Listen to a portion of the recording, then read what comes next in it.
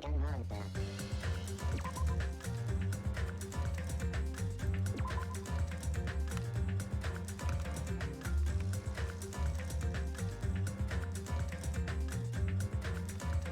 Sure, I'll give it a second.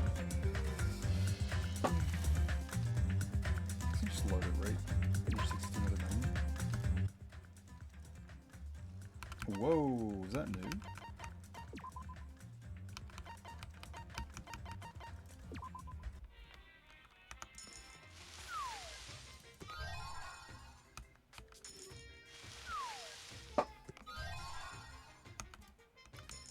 What if we just up all of it? Fuck it.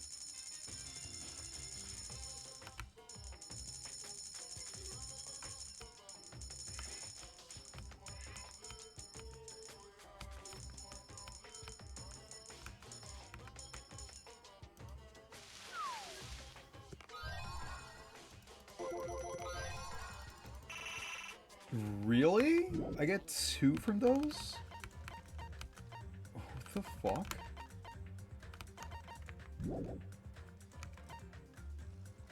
No. Fuck you.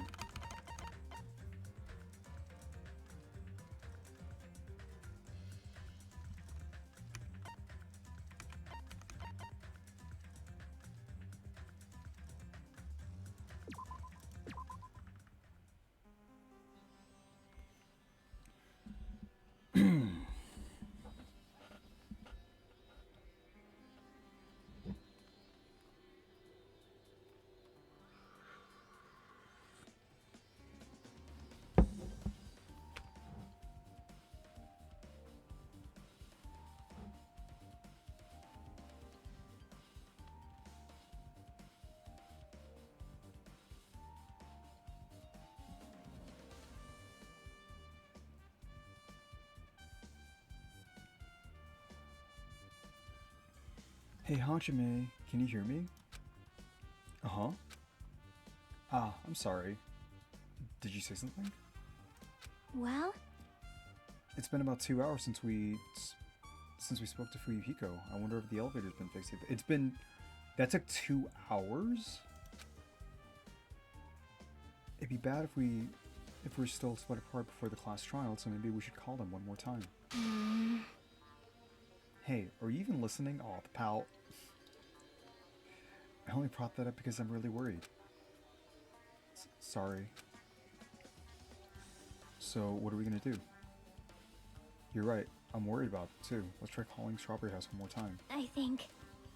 Yeah, that's a great idea, I think.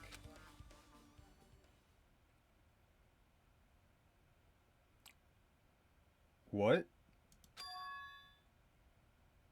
Huh? Alright. Let's call Strawberry House. It's a scripting phone, the Strawberry button instead of the actual phone numbers. Just a thought, it's totally connected to Strawberry House. Yeah, and then she just told us to fucking call... Huh? Why is he here? Hello there. Why, hello there, Hajime. Nagito, why are you here? Because I showed up. You showed up? How did you even come here? Maybe I teleported. Huh? Nagito said an appearance. I think... There's no way he actually teleported, I think. There's probably some sort of explanation. Yeah, he just fell. That's the ultimate weapon! It's a great thing to tell them. Maybe there's like a hatch and he like the hatch underneath just like let him climb through to like the other side of the building. I don't know. Something Strawberry House. Do I talk to him again? Hey, answer me seriously. How were you able to come to the side? Before I do that, there's something I need to tell you guys. There is? I tried to investigate Strawberry House as much as I could. Now then. I'll give you those details first. Let's hurry this up. After being abruptly interrupted by Nagito, Chiaki and I learned about the results of his investigation in Strawberry House. elevator. Okay, so you're just giving us all the evidence again. Fuyuka's accounts. Wall clock.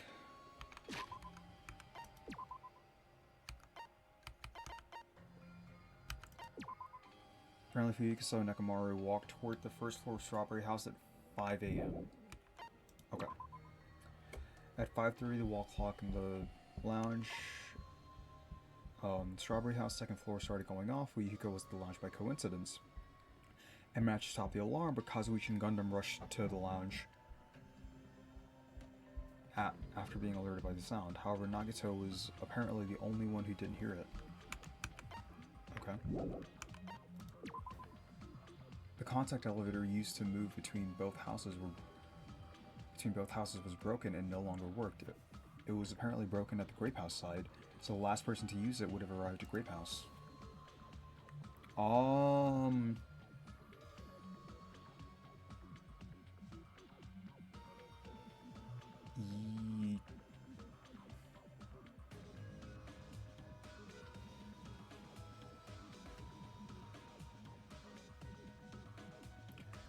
I mean,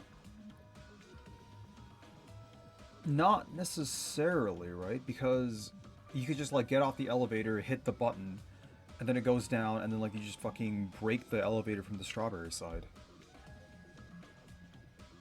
Like, once it goes all the way down.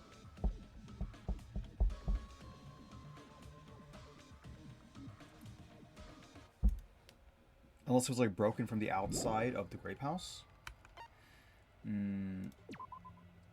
I don't know if I necessarily agree, but sure.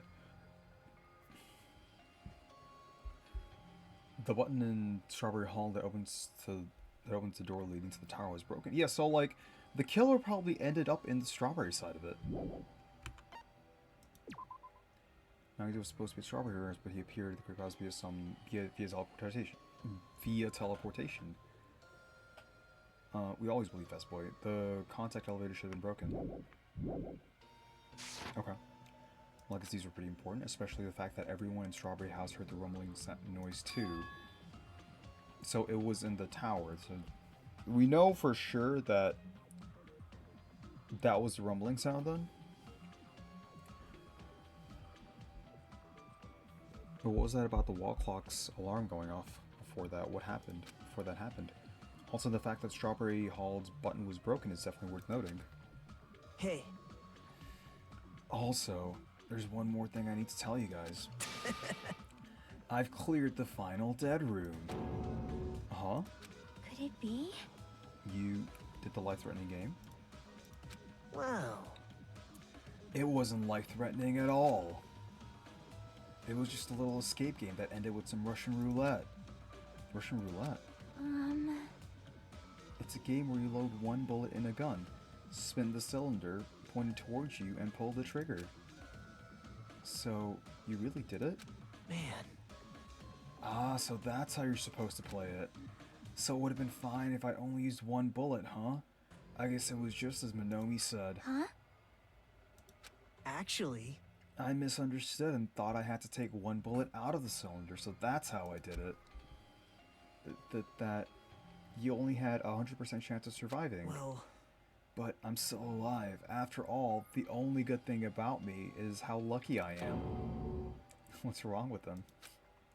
I knew he was strange from the start, but for him to casually do something so suicidal. He's crazy, that's all there is to it. Anyway, because I was able to clear the final dead room, I was able to obtain several rights. And one of those rights was the freedom to move between Grape House and Strawberry House. Not only that, but whenever I move back and forth, I don't even need to play the game again. Move back and forth? Where would you even be able to do that, and how? Man. Hey, Hajime. You stay quiet. You've been repeating yourself over and over, and it's bugging me. Can you let me speak freely for a change? I mean, we're asking you questions, just... what? Huh? Anyway, I'm definitely lucky. Thanks to that, I was able to clear the roulette at the highest difficulty.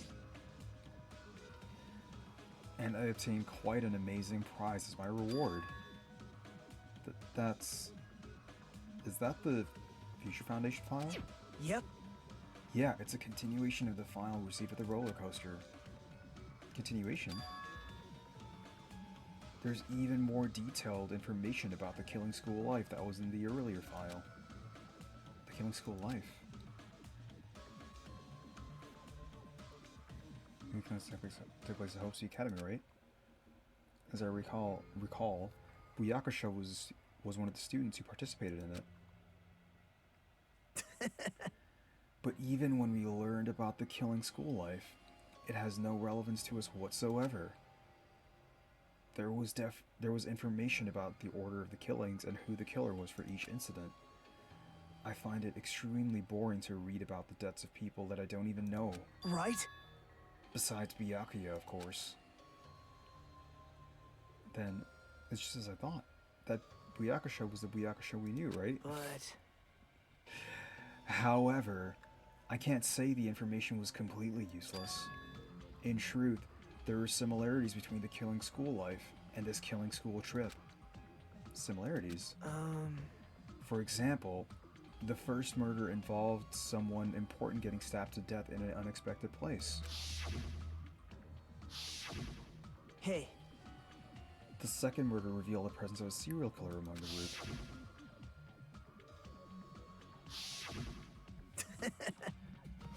And the third murder was actually two killings that happened in succession.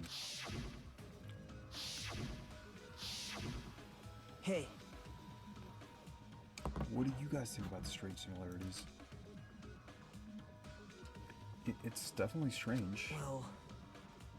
I can't think of these as coincidences, especially if Monokuma is behind the motives and driving the murders. What are you trying to say? Hey. By the way, the fourth murder of the Killing School life was apparently ruled a suicide. Huh? Whether that means something or not is something each person should think about on their own. I just wanted to tell you guys the truth. The truth? Are you sure you're just not trying to confuse us? Jeez, your complaints just never end, do they? If you're gonna talk like that, I won't want to tell you anymore. And I even learned what your talent is too. Huh? Well... That file wasn't the only one I received from Monokuma. This is another one. That seal. Yep. Indeed, it's the Hope's Peak Academy school crest. Perhaps. Does that have information about her stolen memories? How unfortunate. I couldn't find any clues about that. The file doesn't contain our information, just Hajime's information. Just mine? Why? Isn't that weird? Why only Hajime's information? Why is it so fucking thick if it's just our information? Jeez. It's quite troubling that you would ask me that. I must say, it was always interesting that Hajime was the only one who can remember his talent. Right? But that ends now. Are you serious? Did you really find out why I was chosen by Hope's Peak Academy? Man. In a way, it's just as Chiaki said, Hajime's existence is special. Because you were just some reserve corps student from the reserve department. So we're Norman the Normie? Well...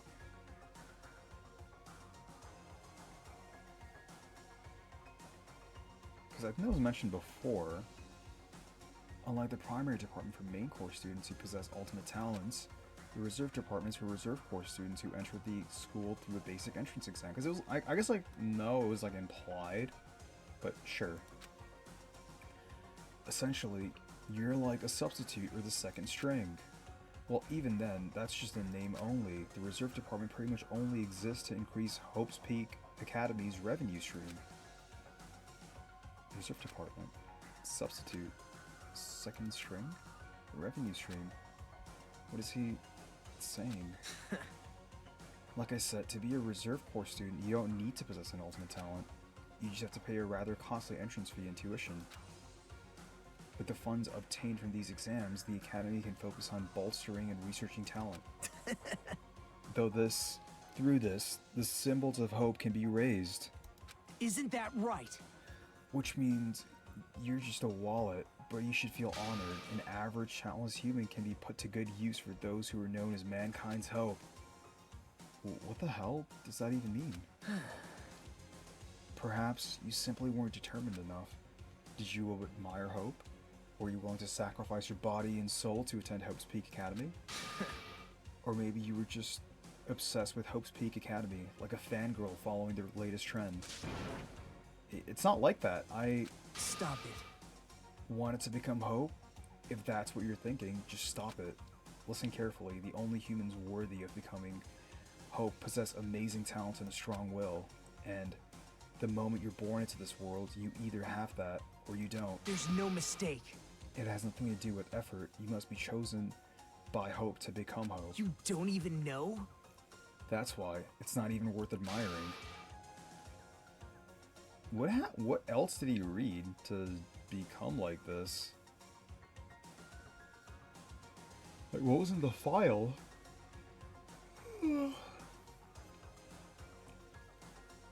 Or were you so blinded by your admiration for Hope's Peak Academy that you couldn't even see that? Like, now we're just normally just fucking treats us like shit? Okay. You're just some nobody from the reserve department who never had talent to begin with. And a nobody who forgot he was a nobody. That's all. Then I'm just... That's right, you were never an ultimate. You had no talent whatsoever. I don't have any talent.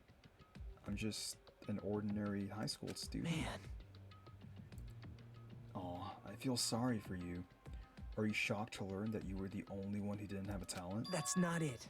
But still, if you think about it positively, it looks like there's no more reason to doubt you. Now that we know who you are, a normal, average, utterly unremarkable high school student, there's no way you could be associated with the Future Foundation. But, if it's not Hajime, then who in the world could the traitor be? The survivor of the previous killing school life? Byakuya would have been the most likely candidate. But now, that's probably impossible. Hey. Hey, are you listening? Hold it. There's no need for you to listen to this. What? Huh? Well? It may be important to talk about who the traitor is, but we need to focus on Mekamaru's murder first. Because if we can't survive the class trial, everyone's going to die together anyway.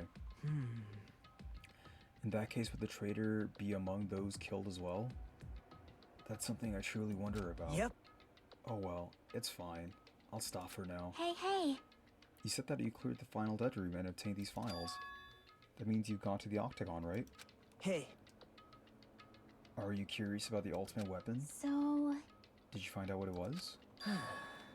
Maybe I did, maybe I didn't. Is there any reason I should answer that? Yeah, so we can solve this or we're all gonna die. Huh? What the hell? I'm the one who cleared that room, and I'm free to divulge any clues I obtain there as I see fit, right? Are you planning to keep it a secret? Are you planning to side with the killer again? Man. Like I said, I'm not on the killer's side. That hasn't changed since the beginning. How many times must I repeat myself? I just want Hope to shine brighter. What you're saying doesn't make any sense at all. Just tell us already.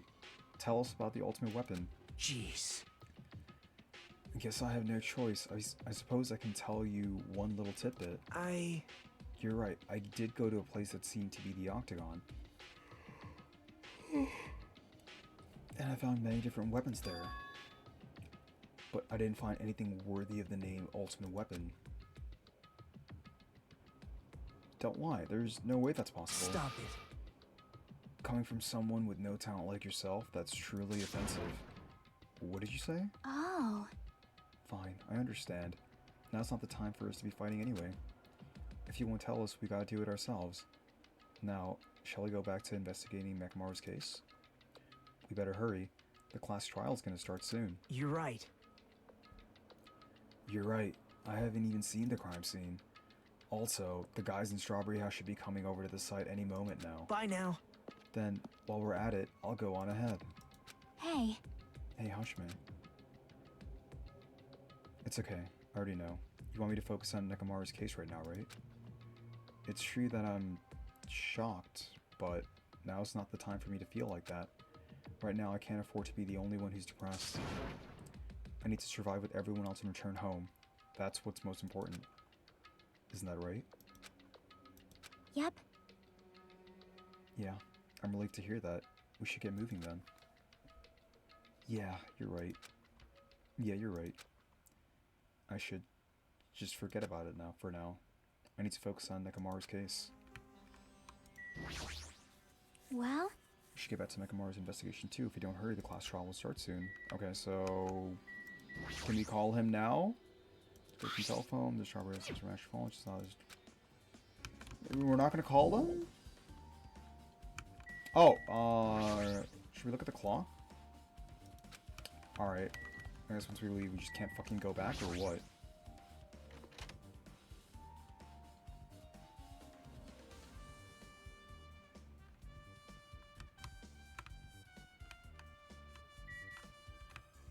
I think we've gotten all the bears. Yeah, I think we got all the bears.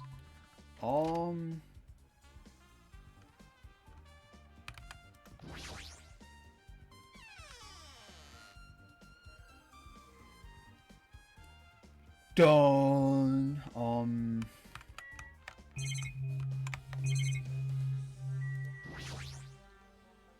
It's a thin, raggedy futon. It's like sleeping on a rice cake. Okay. Oh, time to rest. I need to continue with the investigation. Okay. I guess it's always there because you can, like, investigate it, or, like, click on it and then, like, just go to sleep instead of hanging out with anyone. Okay. What's your room like, waifu? Ooh. Alright, it's just the camera and the screen, sure.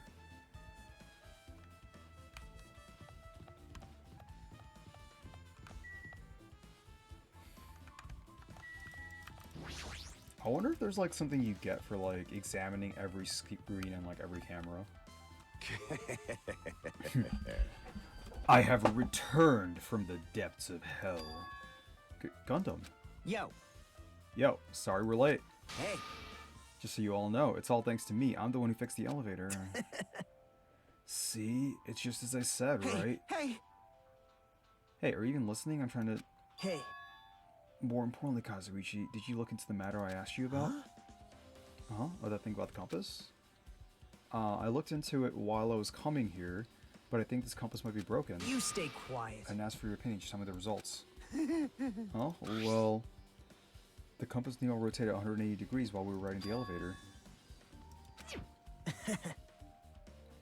I see. It's just as I thought.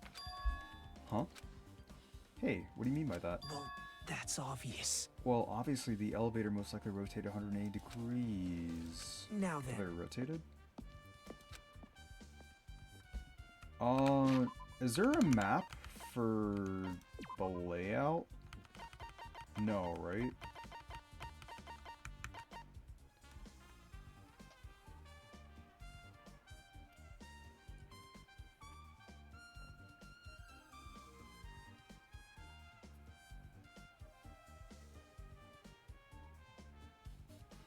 Okay, so let me...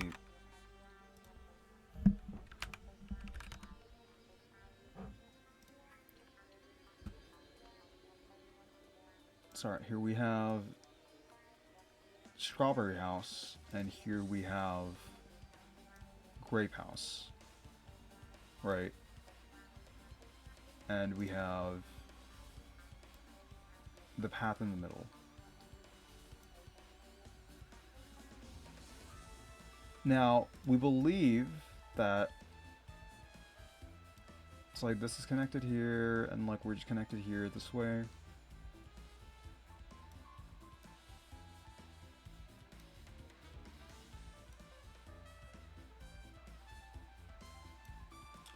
Alright, so let's say this is Grape House, this is Strawberry House, Shiaki believes it's here. So like, is it something like the elevator went around? And just like draw a line. Okay. So like the elevator went this way.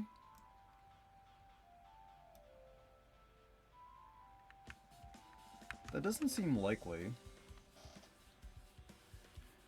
Plus, like, Nagito, like, went through a hatch, so, like, is it like, oh, there's a pathway here, and, like, the hatch, like, leads from here, and then, like, you go through the pathway and go here, and this is, like, also the way the elevator goes, and goes, like, 180 degrees. Like, you're, like, you get in from here.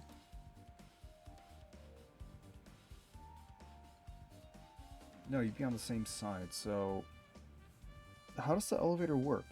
They were like, oh, it doesn't feel like we're moving at all, so what does that mean?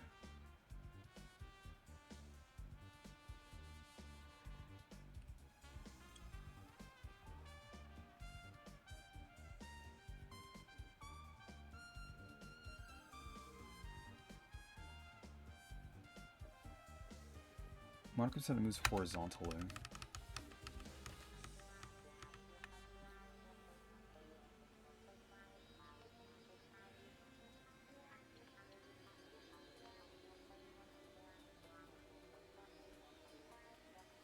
In that case, the tower would make too much sense.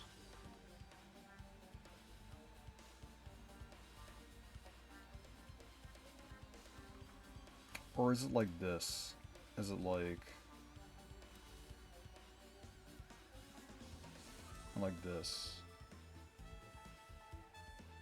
And then in that case, this doesn't exist. And like, you go here, it rotates.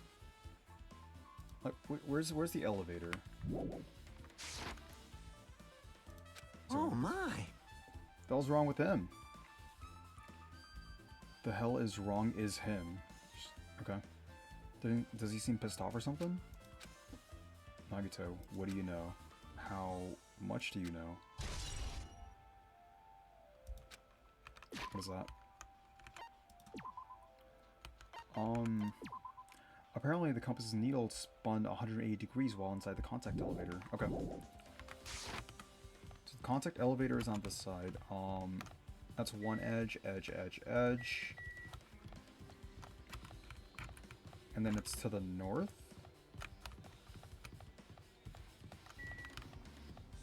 Alright, I'll just talk to everyone.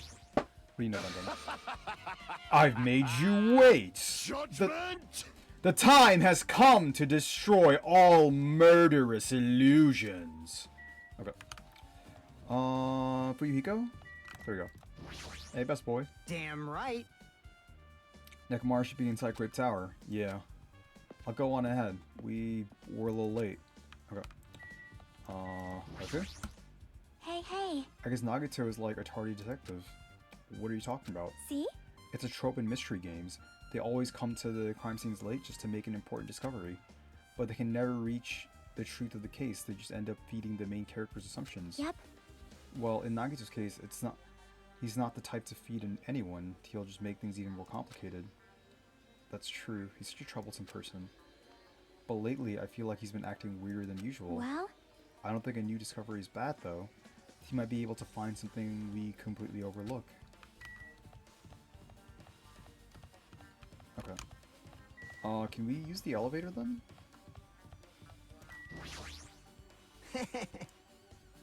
Hey, I just repaired the elevator. Do you seriously want to ride it already? Hold it. Let's do it later. Right now we need to look. Looks like Nagito is investigating Nekomaru's case. I'm definitely worried about what he's searching for. Okay.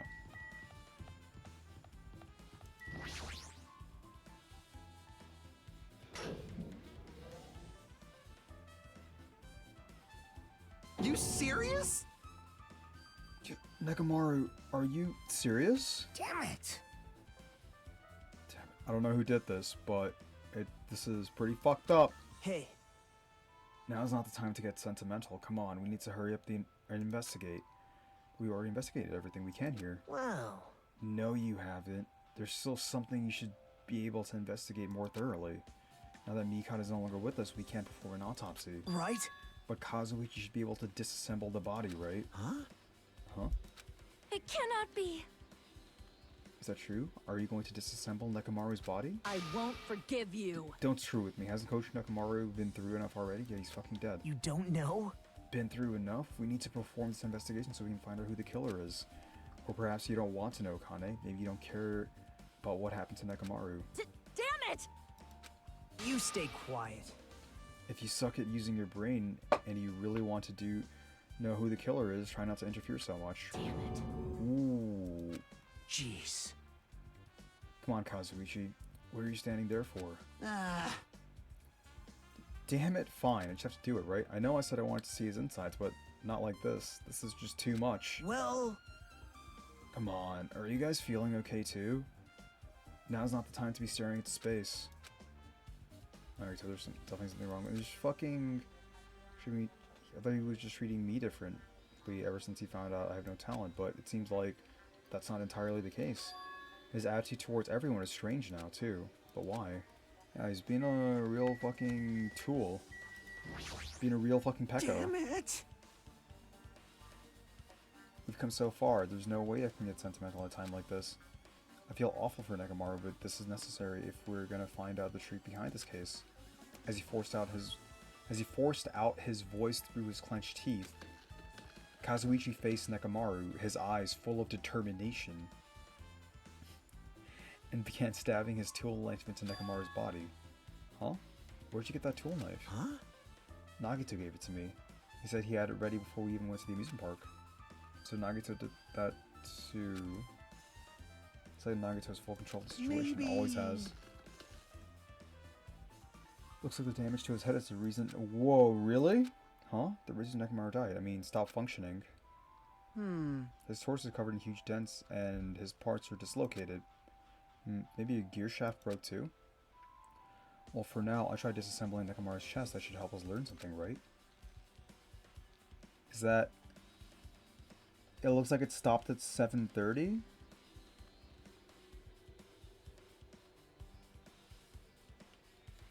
Or is that 6:35?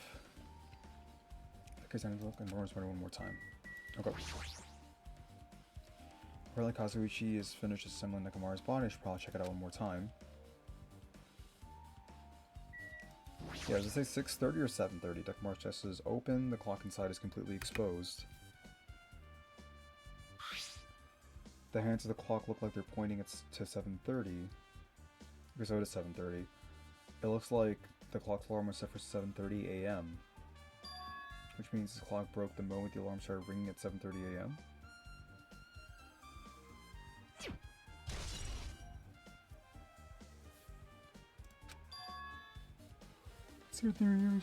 Right? Yeah, I mean, we should have arrived at Great Tower just before 7 a.m. for Monokuma Taichi. Is this clock malfunctioning? No. Wait. This is a highly efficient radio clock. Radio clock? It's a type of clock that receives radio signals so it can automatically update the time at fixed intervals. Simply put, it's an extremely accurate clock. That's right, it's a clock that will never slow down. It's even designed so that it cannot be adjusted. Alright, so the time inside him wasn't changed. I have become a Time Lord. Well, even if it's an accurate clock, they didn't need to install it inside your body. What are you saying? I do not need to wear a wristwatch ever again. There is nothing more useful than this.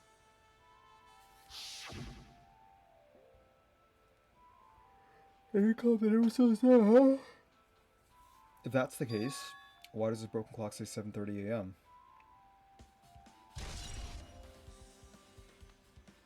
Okay.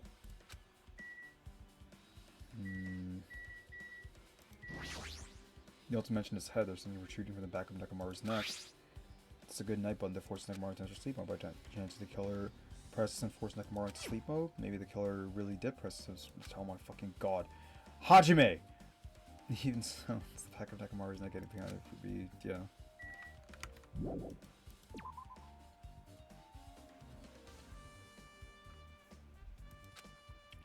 What's wrong with him?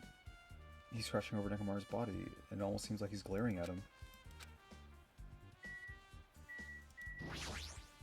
You're the worst. Jeez, this is the worst. Huh? Jeez. You guys overlooked an important clue. I swear, you're just the worst. As I thought, there's no way I can leave this to you guys. What are you talking about? Well... I found this under a fragment of the pillar that tipped over. Is this a door? How did we miss that? Is this a doorknob? You don't even know? Looks like the screws came out with it. This wouldn't happen unless you applied a ton of force to it.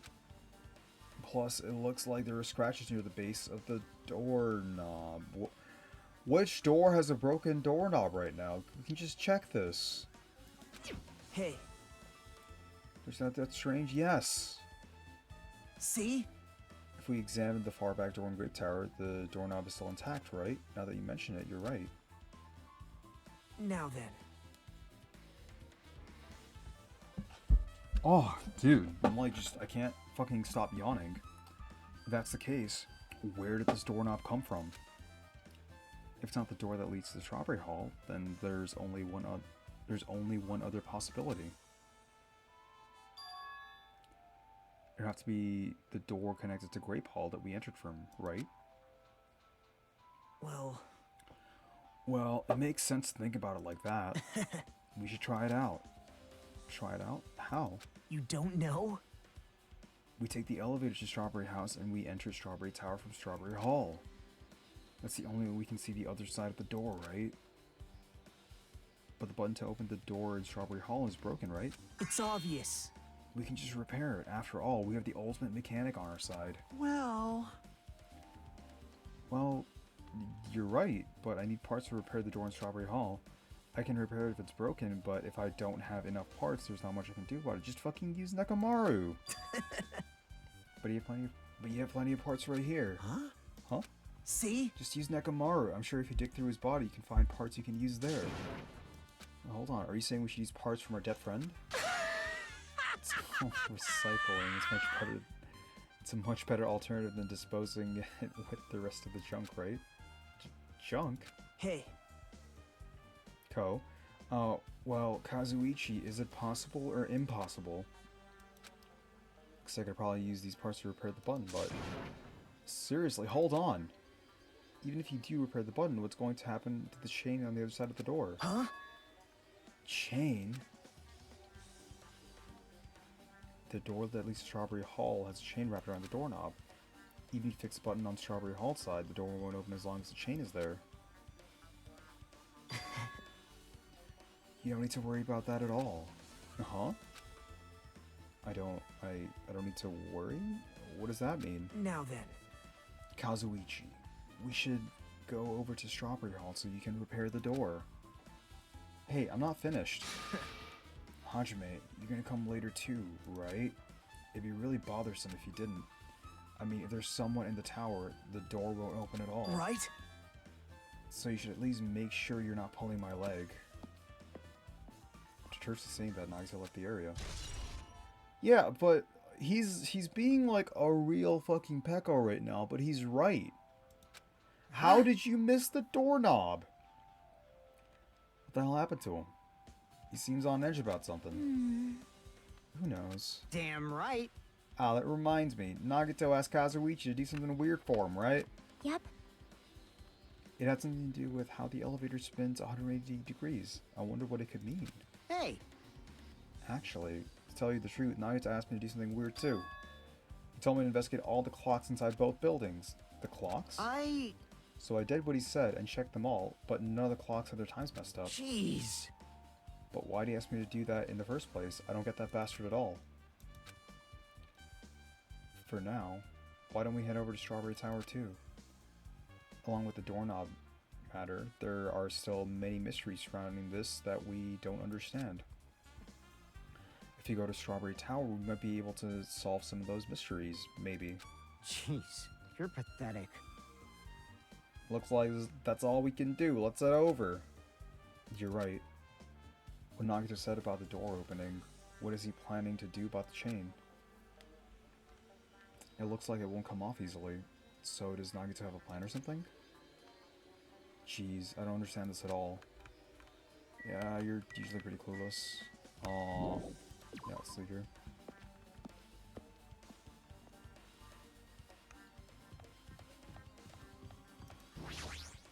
Damn right. Ask everyone lets them. Kazu finishes work. We should be able to open the door in Strawberry Hall, but there's still a chain, you know? If that's not removed, we won't be able to open the door. Yeah, that's right. That Nagito bastard, what in the world is he thinking? That. He's actually fucking thinking. It's impressive, I know. Crazy, right? Wow. It's Kazuichi, the elevator is working now. Alright, let's go. Whoa. This is really empty. We walked into the elevator and made our way to Strawberry House. It's been a while since I've come to Strawberry House. What's up? Hey, you're here. Hey, hey. Kazuichi, how'd the repairs go? Yeah.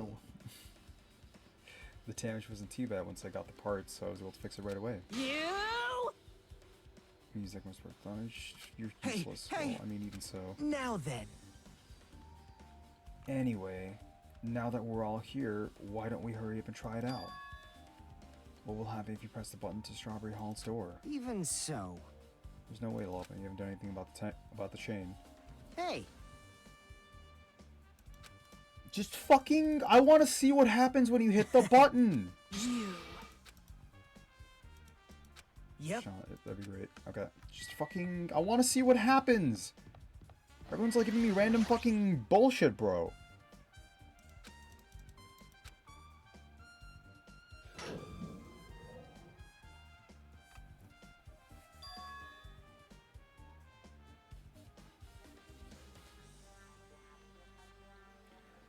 So the doorknob on the grape side is broken.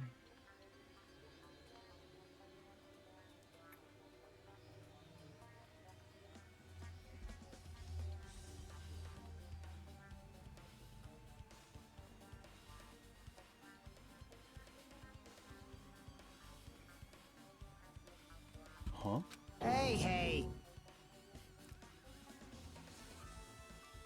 Why did it open? Impossible. Where did the chain go? Hold it. Hold on a sec. That's not the only thing that's strange. That's right. There's no way to say this. This definitely looks weird. So, What do you mean, huh? hey, hey! It doesn't this all look the same as when we were in Great Tower? Not even a little bit.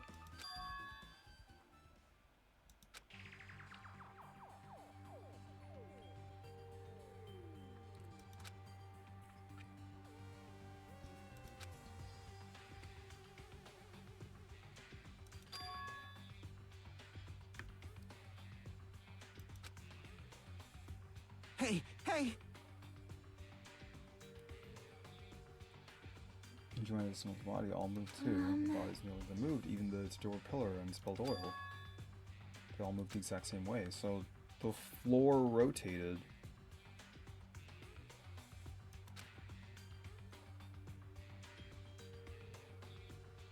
I mean, that wasn't the crime scene. Inside, Grave Tower shifted to the opposite side. Rotate 180 degrees. I can't imagine the floor actually rotate 100 degrees, but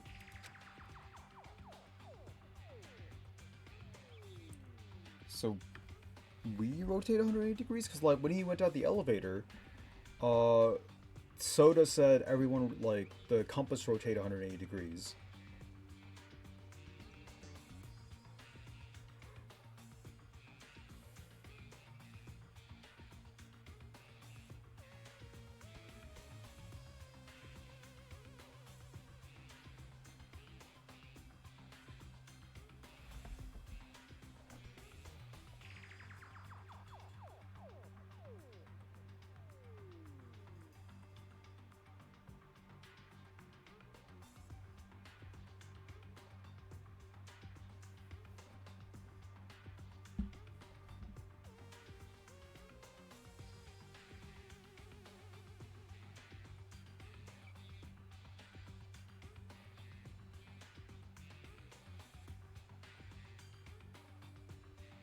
Is that really what this means? No, it's more than that. I feel like there's an even greater mystery here. A mystery so great that it could drastically affect the outcome of this case. We might have to rethink this. We might need to fundamentally rethink how we've been approaching this case.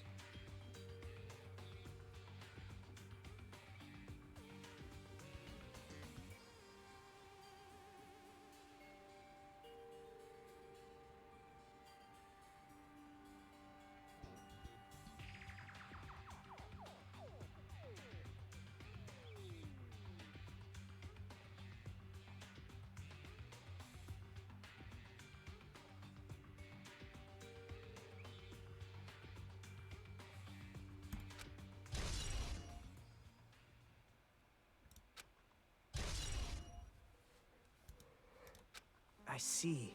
Shane disappeared. The strange feeling I felt when I went back and forth between the two towers. Yep, just I thought it was definitely the right choice to confirm this. You know about this mystery? About how the relying on news we don't understand when we try to investigate first. See? The door at the far back with the picture of a grape on it. Maybe there's a clue hidden there. Yeah, there's a fucking missing doorknob. Look at it, Hajime. It's a door with a picture of grapes on it. This should lead to the grape hall. Wait, huh? Where the doorknob's gone? It's like the screws came out with it. Now then. It's the same as the doorknob was on the floor. See? So these screws came out with it, right? So Nekomaru's body came off with... Then the doorknob next to Nekomaru's body came off the door to Grape Hall. Well, that's what it looks like. When you said clue, were you talking about this? But what is it a clue to? There's like scratch marks on it. What? Should get even more confused a little bit, yeah.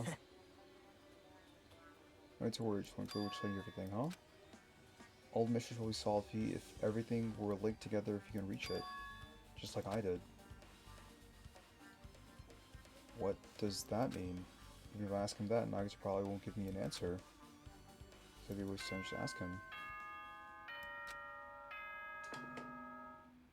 It appears that it's time for the class trial!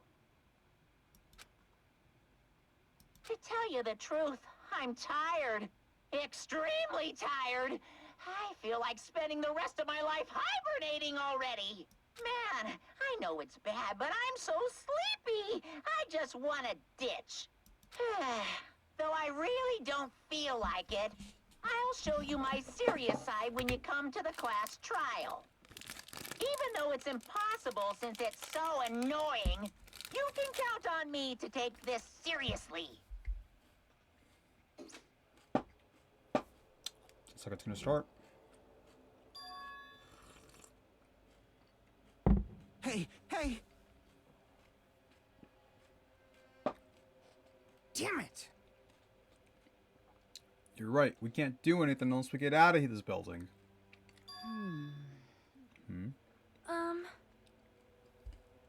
Kana, did something happen? Hey! Oh, well, do you guys hear something? Hey. Hear something. What do you hear this time? Suddenly, as if cutting Chiaki off, our surroundings started to shake and rumble, and then it suddenly appeared before us.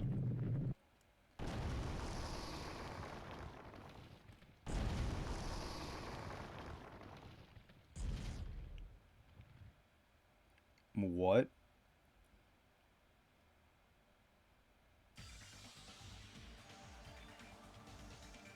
And everyone's just randomly perfectly fine. Is he telling us to go inside from here? Seems that way. All right! Just don't know. Jeez, you're Be a pathetic. little cautious. It's obviously a trap. It appears you cannot escape. I agree. I detect the sense of danger. Even my familiars are saying do not go inside. It's nearly showtime! How interesting. If you can kill me, you're welcome to try. Try stabbing your sword through my very heart. Okay. Now then we shall be moving as well. Yep. Yeah, you're right. Ah, As long as Sony's going, there's no way I'm not gonna go. damn it! I guess it doesn't matter if it's a trap or not. One by one, everyone went into Monokuma Rock. Until I was the only one left and I was about to take a step forward. We're the same. The same step ladders. We're step bros, Hajime. Akito was suddenly standing next to me with his eyes locked onto Monokuma Rock. Other than the small movements of his mouth, he was perfectly still. Well, You and I are just step ladders. For everyone who holds a title of Ultimate. I always believed that I didn't mind. Unlike you, I know my place. What are you saying? man. That's why I was prepared to become a sacrifice at any time, and from the bottom of my heart. And from that, true hope would be born.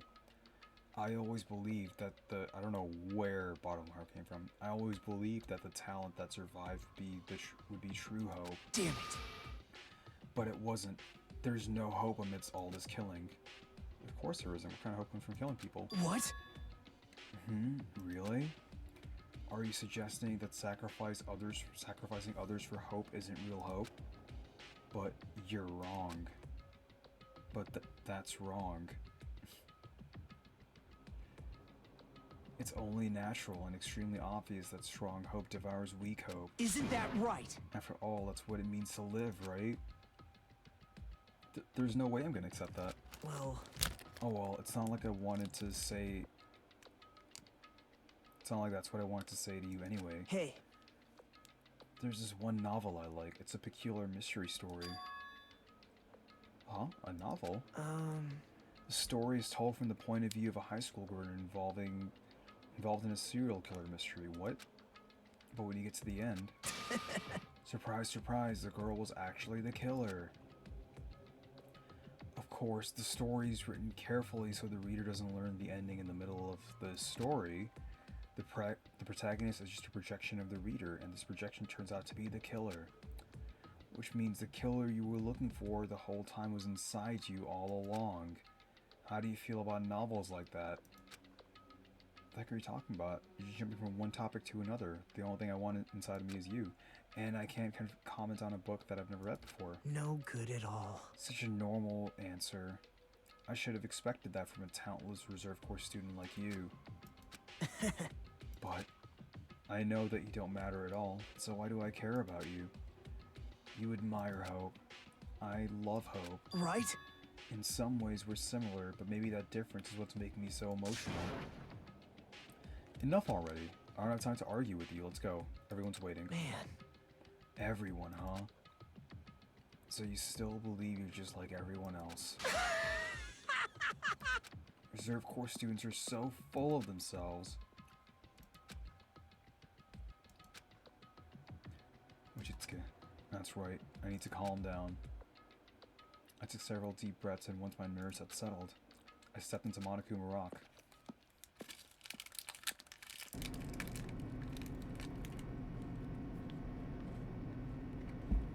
The elevator shook violently as it descended at an ever-increasing speed.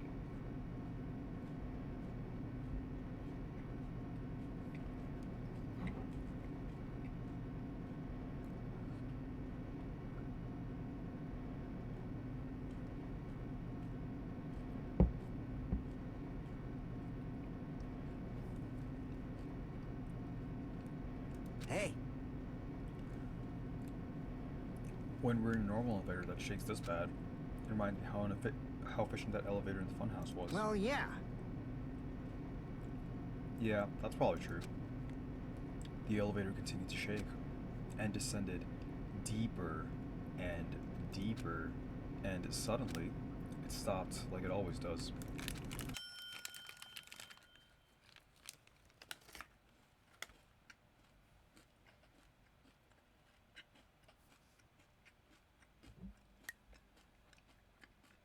And the door opened. Well now.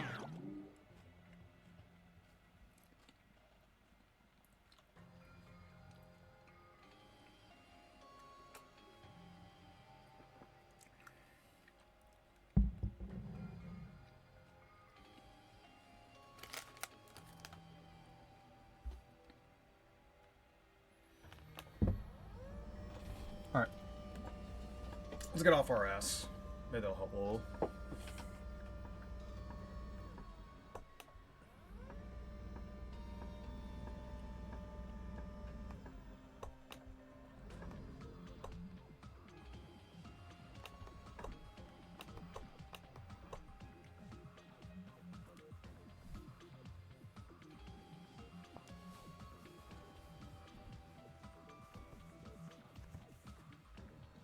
I understand your desire to applaud this wonderfully vulgar trial ground.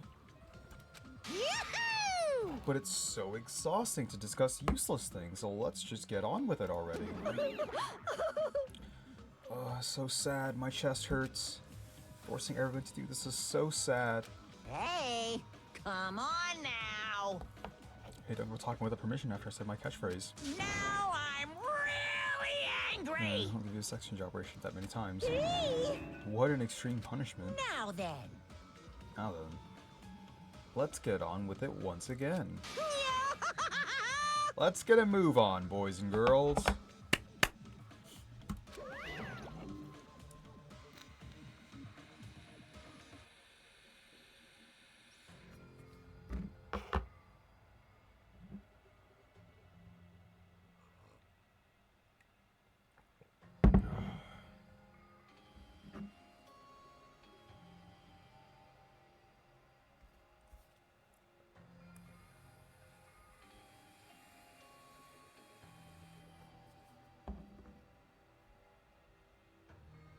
And so it begins.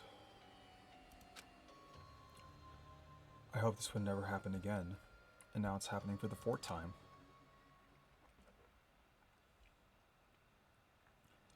The curtain to the class trial was about to open. Nekomaru Nidai, the ultimate team manager. He was more passionate, more daring, more honest than anyone I'd ever met. Truly, he was more man than any of us. He sacrificed his body to protect Akane, and his appearance changed drastically because of that. But he still tried to live earnestly. And just when I finally got used to his new form, Nekomaru's killer is one of us. Killing someone because it's the only way to survive is no excuse. I won't let this be excused. I won't forget this. The person who betrayed Nekomaru, who betrayed their friends, I will never ever forgive them. And so, this life-threatening trial billowing with hope and despair has begun. Is it safe? Yeah.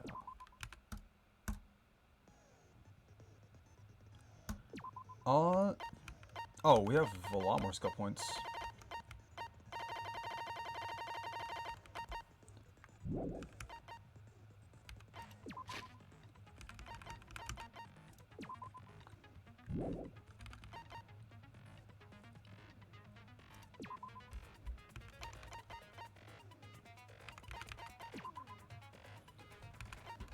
Extraordinary focus. Do we have menacing focus?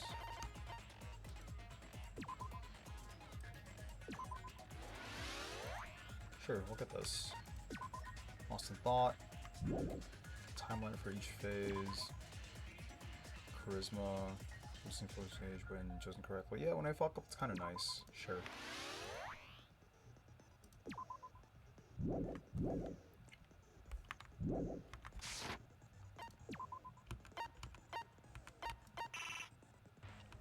Oh, we already had menacing focus. Shit. Alright, we'll get Charisler.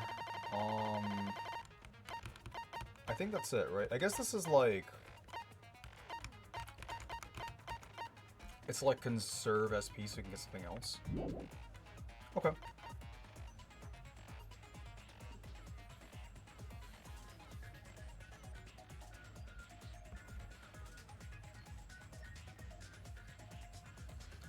An intense survival game awaited at the fun house.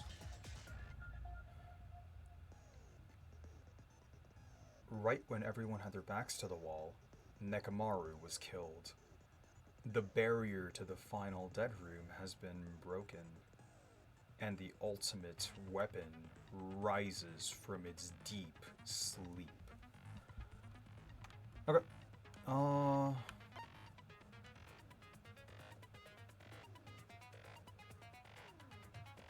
Yeah, let's just begin. Fuck it. Now then, let's begin with a simple explanation of the class trial. During the class trial, you will present your arguments for who the killer is and vote for who done it. If you vote correctly, then only the blackened will receive punishment. But if you pick the wrong person, I'll punish everyone besides the blackened, and that person will earn the right to leave this island. I'm sure you guys are starving by now, but let's get revved up and raring to go! Whoever survives will be treated to a fancy lunch. Guess what? Rabbit curry is on the menu! Huh? I'm not the main ingredient, right? I'm here today because Coach Nekomaru risked his life to protect me. I'm gonna be the one who avenges him. I'll definitely find out who the killer is. I'm definitely not tempted by curry. Got it? Akane, you seem to have an impressive amount of drool flowing from your mouth. We'll call it drool. Sure. Hey, why don't we try going over the incident? We weren't able to leave Strawberry House, so I want to make sure we get a detailed understanding.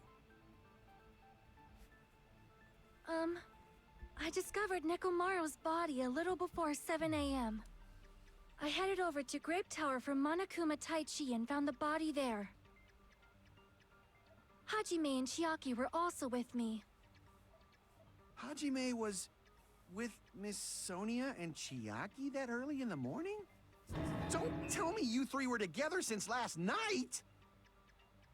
Imbecile! I am not some woman with flexible legs. Whoa. Of course you're not. You're much classier than that. With legs like those, I could probably do the splits real easy.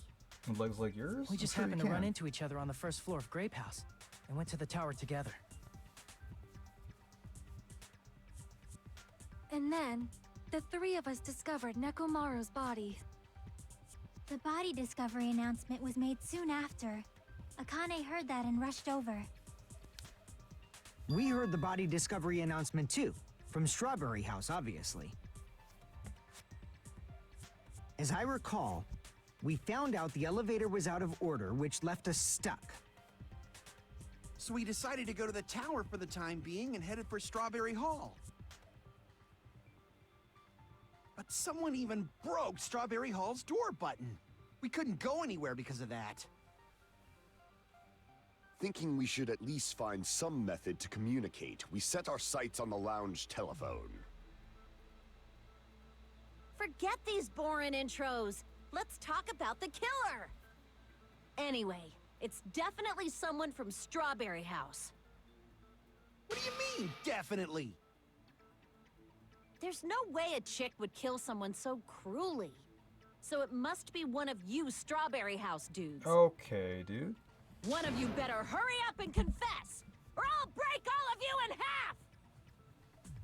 You're the cruelest one here! Now, enough with the lovers' quarrel.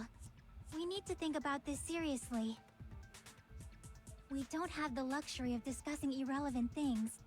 The incident this time has many questions. Yup. The incident notwithstanding, I also have many questions. Then let's start with something even Miss Sonia can understand. The weapon. Huh? Well, the weapon is obvious, right? Huh? The fuck? What the heck, you guys? The weapon! You could totally tell just by looking.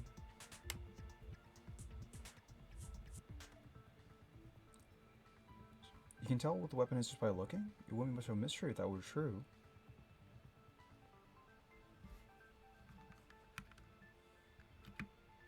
It's probably the pillar.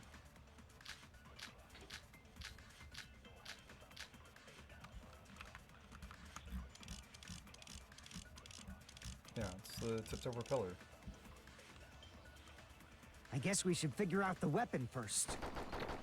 The weapon was right there at the scene of the crime! That pillar, huh? No, the hammer! No? The killer used that hammer and beat the crap out of him! If it was unexpected, I suppose that is possible. Wait, so what does it say about the hammer again? New looking hammer. It was completely clean. That's right. It was a surprise beating. The weapon is decided.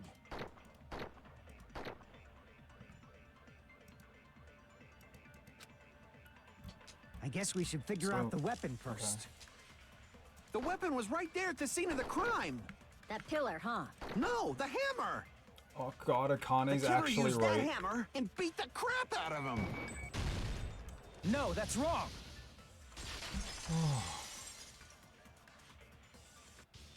No, I can't accept that that hammer was the murder weapon. Why not? Why can't you accept it? A lot of oil was flowing from Nekomaru's body, just like human blood, right? If the hammer was used to beat Nekomaru, you'd expect some oil to be on it at least. But that hammer was clean. So that's why you can't accept that it's the murder weapon. Well, yeah, but the killer might have wiped off the oil later. Why? Well, obviously, to make the hammer look like it's not the murder weapon. But then why would he leave Then why it there? bother cleaning the oil? If they didn't want it to look suspicious, they would have discarded the hammer. Yeah, thank you. You're pretty insightful, baby gangsta. Baby gangster? Me? Just so y'all know, I was trying to test you guys. I thought, maybe you guys mistook the hammer for the weapon or something. It seems that was a waste of time. Then what was the real weapon used to murder Nekomaru? That's the problem. There wasn't anything else at the crime scene that looked like a potential weapon. Then, how about we look at it from a different angle? If it doesn't have oil on it, it's not the weapon. So whatever has oil on it must be the weapon, right? Try thinking outside the box, Phoenix. The broken pillar. I see! The only thing with oil on it is that broken pillar. Then that pillar is the weapon! Coach Nekomaru got clobbered with that pillar! Nobody could withstand a blow from that pillar. Even if you used 100% of your muscle strength, it would be impossible to wield it as a weapon. Why? We tried to move it, right?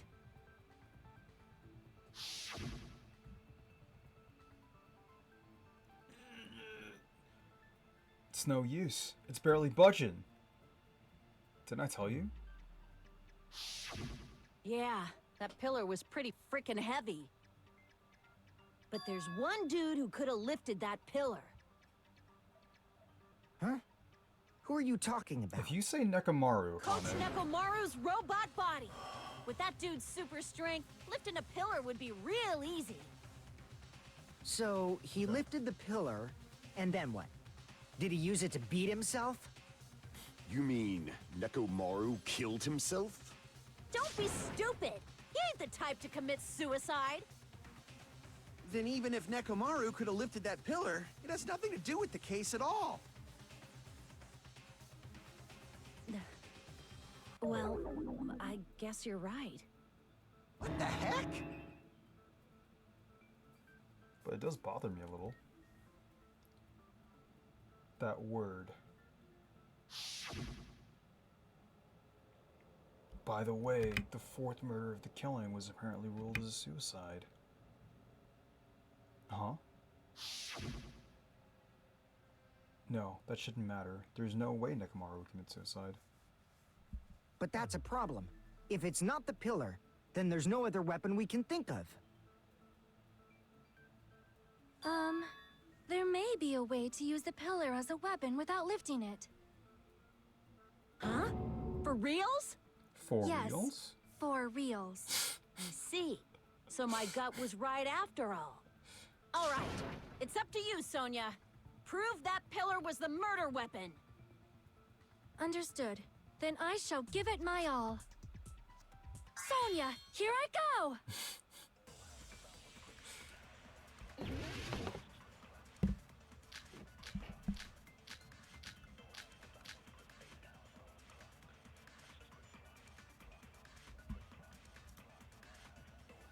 There's no need to lift that pillar. If the pillar was not lifted, beating him with it is beyond a dream. What about tipping the pillar over? They aimed right for his head and bullseye. Even I could probably tip it over. Considering the pillar's weight, it probably exerted a ton of force.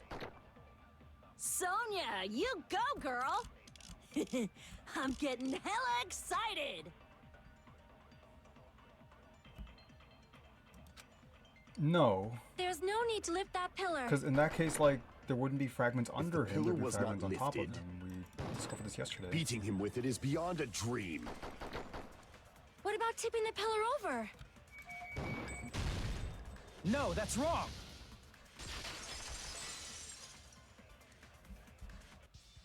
If Nekomaru was crushed by the pillar, then there should have been fragments on top of his body. Huh? Fragments? The pillar fragments were scattered beneath Nekomaru's body, but there weren't any on top of his body. If the pillar had been tipped over and crushed him, the fragments should have been on top of his body instead.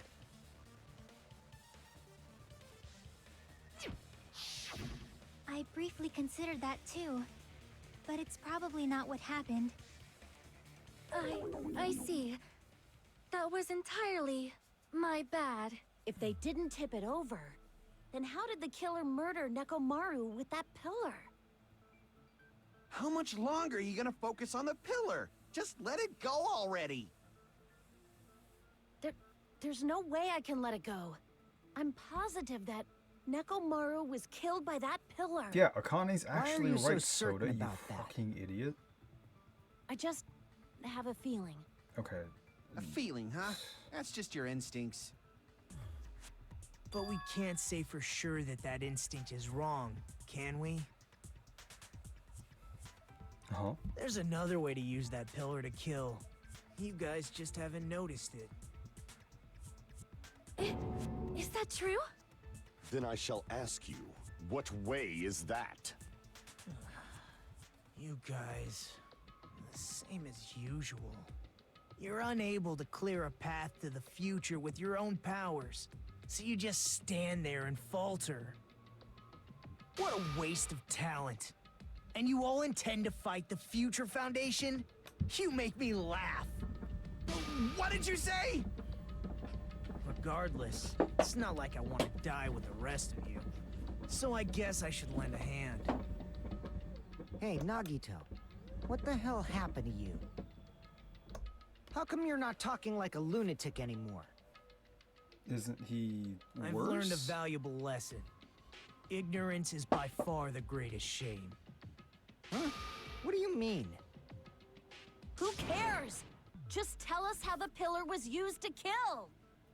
Well, first of all, the pillar itself is not enough.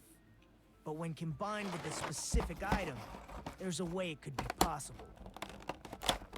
A specific item? Of course, the ultimate weapon. Ultimate weapon? Isn't that the thing you get when you clear the final dead room? So, Nagito knows what the ultimate weapon is? Of course I know. But I'm pretty sure everyone else has seen it, you know? Seen it? We've seen it? That's right. You've seen it clearly. Because I, the one who has claimed dominion over evil, am the ultimate weapon. I am he who cuts the insolent catalyst which flows out from the chaos with the sword of victory. It's only fitting that I deserve to be called the ultimate weapon. No, you are far greater than the ultimate weapon, since you wield your 4 dark devas of destruction. I see. I don't know why, but I'm not liking this. Cut the bullshit and say it clearly. What is the ultimate weapon? In order to clarify that, we first need to solve the secret of the funhouse. Huh? The secret of the funhouse? You still don't realize it? Jeez, get it together. You're supposed to be the symbols of hope, aren't you? Ah, I forgot. Except for Hajime, of course. Whoa, dude. Except for Hajime? If we make it out of this, I'll explain it to you guys. Anyway, we must first clarify the secret of the funhouse, right? Then I think it must have something to do with the structure of the funhouse. Oh, we're addressing it. Nice. Okay. Strawberry House leads to Strawberry Tower, and Grape House leads to Grape Tower. But in actuality, they are both the same building, and both houses are linked to the central tower. It is undeniable that such a sweet building structure is the secret of the funhouse. Man, not only does that make perfect sense, but Miss Sonia's beautiful voice is just so soothing. Oh, you fucking shrimp. Faux show! I shall leave this matter to your discretion. Two houses are connected to the tower in the middle. I thought so too at first. I mean, like, objectively, the two houses are connected with the tower because both houses are connected to the tower.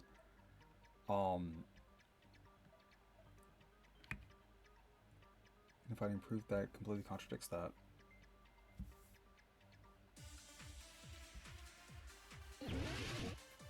What have you... Okay, this is like where I have no idea where we're going. What was the... What is this? In truth,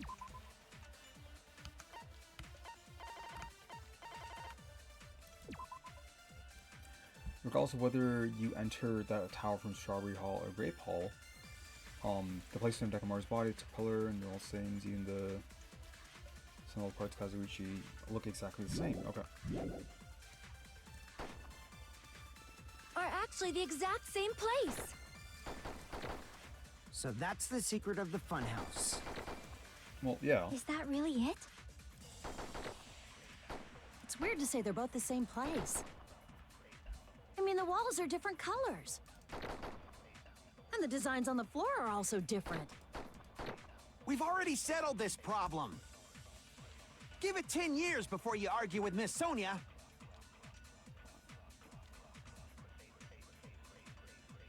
The same building, but...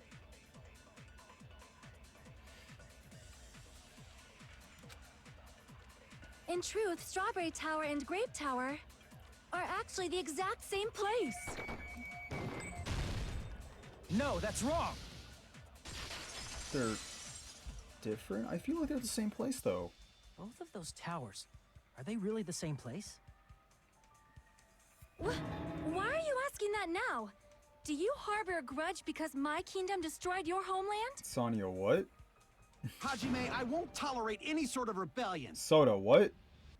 I mean, doesn't it seem strange?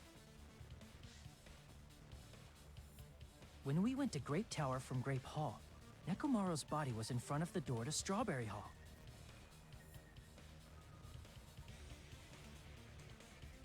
But when we went to Strawberry Tower from Strawberry Hall, his body was in front of the door to Grape Hall.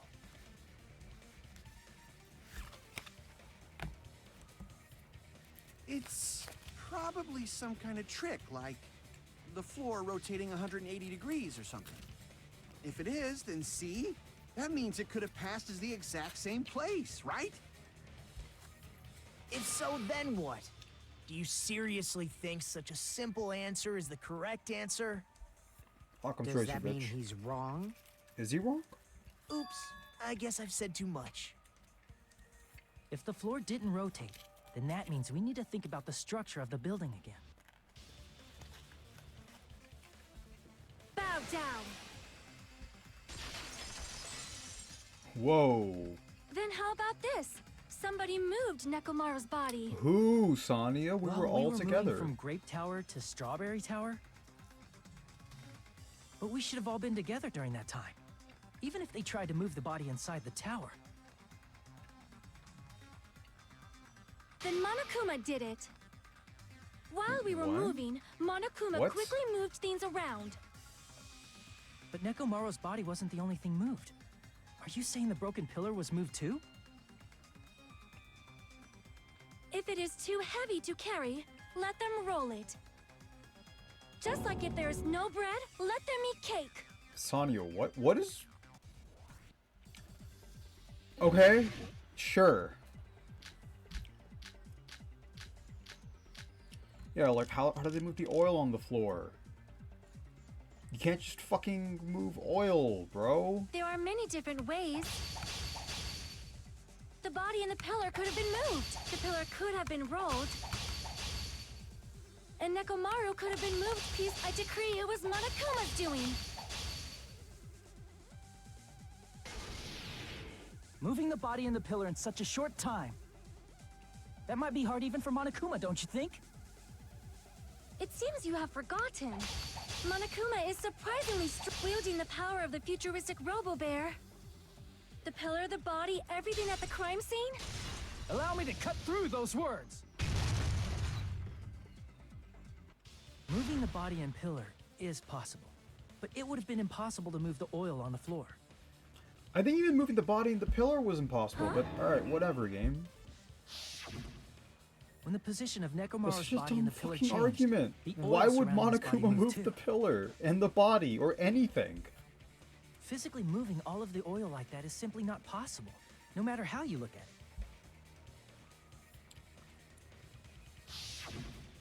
Then it's impossible to think it was moved. I am terribly sorry. I cannot believe I got so fired up. It's all right. A fired up Miss Sonia is awesome to watch. So what really happened? Does that mean the two towers aren't the same building? We can't be certain of that either. Not when the experiment involving the handbook I left on the tower floor was a complete success. Yeah, the E-handbook was still there. That's why we thought the two towers were the same building. If they're not the same building or two different buildings, then what are they? They're the same building. Like,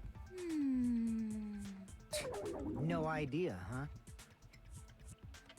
mystery.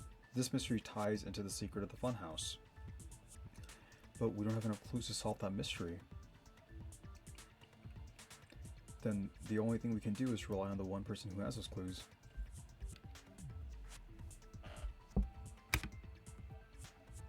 Hey, Nagito. I knew my turn was coming up. It's like, hey, Nagito. Fine. I'll tell you guys a big hint that can help you solve the secret of the funhouse. Give us the answer, not a friggin' hint. But then it wouldn't mean anything. I need you guys to do this class trial properly. It's also important for me because it will help me determine something. Determine? Nation? Is he talking about the traitor? If so, why did Nagito say that all of a sudden? Did something happen to him? But how do we know your hint is any good? It's suspicious that you're the only one who knows it. I have a good reason for that. The reason I'm the only one who knows it is because I was the only one who performed the appropriate action. Perform the appropriate action in order to learn the secret. Could he be talking about... Yeah. I see! You're talking about the final But dead you one, weren't the right? only one. The killer definitely also did that. You cleared the life-threatening game there and found something, didn't you? That's right. The hint is what I saw after I cleared it. In the depths of the final dead room, there was a hidden room surrounded by concrete. And nukes. And there, a small conspicuous window waited, all by itself. From that window, I saw some very strange scenery. Strange scenery? Instead of explaining it, it might be faster just to show you. At an opportune time, I found a perfect camera in the final dead room. Yeah, and we fucking rip apart a Took Monokuma a to picture? do it. It's great. Yep. Nagita grinned creepily as he retrieved a small digital camera from his inner pocket. See? This is it. As he said that, he showed us a peculiar picture. Let me explain it to you again.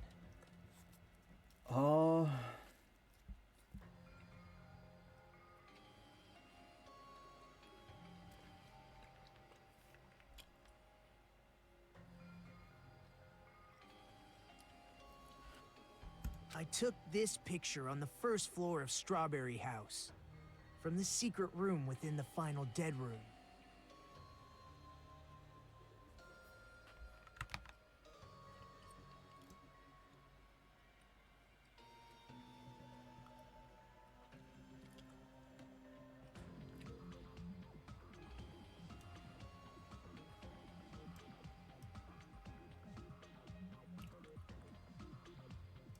Okay. But don't you think it's weird? If the funhouse's structure is what you guys have been thinking, then there's lots of things that don't make sense in this picture, right?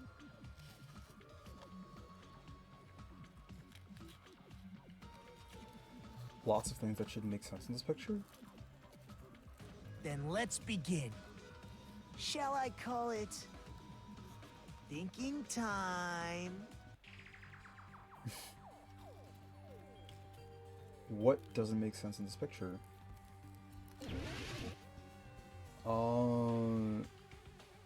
The sky. Here! Oh. If the structure of the funhouse is what we thought it was,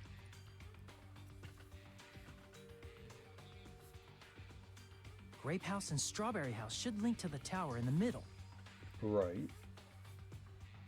Which means, if you're viewing the tower from Strawberry House, you should see Grape House behind it. But in this photo, I don't see anything behind the tower. No shadow, no shape, no Grape House at all. I see. And is that it? Yeah, he said he was on the first floor, and then, like, you were on the same floor, which means there are other contradictions contained in it. What doesn't make sense in this picture? Spot selection. The trees. Here! You said this photo was taken from the hidden room inside the final dead room, right?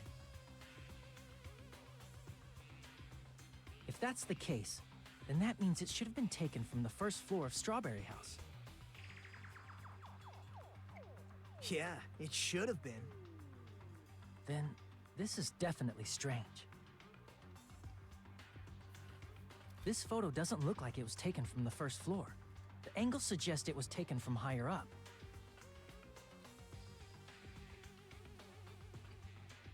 That's right.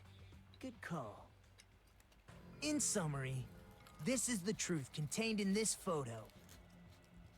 The first floor of Strawberry House is located in a high area, and Grape House is not behind the tower.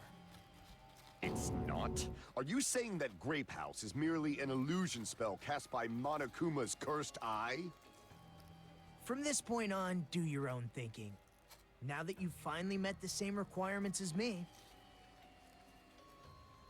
If you guys are truly symbols of hope, you can easily solve a simple mystery like this.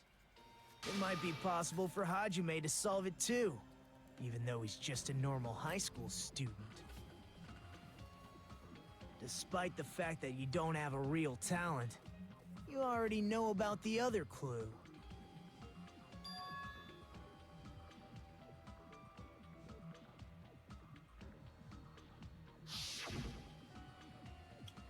Why, hello there, Hajime. Nagito, why are you here? Because I showed up. You showed up? How did you even come here? Maybe I teleported. You're referring to when you suddenly appeared on the second floor of Grape House, right? I'm asking you just to be safe. At the time, where do you think I came from? The top floor, right? Such sharp eyes. So you realized it already? Top floor. So the third floor? But the Monokuma Archive should be the only room on the third floor of Grape House. What does it mean? Was that thing just now another hint to figuring out the mystery behind the funhouse's structure? The reason Nagito appeared from the third floor is in the photo he took. I might just be able to find the answer if I just think about it. Alright, let's do this.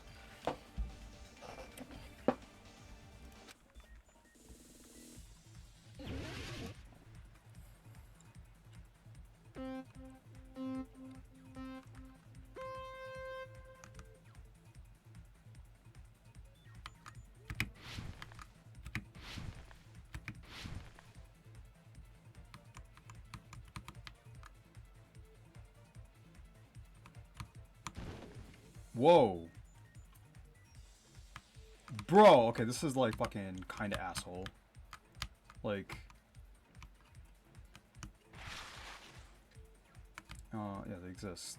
Obviously, they fucking exist. Because the implication was like, oh, what if, like, they just changed the colors, but, like, no, they're a different shape.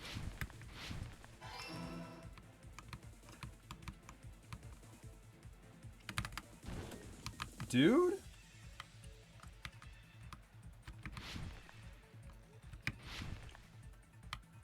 No, this is the game fucking lying to you.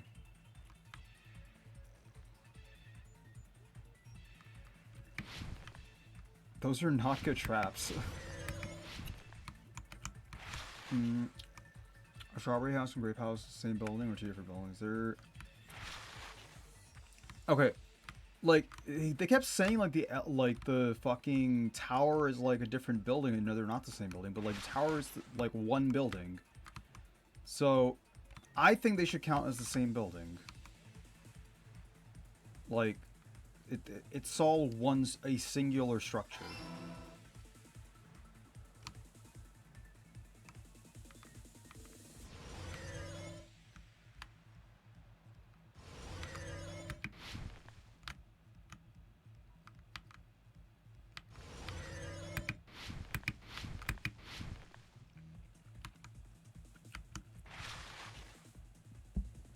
In position with each other vertically.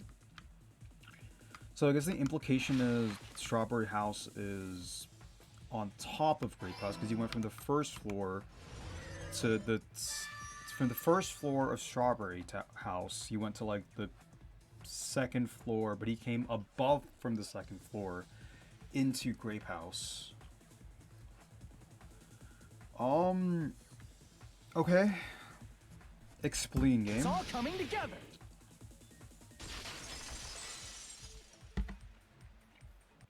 I got it. I know the secret of the funhouse. Do we? Then let me hear it. What kind of answer will you give, I wonder? In the picture Nagito took from Strawberry House, I didn't see Grape House at all. So where did Grape House go? There was only one possibility. It was in a position where it couldn't be seen from Strawberry House. Which means Strawberry House and Grape House are in the same building, but on different floors. Same building, different floors? Then the two houses aren't two different 3-story buildings. They're actually one 6-story building? If you think about it like that, based on Nagito's picture, it's clear where Strawberry House is located.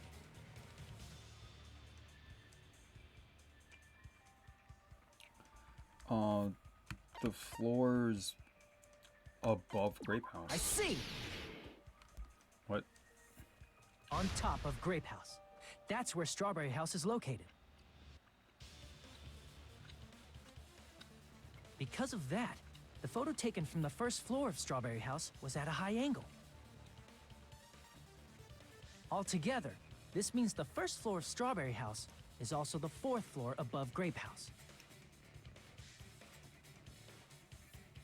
Oh, snap. I never expected that the two houses were connected vertically. But what about the shape of the building? The two houses were completely different shapes. Strawberry House is 4-sided, and Grape House is 6-sided, right? It never occurred to us that they were the same building because it was structured with two different shapes.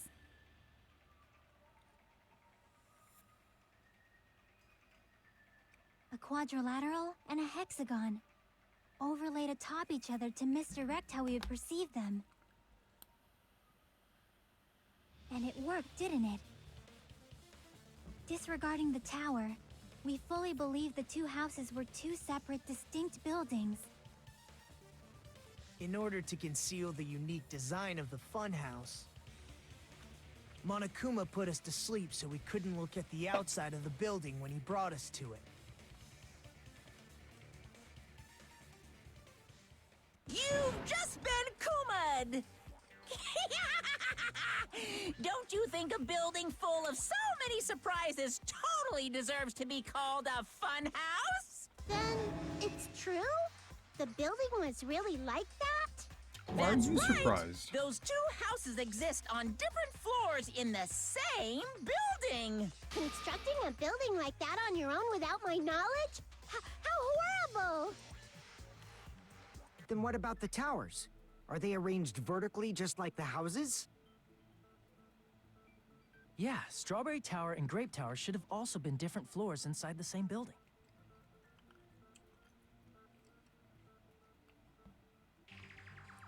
Just like Strawberry House was on top of Grape House. Strawberry Tower was also on top of Grape Tower. However, if they're different floors within the same building, why was Nekomaru's body in both places? There's a Aw, four your precious moves. hammies don't know? But it's so simple. And rotate 180 Alrighty degrees. then. I'll be the one who solves this mystery in a flash. Please watch me, Miss Sonia. Oh, I see. Do whatever you like. Ha! I'll definitely make her watch me. I'm gonna stand out till she notices me.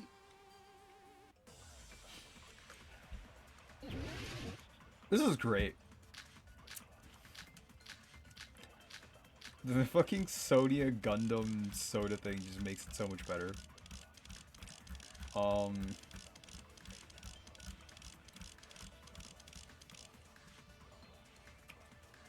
I'm gonna solve this mystery in a flash. Then hurry up, dumbass! One of the bodies in one of the towers Call your was hamsters. actually a dummy. You mean a fake body?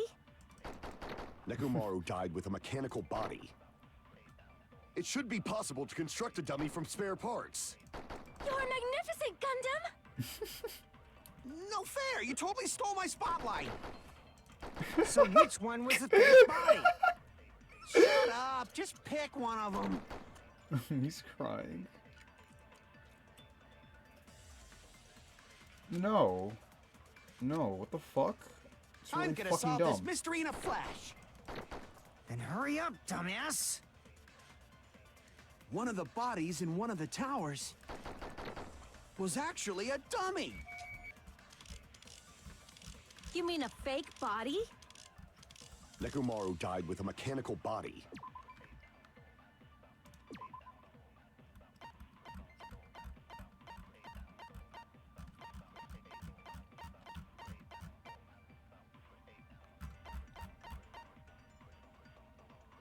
I mean, no, that's just true. The wire?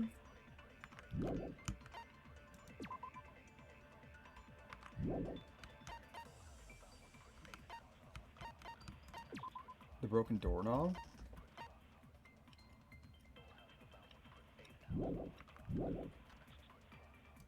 It should be possible to construct a dummy from spare parts. You're magnificent, Gundam!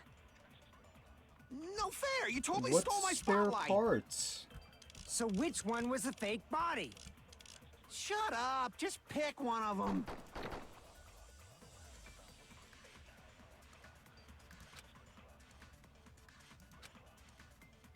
I'm gonna solve this mystery in a flash. Then hurry up, dumbass!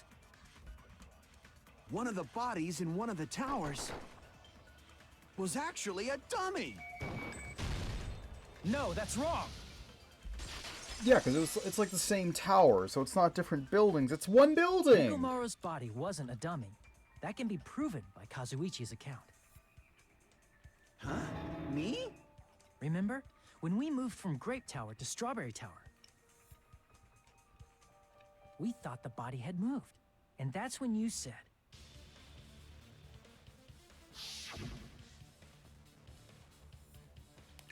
Not just that, the parts that I carefully arranged by the symbol of the body all moved too.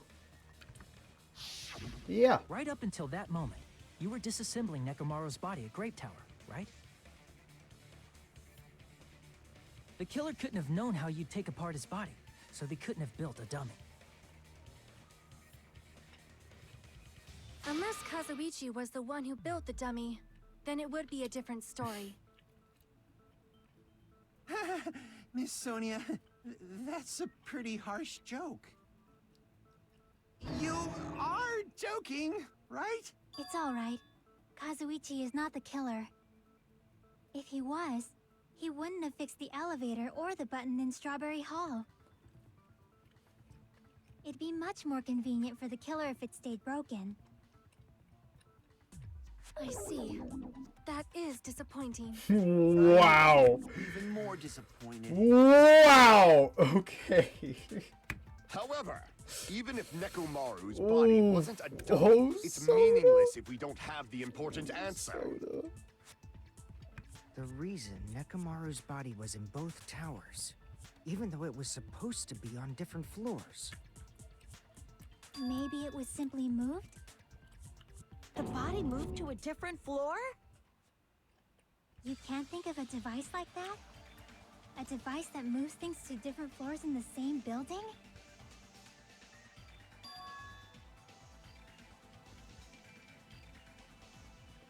For instance, like an elevator. Are we still fucking what? I feel like I've seen that before. Oh my god, moving from one floor to another floor. Oh my god.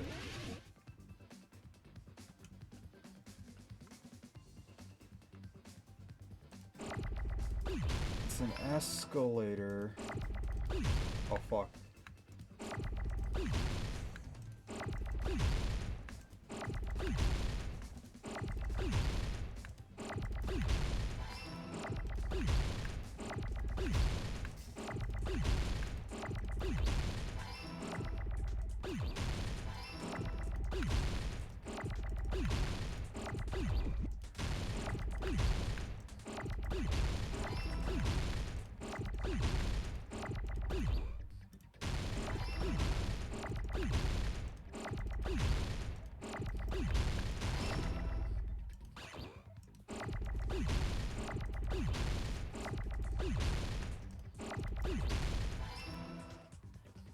I got it! What? Oh. Okay. You must be talking about an elevator. What? Are you saying Nekomaru's body was transported using an elevator? Where the hell is this elevator anyway? It's the tower itself. The inside of the tower is one big elevator. Which means the tower was designed so that the whole room goes up and down like an elevator. So whether you enter from Strawberry Hall or Grape Hall, it all leads to the same room, right? So that's why we could only enter it from one side or the other. Now that you mention it, sometimes when I pressed the door button, it took a while for it to open. I see. We were basically waiting for the room to arrive, just like an elevator. Please hold on. If the inside of the whole tower ascends and descends like an elevator, then why is there a picture of a strawberry on the far back door when you enter from Grape Tower? and a picture of a grape on the far back door when you enter from Strawberry Tower. If the room just moves up and down like an elevator, there's no reason for the doors to change. Yeah, it's only the floor that moves. Plus, after the incident, the far back door in Grape Tower had chains wrapped around it, right? But when we entered Strawberry Tower, those chains were gone. Not just that, but if I remember correctly, even the doorknob was broken off. There are too many strange things. Was that tower really an elevator? When you see people and things, make sure you focus on the good parts instead of the bad. What did you say?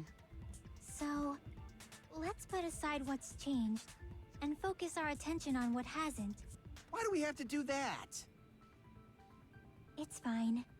Come on. What does everything that hasn't changed have in common? Things that didn't change when we moved between the two towers. That includes the body, the pillar, and the oil.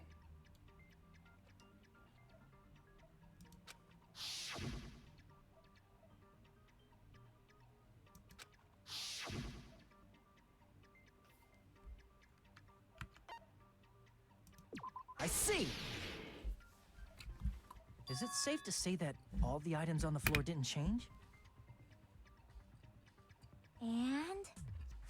And? Why did the picture on the far back door change? If you can figure that out, you'll have the answer.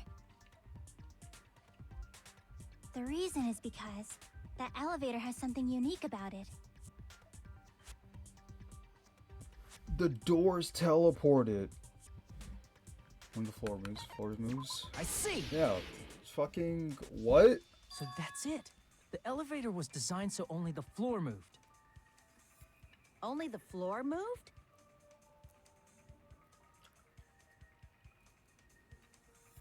Which means the whole room wasn't an elevator, only the floor was. That's why we saw different doors in each tower. Which means on the first floor of Grape Tower, the door on the far back wall had a strawberry design. And on the fourth floor, which was Strawberry Tower, a different door on the far back wall had a grape design.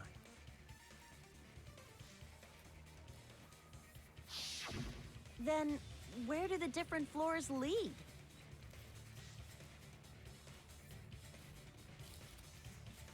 I want to say they lead outside, but they're probably just for show. Just for show? Why was something like that necessary? So we'd falsely believe that the doors were connected to where their picture signified.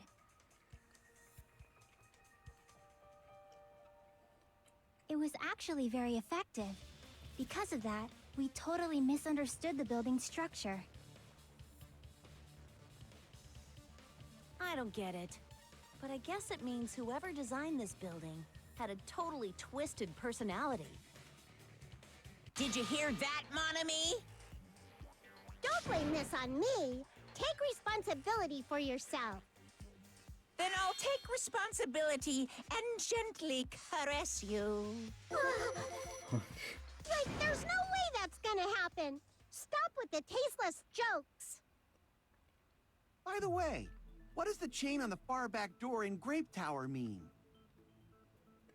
It was probably wrapped there by the killer to keep us as far from Strawberry Tower as possible. Why? Because of that chain. You guys thought you couldn't enter there, right?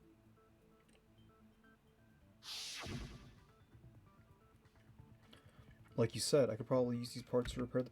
What I don't get is, like, what is the point of this building? Because, like, we could never, like, enter this and, like, use the door to go to the other side. Because that's why I was like, that didn't make it sense in the first place. Like, if this was supposed to serve as a hallway, like, I don't know why Chiaki assumed in the first place that this was supposed to be a hallway.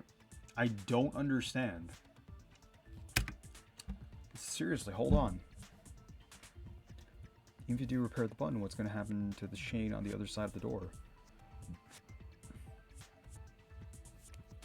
Because the only way we can move in between the two buildings was using, like, the actual elevator. The door that leads to Strawberry Hall has a chain wrapped around the doorknob. Even if you fix the button on the Strawberry Hall side, the door won't open as long as the chain is there.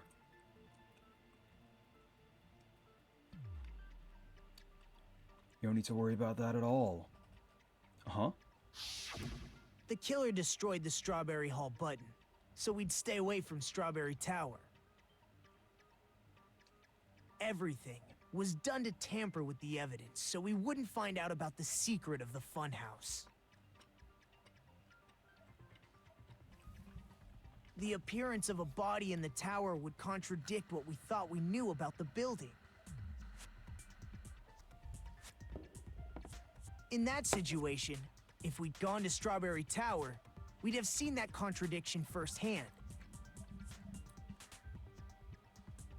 And using that as a clue, we might have discovered the truth.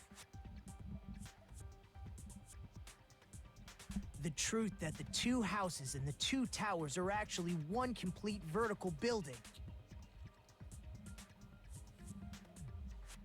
The killer wanted to keep us from learning that. That's why they made us stay away from Strawberry Tower. They destroyed the button and wrapped a chain around the door just for that? Would it really have inconvenienced the killer if we learned the true structure of the building? It would have been a major inconvenience. After all, this funhouse is strongly connected to the ultimate weapon that killed Nekomaru. Hold on. You're progressing much too quickly. There's still a contradiction concerning the building structure. Is there? What a pain. It's fine already. Gundam, please proceed. You said earlier that Strawberry House and Grape House are Oh connected my fucking vertically, god. right? If so, how does the contact elevator supposedly transport us from one house to the other? See, now that you mention it, I completely forgot about that matter. If that elevator moves vertically, then when your back is facing the elevator, both towers should be on the same side.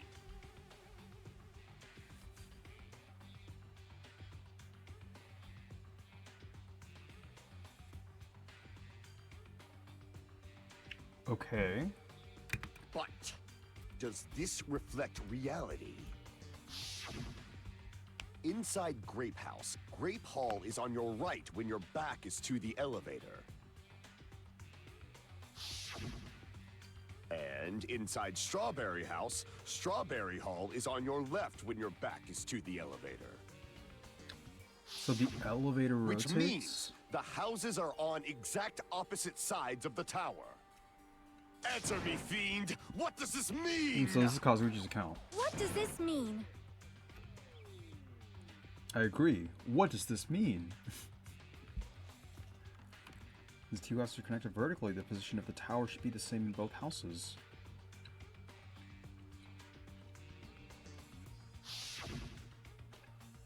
But in fact, when my back was facing the elevator in the Grape House, the tower was on my right. And when my back was facing the elevator in Strawberry House, the tower was on my left.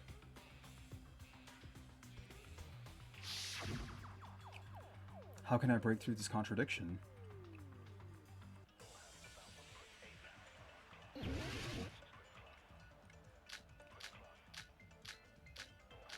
It's gonna be Kazuichi's account.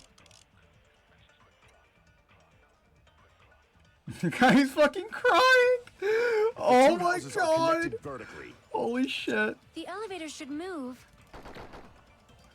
Vertically, not horizontally. However, at both houses, if the contact elevator is behind you, the towers are in opposite directions. Which means your reasoning It's clearly contradictory. What What's with this iron curtain of teamwork? It's love, bro. Makes sense, but is that really correct? Is it vertically The two houses are or... connected vertically. The elevator should move. Vertically, not horizontally. No, that's wrong. It's not vertically, not horizontally. I guess that's why. It's like vertically and horizontally. The elevator wasn't just moving vertically. Sure. Isn't that right, Kazuichi? Huh? Me? Come on. You used the elevator while you were holding that compass Nagito gave you, right? Oh, that. Yeah, it was pretty strange. From start to finish, somehow the compass needle rotated 180 degrees. Rotated 180 degrees? Meaning, as the elevator moved between the two houses, it also rotated 180 degrees. Oh, the screen also rotates 100 degrees. That's good. That was good. Was probably following the building's perimeter as it rotated to the other side. Which means the exit would be on the opposite side once you arrived at the other house, right? Oh, okay. And thanks to that, the tower we saw on our right side when we arrived at Grape House. Wait.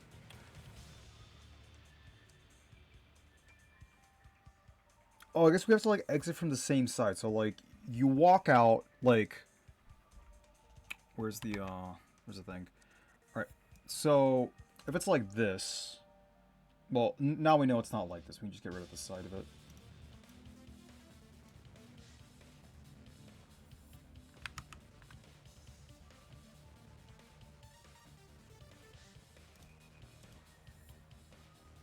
So, let's say this no longer exists. It's here, right? So, the elevator would go from, like, let's say the elevator was here. Or, I don't know why I'm doing this. Let's say there's an elevator here. And you fucking walk in through here. If it rotated 180 degrees, you would, like... The door would then be on your back, so the elevator would have to have two doors. Okay. But no, that wouldn't make sense. Like, it would... Like, obviously imagining it, like, up here. So let's say it's up here. Let's say it's up here instead. Let's say it's up here instead.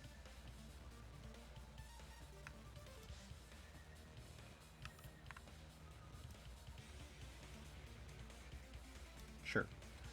Let's say it's here. So, you go into the elevator, it rotates 180 degrees.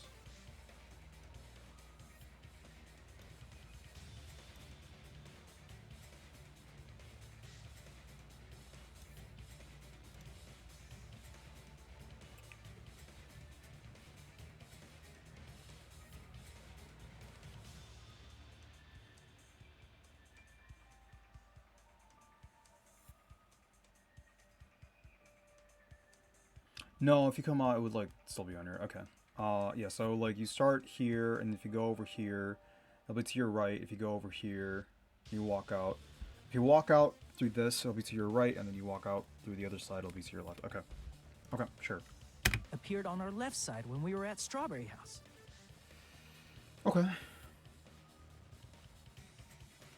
An elevator that rotates while it moves. Is that even possible? It's like something from an amusement park. Well, a funhouse is an amusement park attraction, you know. And since the building doesn't really need to be structurally practical, it makes for some splendid fun. That's not splendid at all. You're inhuman. You say I'm inhuman, but I'm just a bear. So I was never human to begin with. I'm different from these lowly humans. So we're done with the secret of the funhouse, right? Then let's start talking about the important stuff. What's the ultimate weapon that killed Nekomaru? And how'd they combine it with the pillar? Huh? You still don't know what the ultimate weapon is yet? It's what I found at the Octagon, you know. What is the Octagon? I haven't heard about that yet. Oh my. I can't believe I have to explain that now. As long as you know what an octagon means, you can solve this simple mystery easily. What an octagon means. I see! If I recall, an octagon is a shape with 8 sides, right? I didn't expect you to know that. For a substitute reserve course student, you're quite knowledgeable. I guess I should continue listening. Where is the place befitting of the name Octagon? It's like, what is the fucking shit? This fucking trial is pure goddamn shade. What? It's like 6, 7, 8, so it's like between the two? Crap! Like here? Here! That's where I fucking... Dude, it's the fucking stepladder all over You're again. talking about the secret room surrounded by concrete in the depths of the final dead room. Yeah. Whatever, sure. Why is that place the octagon? Whatever, game. You know how the 4-sided strawberry house is on top of the 6-sided grape house? Yeah. If you cut a 4-sided shape out of a 6-sided one, you get 8 edges. It becomes an 8-sided shape. That's basically the gist of it. The true identity of the octagon is that secret room in the depths of the final dead room. In actuality, that place contained various weapons. Then the ultimate weapon was there too? Oh, wait. 1, 2, 3, 4, 5, 6, 7, 8. Oh. Oh. Oh. Okay. That's a little different. I like that. I like learned that the a true lot, identity actually. of the ultimate weapon at the octagon. Learned? The true identity of the ultimate weapon is the funhouse. Which means the killer used the building structure as their weapon and killed Nekomaru. Like me, the killer probably realized the secret of the funhouse from the scenery. The mystery is like, who the fuck was able to kill Nekomaru? Like, how do you fucking get the... Did he just run out of charge? Like, how do you get the drop on someone like Nekomaru? And then thought of a way to kill making use of the building structure. The funhouse itself is the weapon, so they killed using the building structure? That's why the killer tried to keep us from learning the mystery of the building. But more importantly, using the building itself as a weapon? Such a spectacular crime.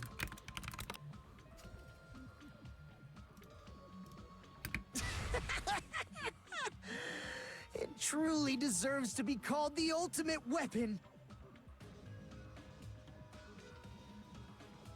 It's true identity of the ultimate weapon? What does that mean?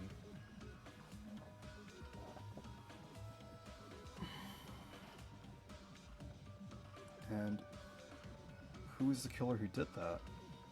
Yeah, who's the fucking killer? We sort of like figured out like how Nekomaru was kind of killed, but like it still doesn't tell us like who did this. Hiya! Why hello there! I thought of a new bad word to call Monami. What? I can already tell I won't be pleased by this. Then let me say it straight away. I'm already used to insults and slander. There's no way I'll get hurt by a mere word.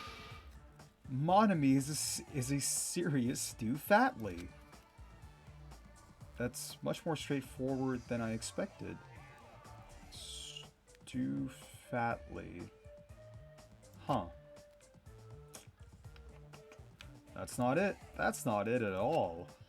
Stupid, fat, and ugly. The perfect jet stream attack incorporating all three of these would be... Ta-da! Stu Fatley. Huh? What? There's a fat... Okay, everyone, all together now. Monami is a serious stoufatly. Monami is a serious Stu Fatley. Alright. Okay, sure. Would you like to save? After that, abso-fucking-lutely.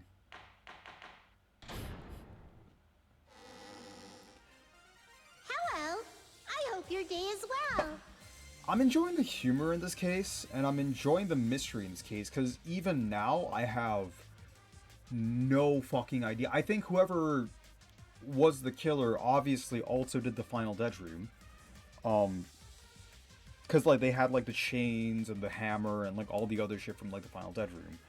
But who solved it, like, and managed to get the drop on Nekomaru?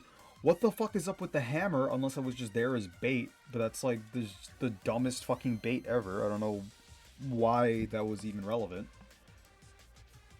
Like, unless they used the hammer to, like, break the doorknob, and that's also misdirection and a trap, and they did something else.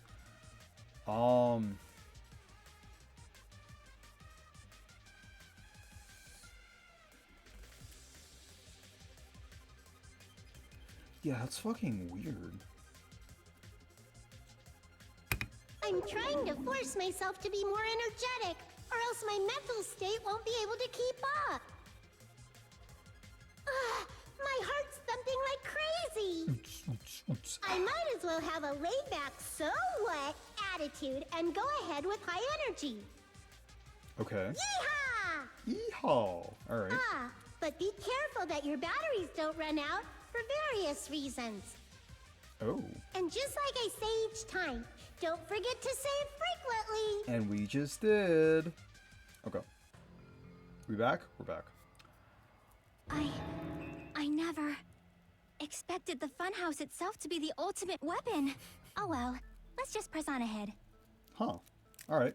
Is it really alright to accept a situation so easily? Yes. I mean, that's not what's important. The thing that's really important is Who else the knew killer about who it? used the building structure. Like, who's Mekomaru's murderer? Yeah. But is it really okay to believe the building is the weapon? Nagito said it, you know. There's no way I'd lie at such an important moment. I don't want to die either. What happened to the bastard who kept saying how much they didn't mind dying? He's right. There was a time when I thought I could become a stepping stone for your hopes, but I will sincerely retract that remark. Whoa. He's Retract? growing. I'm And disappointed so am I. too, you know. If this was a murder for the sake of hope, I'd happily sacrifice myself. You say such falsehoods, per usual. There is no such thing as murder for the sake of hope. Murder is simply murder. Forcibly right. sacrificing others for one's own desires. Even one as diabolical as I would avoid such actions. I see. It's fine. Let's just leave him alone and find out who killed Why Coach the fucking Nekomaru just- as fast as Oh, we I see. can. Just so you know, it's not like I'm getting hungry or anything, you know. Akane! You were drooling waterfalls? Yep. We're still gonna call it Drool. Nagito, as usual. I can't tell what he's thinking. I have no idea if he's serious or not. Anyway, if the killer used the building structure, why don't we think about how they used it? How they killed Nekomaru. It might be better if we clarify the cause of death first, don't you think? Tomorrow's cause of death, huh?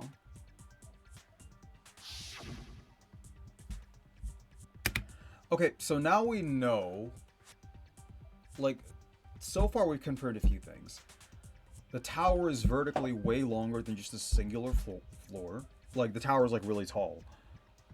It's like, you can potentially drop him from the top of... Well, you can't drop him from the top of Great Tower, because I don't think that's accessible, or Strawberry Tower, because I don't think that's accessible. But you can drop him from the top of, like... like, it's like a 4-story drop, and if he lands on the pillar, you have to, like, aim it for the pillar. I think he was dropped, like, the elevator was called down, he wasn't moving because he was on sleep mode. And then, like, the elevator dropped down to, like, the first floor of Great Tower, and then, like, Nekomaru was dropped, and then, like, Nekomaru's head hit the pillar. Is what I think happened. Because that's, like, the only, like, human thing to think of as a murder weapon. Like, the hammer's troll, the pillar just randomly crushing his troll. The pillar... I think the most sensible thing to think about was the fact that, like, the pillar was just tipped over and fell on him. But I don't think the pillar was... Like, that would imply that, like, there wouldn't be fragments under him. There would only be fragments on top of him. That's not even true. He was, like, upright, and then, like, the pillar crushed him, and then, like, hit him in the corner, broke, and then he fell. Like, still have fragments under him. I didn't think about that yesterday. I was, like, kind of tired yesterday. But he was beaten with a blunt object. It wouldn't be a kill that utilized the building structure. Like, now they're saying they utilize the building structure, so I think... I mean, technically this is true, but this is also true. I thought this would be relevant, but I think this is, like, the most correct one, and this uses the structure. I see! Okay. Okay. Sure. That's it. I think he might have died from falling. Died from falling? If the funhouse's secret is that it's a structure where both towers and houses are vertically connected, then the killer made use of its height and caused Nekomaru to die from falling. Are you saying they pushed him off? Where'd they push him off from? That I don't know yet. Don't just make things up when you don't know the method. Where in that building would you even be able to push someone off in the first place? It might be possible in the tower. You could push him off the 4th floor when the elevator is on the 1st floor. Yeah. Did you forget how the elevator functions? When it's on the 1st floor, the door on the 4th floor won't open. Saying he died from falling is truly incorrect. You should burn in the flames of hell. But my gut is going crazy right now. Nekomaru died from falling. Where did the killer shove Nekomaru from? I mean, like, I'm sure, like, him being tied up is relevant. Like, what kind of, like, Rube Goldberg bullshit are we gonna fucking see? I don't think he was just, like, pushed onto the pillar. You have to be, like, fucking insane with the mark. I'm going to reach the truth behind this incident. I need to solve the mystery next.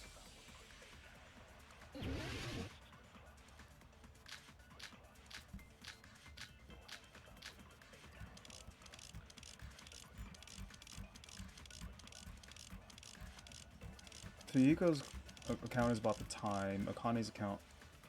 When the What was Akane's account? Akane's account is Akane heard a rumbling sound at 5:30, and Fuyuhiko also heard it at 5:30. No. It's that he saw Nekomaru at 5 a.m. You can't go through the door on the 4th floor. It'd be impossible to shove off the victim from up there. Then, how about this? After locking Nekomaru inside the elevator, they moved the elevator from the 4th floor to the 1st floor and made use of the drop. Hold on. Did you forget the elevator has a sensor? As long as there's a moving object inside, the other door won't open. Which means the elevator wouldn't have moved either. That must be the threshold of that elevator.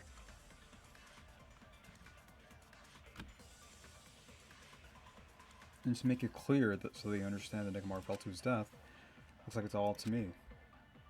When the elevator is on the first floor, you can't go through the door on the fourth Is it that floor. he was asleep? So, It'd be I guess like we need impossible to to shove bring that off up. the victim from up there. So it's like, How about after locking Mekamaru inside the elevator, they moved the elevator from the 4th floor to the 1st floor and made use yeah, of the we're drop. agreeing with this. Hold on. Did you forget the elevator has a sensor? As long as there's a moving object inside.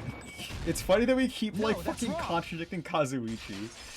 Oh, this is so cathartic. Fuck you, That sensor Kazuichi. should only work if something is moving.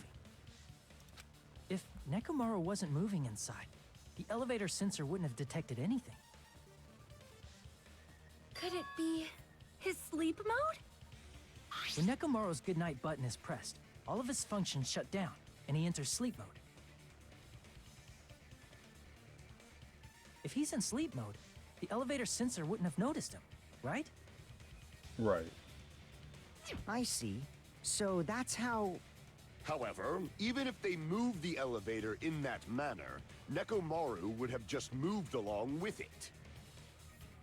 There would have been no drop for him to fall and die from. So he Yes. was. I mean, look, we That's know what he I was was about hung, to but he was explain also like before tied up and Kazuichi hung. for interrupted me. something.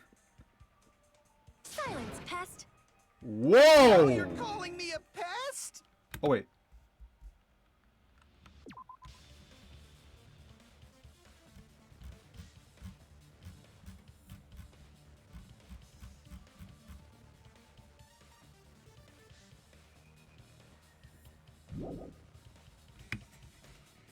Will you create the drop inside the elevator while Nekomaru? Oh, it's because like before because Kazuchi. Okay, I was like, I thought you fucking called Chiaki a pest. I was like, fuck you, dude. No. Princess or not, get the fuck out of here. Jack seems to have an idea, but what way could that be?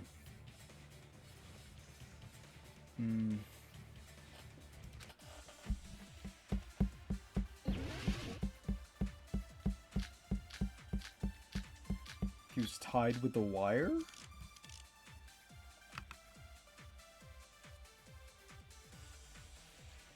If you arra- It's tied to a loop. So it's tied to a wire. you can cause the drop within the elevator. So you're telling us all to think about the arrangement, right? That arrangement is... The hammer is suspicious. No. Isn't it about time we went over the pillar again? What about the oil on the floor? The doorknob on the floor seems suspicious. I agree with that.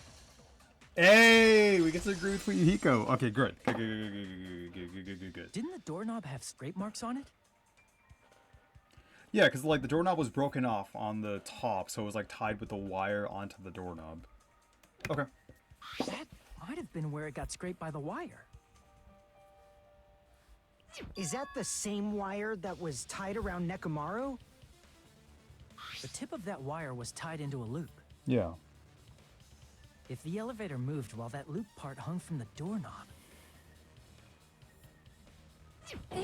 If they did something like that, he would have been suspended in midair. That's right. He was suspended in midair. That was fairly morose. How did he manage that? The killer tied up Mekamaru with the wire while he was in sleep mode. Tied the tip of the wire into a knot and hung it on the doorknob to the 4th floor. With that, they moved the elevator from the 4th floor to the 1st floor of Grape Tower. And suspended Mekamaru in midair. That's right! He was so well hung! Kinda like... Yeah, no, we can all see it. Finish that sentence. He didn't need to. the killer took advantage of the elevator's unique feature. Only the floor moves. By doing that, they created a drop so Nekomaru could fall to his death. Right. Too easy. So what if they created a drop? There's no way you can make him fall and die with just that. What? Why? If Nekomaru is suspended in midair like that, then how do you get him to fall? Because if he's suspended in midair, he won't die if he doesn't actually fall.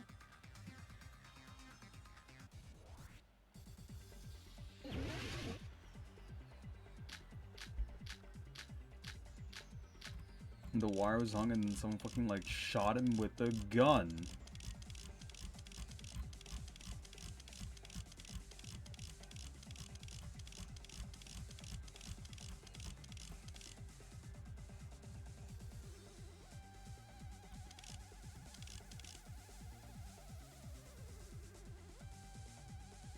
Or was it like, Even if they you suspended know about the Nekomaru from wave? a wire, how would they make him fall?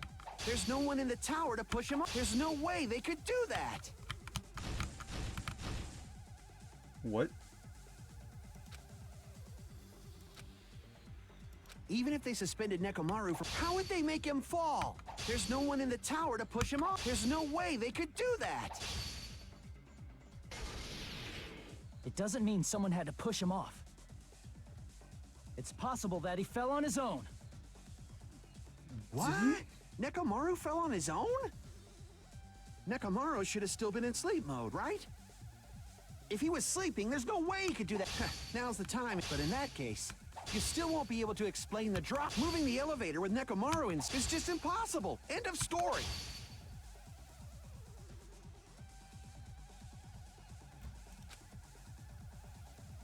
What? Nekomaru fell on his own? Nekomaru should have still been in sleep mode, right? If he was sleeping, there's no way he could do that to him. Now's the time. But in that case, you still won't be able to explain the... Moving the elevator with Nekomaru in is just impossible. End of story. What? Nekomaru fell on his own? Nekomaru should have still been in sleep. Allow me to You cut cut through those words. Okay. What do you think would happen if Nekomaru woke up while he was suspended upside down Yeah, in it's midair? like the other option is the timer. I thought like, I guess we never What are you found saying? anything like a how would he gun even or a wake bullet up? or some kind of like He has something an that would alarm like let inside him his cut body. the As long as the it was wire on, if he just it would like have deactivated his sleep shot mode. it or like I don't know. Which means the killer set the alarm before they suspended Nekomaru. I thought the killer manually unhooked the wire, cut the wire You somehow, woke but up I from guess an that wasn't alarm relevant. and realized you were hanging upside down and had no clue why. Yeah, I don't know. If something like that happened to you, you would start panicking a lot, right? Instinctively, your body would start moving. Nekomaru probably did exactly that. Nekomaru. And then, in order to make him fall from the force he was generating, the wire was hung on the tip of the doorknob so it would easily slip off. In actuality, the scrape marks caused by the wire were near the tip of the doorknob, right? But Nekomaru didn't fall because the wire came off, right? He fell because the entire doorknob came off. When Nekomaru awoke, he must have struggled much more than expected, which caused the doorknob to break off. Was that unexpected for the killer too? Well, that's probably it. If they knew it'd leave behind evidence like that, they would have at least tried to do something to cover it up.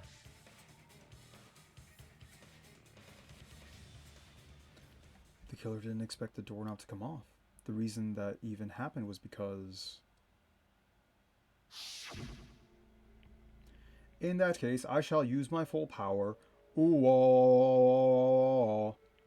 With a fierce roar, Nekomaru put all his power into grabbing the doorknob with both hands.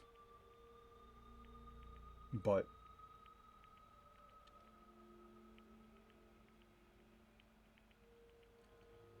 Not yet. Here comes the incredible strength of 1 million horsepower. Not yet. Here comes the strength of 1 million horsepower. Whoa, whoa, whoa, whoa, whoa, whoa, whoa, whoa, whoa. Wait, isn't it creaking? If you break the doorknob, we'll be stuck in here. If that's really what it was, that's the clue Nekomaru left for us to find. I see.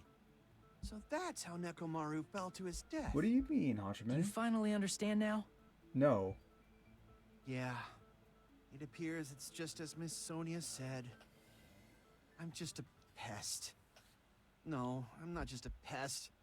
I'm a total fucking pig. Isn't that right, Miss Sonia? If Oh I'm a my fucking pig, you fucking can say so. god! No, I believe you gave your all. Hey, why aren't you teasing me anymore? This guy. He gets off on this. So thanks to that alarm, Nekomaru ended up falling while he was still hanging upside down. That doesn't mean he just crashed straight into the floor. Of course, you know that too, right? It doesn't mean Nekomaru crashed straight into the floor. The moment Nekomaru fell to the floor, the only thing I can think that happened to him was... Cola came out of his eyes. Cola came out of his... That's what happened, right? Cola? It wasn't Wheat Boss Tea? No, he fell on his right side. So Crap! Okay, yeah, he collided with the pillar. I see! That's like why oil was on it. When Nekomaru fell to the floor, he ended up colliding with the pillar. Isn't that it? Finally, the pillar! So that's how the pillar shattered, and why oil was spilled all over the place. See, I told you the pillar was the weapon. My gut was totally right. Well, the pillar was a bonus. It's not even clear if the killer intended that, or if it was just a coincidence. At this point, it is quite difficult to find a clue that will lead to the killer. Then what about the alarm? I'm positive the alarm was set for 7:30 a.m. And if we map it out from there... Hold on, baby gangsta. Stop calling me baby gangsta! It's the best name. What'd you just say? Did you say the alarm was set for 7:30 a.m.? You didn't check it yourself? Nekomaru's alarm was set for 7:30 a.m. Nah, that's impossible. 'Cause even though I slept in a little, I still got to the tower at 7 in the morning. Now that you mention it, so did I. There was no way I could be late for Monokuma Tai Chi, so I left for Grape Tower before 7 a.m. And if we found Nekomaru's body there, it would have been before the 7:30 a.m. alarm went off.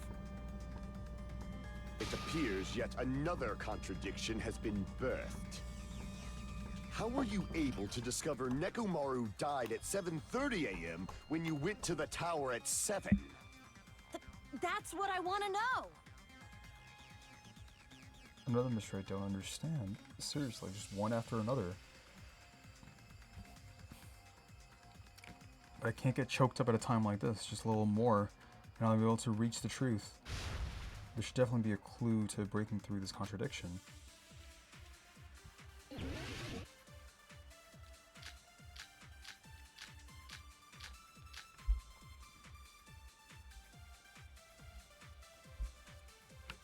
Okay, so We were talking about this earlier when Day was here. What's the wall clock? Wow, it's a lot. Okay, at 5:30 a.m., the alarm of the wall clock in the search typo. The alarm of the wall clock in the lounge on Strawberry House's second floor started going off. Fuyuhiko was at the lounge by coincidence and managed to stop the alarm, but Kazuichi and Gundam rushed to the lounge after being alerted by the sound. However, Nagito was apparently the only one who didn't hear it. So it's not that. Before 7 a.m., I am certain. But the alarm inside Nekomaru's chest was set for 7:30 a.m. Nekomaru died because of that alarm, right? His time of death and the time the body was discovered. One of those must be an illusion. The killer probably did some tampering. They probably messed with the clock inside Nekomaru's chest. That's gotta be it! No, so the radio clock couldn't be tampered with. Right?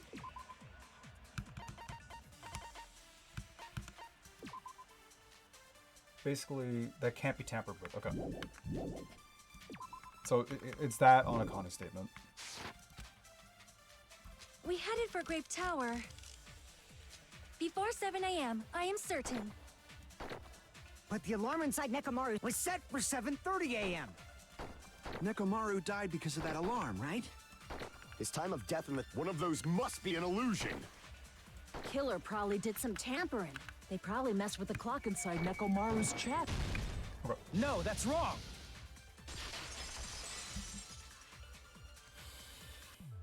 No, the clock inside his chest was a radio clock, so it would have been impossible to mess with. So you're saying there's no way the killer could have tampered with the clock? Maybe the clock Miss Sonia saw was the one that got tampered with. The clock inside Grape House? No, I checked all the clocks inside the funhouse. Oh, that's what I asked you to do. So you really listened to me and checked all the clocks.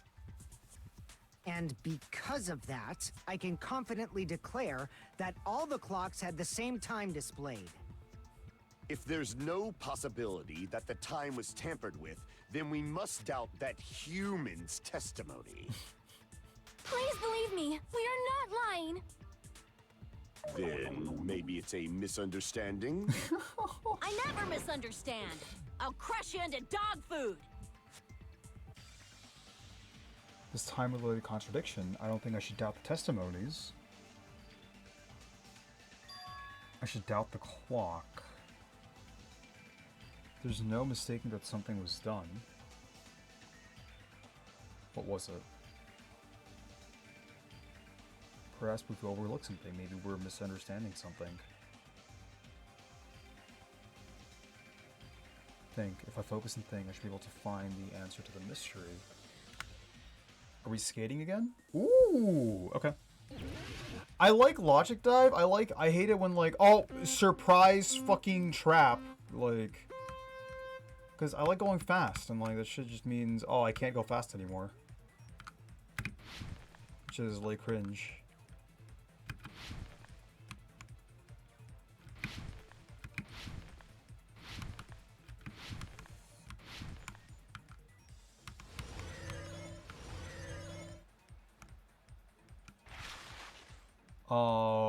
What did Hajime and the others misunderstand? Where the murder happened? No. Who the killer is? I mean, we don't know who the killer is, but the time in the building. I mean, they usually want the most obvious answer, so is it who the killer is? No, it was fuck. Alright, so it was the time in the building. So all the clocks in the building they were swapped. Okay. Okay, sure.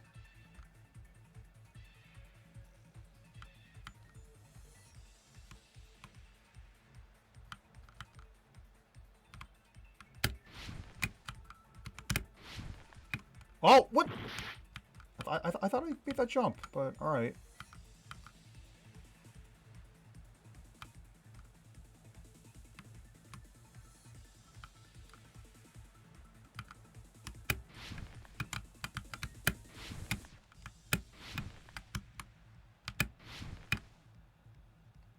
Alright, that was fucking sick. I really like that.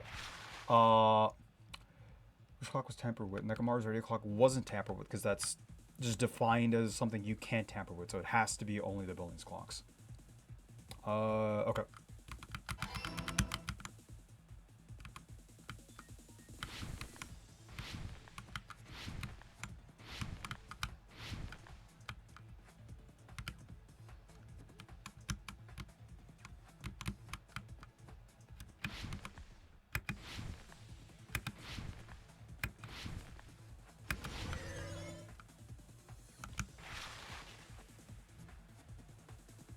Which house at the wrong time? all of them at the same time. So if we're assuming that like the clocks were tampered with, like it can't be just one or the other. Because Fuyuhiko said he checked all the clocks, so I'm assuming he means all the houses. So it's both houses. Because the killer did the dead room, so they can do... Okay, yeah. The killer did the dead room, so they could, like, solve both. Oh, there's more. Oh, no, there's not. Okay. Yeah, because, like, the killer did the dead room, for sure, because they knew about the tower being an elevator, so they would have to know the fact that, like... So they had the ability, or the opportunity, at least, to change every single clock in both houses. Okay. It's all coming together.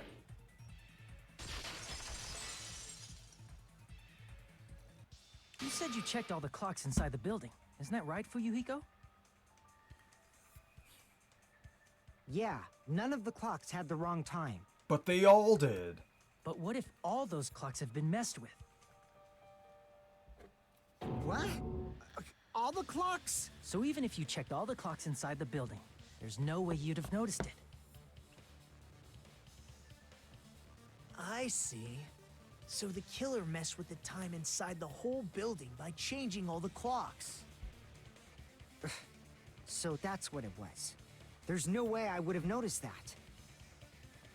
This is truly fantastic! Now's not the time to be pleased. More importantly, how much was the time off? She's right, that's the main problem. I need to clarify by how much time was off after the killer messed with the clocks. By an hour?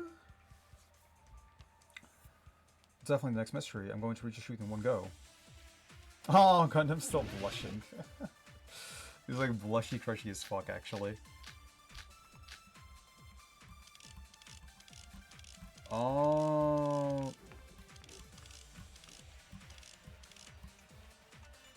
So Fuyuhiko's account is that he saw him at like 5 a.m., right? But it's actually 6 a.m.? Then we can only rely on Nekomaru's radio clock. The time of death was clearly 7:30 a.m. The problem is, what time would 7:30 be in our time? Are there any clues that can be used to narrow that down? If only I heard the sound when he fell. It would have been a great clue. Or his scream. He's not the type to let out a scream.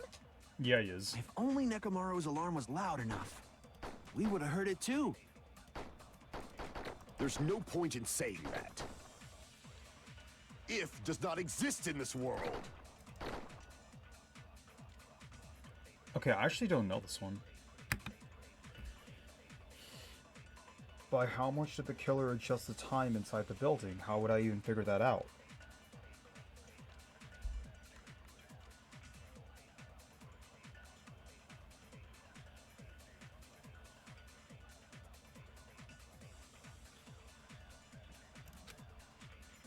If the time in the building was all messed up, then we can only rely on Nekomaru's radio clock. The time of death was clearly 7:30 a.m. The problem is, what... Oh, what was the clock's alarm timer?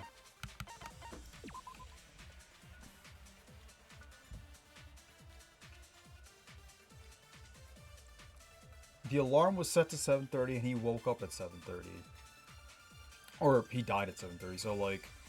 If he was put to sleep, he woke up, and then like, as soon as he woke up, he died? Oh, that's like morose as fuck.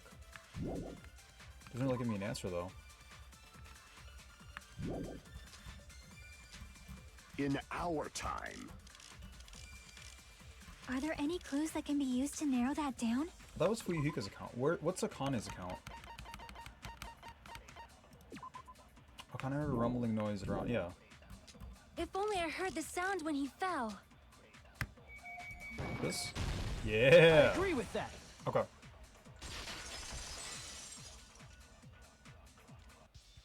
That's right. We should have heard the sound he made when he fell. Wasn't it that rumbling noise?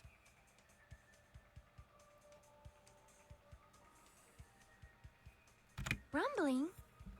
Rumbling. I thought it was just an earthquake, so I went back to sleep. Was that the sound from when Nekomaru fell? Well, A huge body fell from the 4th floor to the 1st, and the pillar fell with it. It's obvious we'd hear the impact sound. We heard that noise too. It was when we were gathered at the Strawberry House Lounge. What is it, Sonia? Oh, well. That sound everyone heard? I did not hear it at all. Huh? You probably didn't hear it because you were sleeping. I could not sleep at all. I was awake the whole night with hunger pangs. There's nothing to worry about. What's important is that rumbling noise anyway. If we use that rumbling sound as a reference, we might be able to figure out how much our time was off. I heard that sound probably around 5:30 in the morning. Huh? You can tell? I instantly woke up and left my room. And that's when I saw the clock in the lounge. Excellent work, Akane! That rumbling sound we heard was at 5:30. It's like the answer. How much time is off? An hour. Play 1 hour video games each day. Wait, we're not talking about how about good advice. We're talking about how much time it's off by. 1 hour? Some ultimate gamer. Holy shit. So 2 hours? I see! Oh, 5 a.m., Nekomaru's 7 alarm a.m. went off at 7:30. Sure. And if we heard the sound of his impact at 5:30, that means our time was off by 2 hours. Oh, right. I thought, like, we heard 2 after that, hours? but yeah. That much? Okay. We were starving pretty badly. There's no way we would have noticed. Okay. No, I'm dumb. I'm dumb. Plus, the funhouse has no windows. And there weren't any Monokuma announcements either. However, for what reason did the killer alter our perception of time? The reason is obvious. So they could lure out just Nekomaru. Yeah, we're only Nekomaru. If you messed with the clocks and used a specific thing, you definitely get Nekomaru to the tower alone, right? From there, the killer's plan was a splendid success. That's all it means. Also use a specific thing. They're trying to lure... the specific thing is... Monokuma Taichi massage time. For the ultimate masseuse, it's Monokuma Taichi. I see! That's it. The killer made use of the Monokuma Tai Chi activity in the morning. How did they use it? We were required to go to Grape Tower every morning at 7 a.m. for that activity, right?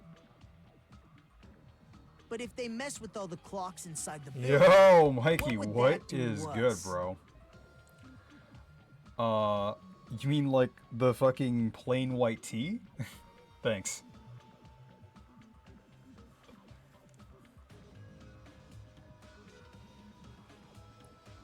You wanna hop on call? It's getting kind of lonely. I'm almost done with this case, too. I might, like, call it early after this case. And then, like, do the investigation shit for tomorrow. But, like, I do want to, like, talk about this case. I was talking to myself for the most part about this. Alright. No worries, then. I really like the mystery of this case, because there's a lot I really haven't been able to figure out. Like, I still don't know who the killer is. How it happened was pretty obvious. Like, obviously, like, the pillar was involved because the pillar was covered in Nekomaru's blood. And, like, it couldn't have been that the pillar tipped onto Nekomaru because the fragments were under him. Although, like, they dismissed that, even though I don't think that's necessarily true. Because, like, if Nekomaru was, like, upright at first and the pillar fell on top of him, and then the pillar broke and then Nekomaru fell, like, you could still have fragments under him and you'd still have some fragments over him. I thought that was, like, a really bad argument, but, like, for the sake of the case, I'm willing to accept that, like, there should have only been killers, or not killers, fucking pillar fragments on top of him. Sure. So, like, he was dropped onto the pillar, and that kind of explains the rest of it. But I really hate the fact that, like, oh, everyone was fucking starving, and you had to, like, if someone doesn't kill someone, like, everyone just dies from starvation is, like, really fucking shit. I was, like, bitching about that throughout, like, most of the last stream. But the mystery's really good. Plus, I love the final dead room. That shit was really fucking cool. We wouldn't be able to attend on time, but that wouldn't affect Nekomaru. His radio clock had the exact time. That's right. In doing so, the killer was able to lure him to the tower by himself at the precise time. Then, when I witnessed Nekomaru early in the morning... If I recall, you witnessed Nekomaru around 5 a.m. And if that time was also 2 hours off, it should have been 7 a.m. Yeah, that's pretty much it.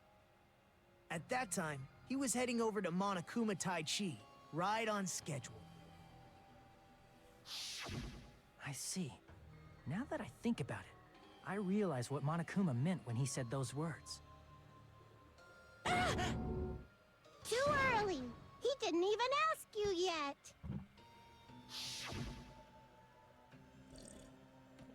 Jeez, how outrageous. I honestly didn't expect everyone to touch Monokuma Tai Chi. But it turned out like this after all, so I guess it can't be helped.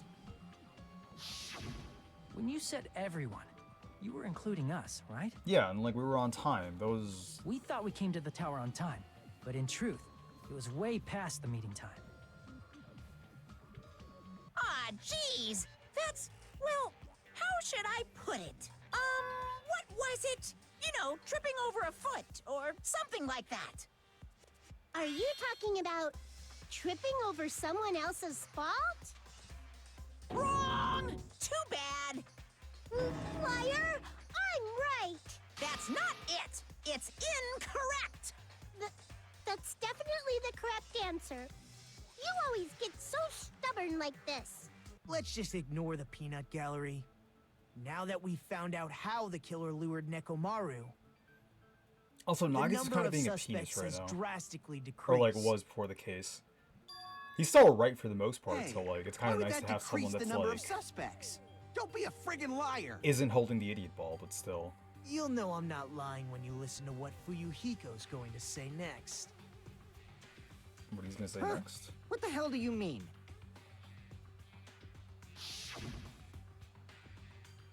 You witnessed Nekomaru going toward the tower. Did something else happen after that? Are you talking about that alarm? Alarm? A little while after I witnessed Nekomaru. Like The who the clock in fuck the was Strawberry House Lounge strong started enough to going take off. out Nekomaru? Like how do you sneak Plus, up on it was just before like that Mechamaru? rumbling sound occurred. Like turn off the button, That's it. tie So him that's what up, it is. If Nekomaru tie him died to when the rumble doorknob. happened, Like then whoever what the doesn't fuck? have an alibi at the What time kind is of the prime ninja suspect. fucking bullshit ability is like? Really? Was there anyone who didn't like, have an is it alibi just at that Akane? time? I remember now. The sound was so loud I couldn't help bolting from my room. But there was one guy who never left the lounge. We were both on the same floor. It's pretty weird that bastard never came out of his guest room. Nagito? Which means that person does not have an alibi for when Nekomaru fell? Who is it? Who's the bastard? For that time, right? Because, like, just at the very beginning, Nagito's like, yep, I'm clearly the suspicious one, so, like... You're the only yeah. one! Okay. The one who wasn't there. It's you. But I don't Right, think it's Nagito, because, like, Nagito did the dead room right. after Nagito the wasn't murder there. happened. But the killer obviously did the dead room It was just me, before Gundam, the and murder Fuyuhiko. happened. You didn't come out, even though the alarm was going off like crazy. Yeah, because he was in the soundproof room. You weren't in your room, were you? If that's the case, where were you? Please, say something! If you don't hurry up and answer, I'm gonna suicide dive you! If I may be frank, even if I wanted to go to the lounge, I couldn't. You couldn't? You couldn't? What do you mean? It's merely the foolish talk of the weak. Not only did I not hear the alarm, I never even heard that rumbling sound. Yeah, Sonya didn't either because they were in the soundproof room. Hajime! You're definitely fucking lying. However, that is also true for me. It is obvious that I did not hear the alarm in Strawberry House. Yeah, I mean, couldn't's a weird wording for it, but sure. But I did not hear the Sure. rumbling sound either. Is that not strange? I mean, everyone else heard it. To be honest, it's not just them. The same goes for me too. Was Chiaki? Oh yeah, Chiaki was in the deluxe room as well. Cause like, okay, I was in a pretty deep sleep, so I cause thought like that's why I Chiaki was in the couldn't hear deluxe it, room. but- Chiaki and Sonya were in the deluxe room, and Nagito, because he was the lucky student, he won. Gundam was second, and Gundam was like, oh yeah, I'll, like let someone else be first for a change and some fucking Chunibyo bullshit. So those two were in deluxe rooms.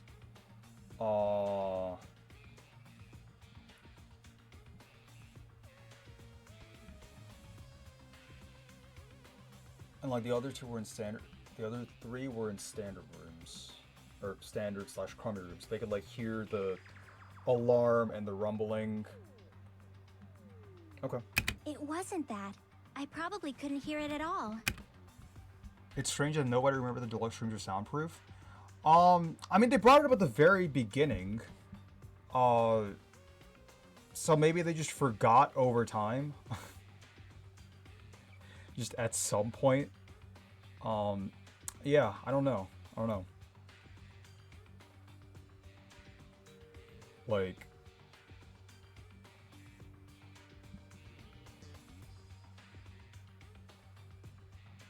maybe like they're bringing it up now because like now it's relevant, but like that's definitely like what they're going for. Couldn't hear it? What does that mean? You still don't know. Think about what the three of us who didn't hear a sound have in common, and I'm sure you'll figure it out. The only people who didn't hear the rumbling sounds were Naruto, Sonya, and Chiaki. The secret is what these three have in common. Could this also be the secret that points to the killer?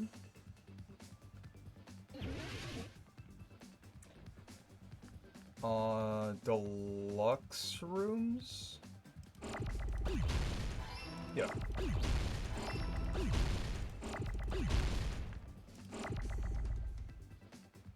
If you get an L, right.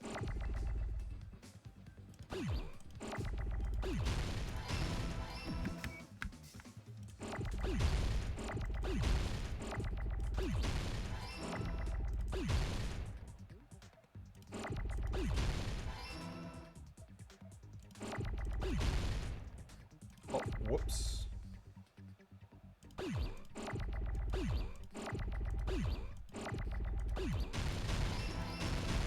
Oh, that was satisfying. I got it! Yeah. There's an entire Nagito, setting Sonya, and around. Chiaki.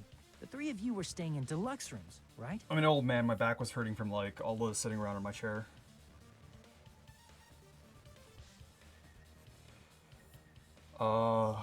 Nagito, Sonya, and Chiaki, the three of you were standing in deluxe rooms, right? I don't know. I think like the standing desk is like my personal favorite furniture that I own. Just, I love you, table. If I recall, the deluxe rooms are... The guest rooms are divided up by quality grade. The deluxe room is soundproof and has excellent air insulation. The standard room may have so-so insulation, but it's still pretty decent. And the crummy room has severe airflow and draft problems. The reason we could not hear the rumbling noise... That's right. It was because the deluxe rooms have superior sound insulation. Oh yeah, I was just thinking what spot you mean. It's a nice little table. You actually noticed that. Nice catch, Hajime. Are you using your ultimate reserve corps student talent? Now then, you guys must Oh yeah, you understand by fucking missed now, it. But like right? Nagito's being a The real. true identity of Nekomaru's killer. Nagito's been a real tool ever since he found the secret about us. He's been like an asshole to everyone. Not very pleasant boy. Oh, hold on a sec. Why does that lead to who the killer is? Why?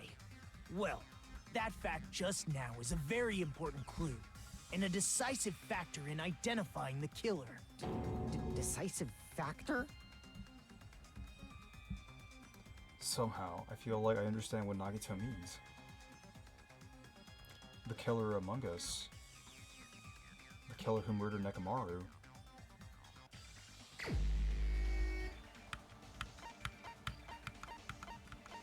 It was...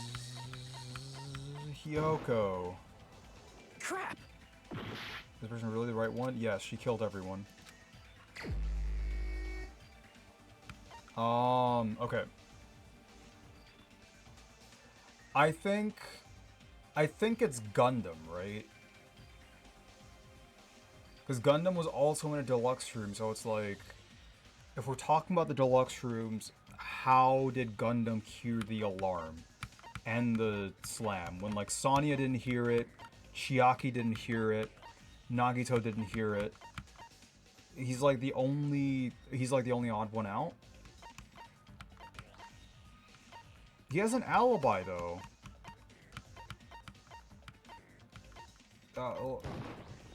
You're the only one! Okay. So maybe like they use the Gundam, alarm. there's something I want to ask you. Yeah, it's Gundam. When the alarm rang at the Strawberry House Lounge, you rushed over there too, right? What's wrong with that? If the bell of catastrophe rings throughout the night, it is the universe's providence to stop it. Why were you able to hear it? Oh yeah, yeah, You no, know like what? I guess like You were also staying in a deluxe room. I was right, sure. Nagito was staying in a deluxe room in the same house on the same floor, and he couldn't even hear Yeah, it. no one else said it was just him. So why were you able to hear that alarm? Huh? Now that you mention it... Gundam? There is only one possibility. You weren't in your room at the time. But like this is like a really weird thing to call decisive evidence. What if Gundam's like, oh yeah, I just had to fucking take a shit. Nekomaru would be proud. It was a massive shit. I had to fucking tend to the needs of my four dark devas of destruction. It was like any number of things. Like your hamsters were hungry and you went to get some fucking sunflower seeds. Like it could be anything. And this entire argument falls apart, but whatever. Oh, you fucking missed this case. This case was like fucking amazing. Like for like the whole like Soda Sonya. Oh my god. Oh my god. Soda was in fucking shambles. Oh my god, it was so good. It was fucking incredible. I was just dying the entire fucking time. That's why, even though you were staying in a deluxe room, you still went to the lounge. Soda's Am I got no right? shot, like ever. Gundam, you have some sort of explanation, right? Gundam probably couldn't return to his room because of Fuyuhiko. Me? After you saw Nekomaru heading to the tower, you stayed at the lounge for a while. Am I correct? There's like a million different excuses. You could have just been out. Until like... the moment that alarm started ringing, right? Sure. If you were in the lounge for that long, the killer who had left earlier obviously wouldn't be able to go back. Even though Mekamaru's murder was a death trap that utilized the alarm in his chest. I guess we did establish that, so The killer sure. still needed to prepare the murder in advance. Like putting Nekomaru in sleep mode and tying him up with the wire. In order to do that, the killer needed to be waiting for Nekomaru at the tower. And then he uses fucking hamsters to press Which the means button. when Fuyuhiko witnessed It Nekomaru, was the relevant killer was all already at the along. tower. Wow. And once they tried to go back, they couldn't because Fuyuhiko was at the lounge. In their original plan, the killer should have returned to their room before the alarm in the lounge went off. And they were supposed to stay in their room. They weren't planning to come out and go to the lounge. Which means they wouldn't have heard the alarm or the rumbling sound, thus proving they were in the room.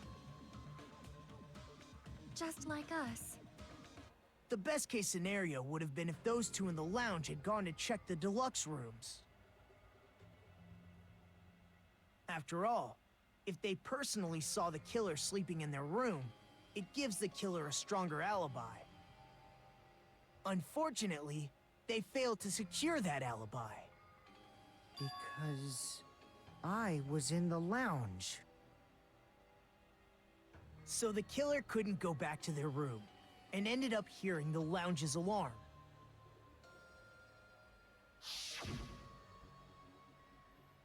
Hey, what are you doing? This raucous. It's louder than the supreme ruler of the netherworld bellowing for a sacrifice. Don't go making all that noise so suddenly. But why'd you come out? You should have hid till the excitement died down. If Gundam tried to hide, and if those two went to his room to check on him, he would have been found out. That would have been the worst possible outcome.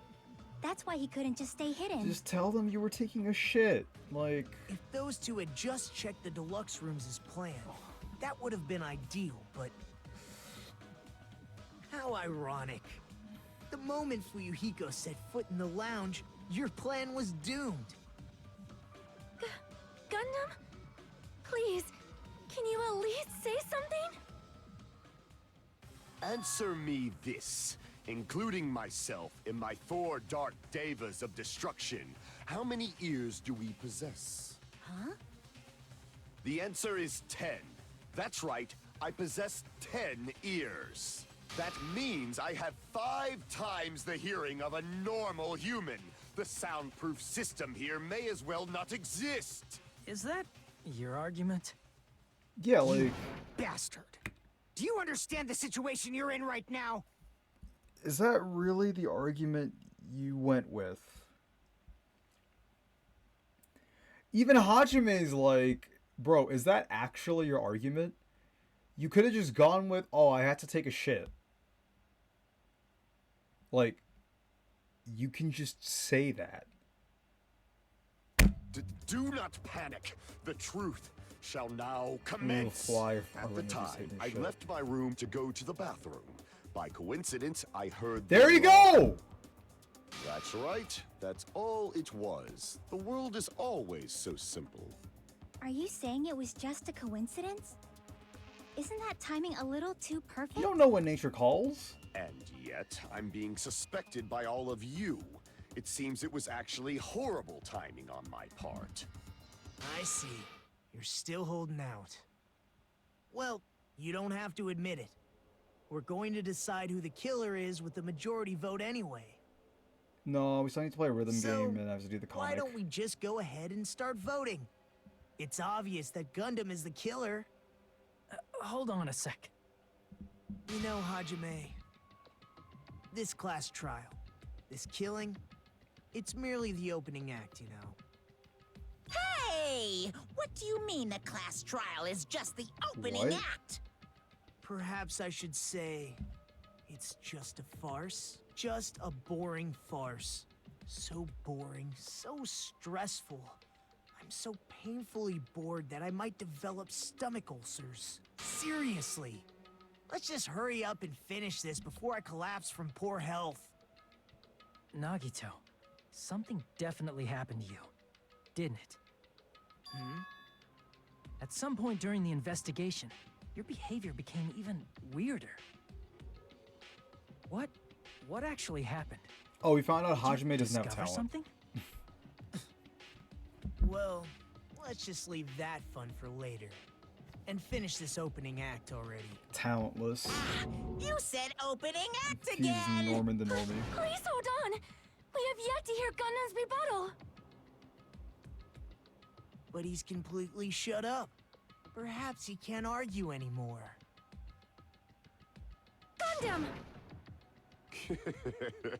I was simply at a loss for words after being Yes, dumbfounded like, by your actually. pathetic assumption. He's a In reserve fact, corps I student. shall deny the He very doesn't have talent. basis. Your assumption has been Or wrong like, he since doesn't the have a beginning. special talent. Since the beginning? Based on your assumption, I hung Nekomaru from the 4th floor of the tower and made the floor descend to the 1st floor. From there, after returning to Strawberry House, I was present when the alarm at the lounge went off, correct? Although going to and fro is busy enough as it is, how would I be able to travel between both houses anyway? You did the final den room. The contact elevator was Like- broken. As I recall, the killer tampered with the Grape House control panel, which shut down the elevator. Plus, the stopped elevator should have been facing the Grape House side. If so, the human who used the elevator would have left it at Grape House. For these reasons, it's an indisputable You just fact had your that the hamster killer press the destroyed button. elevator Can you at just Grape like get to the rhythm House. game already? And what's wrong with that? If the elevator was broken at Grape House, you wouldn't be able to return to Strawberry House. He didn't have to do However, that. I was already at Strawberry House. I was present when the alarm in the lounge started ringing. Which means your assumption is clearly wrong. Are you serious? And here I thought it's already been decided. Have you learned your lesson, pitiful humans? You cannot overcome this contradiction. That's wrong. No, that's wrong. When something is obviously wrong, that's when a contradiction is born. We learned this in Phoenix Wright. There's no such thing as a contradiction that can't be overcome. Okay.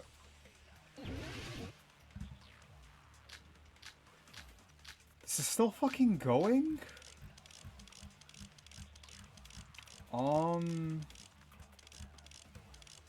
Maybe the alarm clock.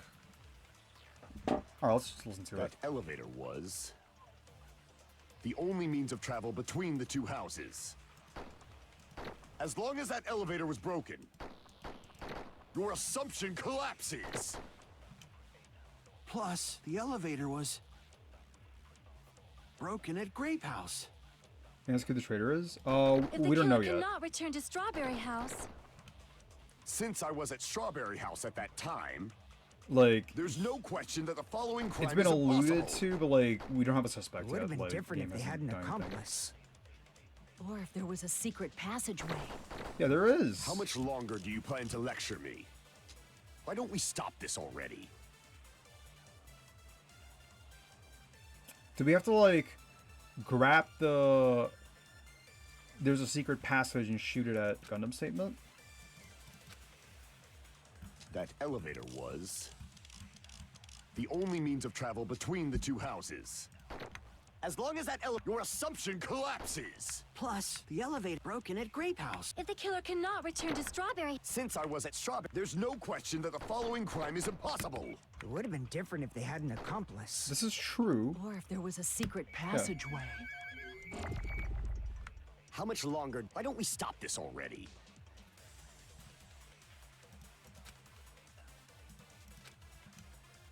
That elevator was the only means of travel between the two houses.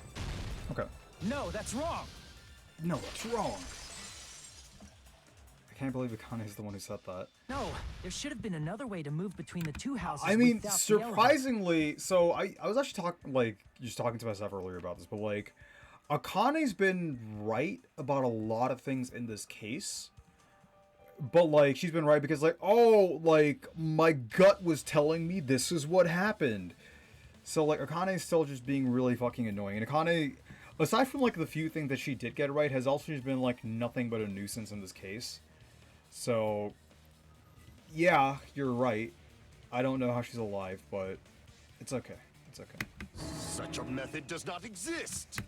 I'm telling you, she, like, in these games, there must always be Booga. Akane is the current source of that. Therefore, Akane, for what I know about, like, of these games, Akane is absolutely immune. Like, Akane will not be killed, and Akane will not be a murderer.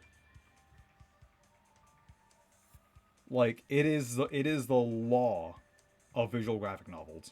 Then why don't we ask the person who actually used that method?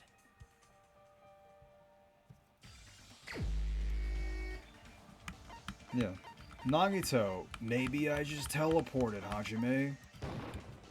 You're the only one! Nagito, you should know. Yeah. Why do you think it's called the plot armor? Don't play dumb.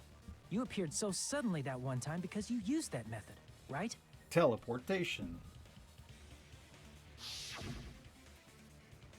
Nagito, why are you here? Because I showed up.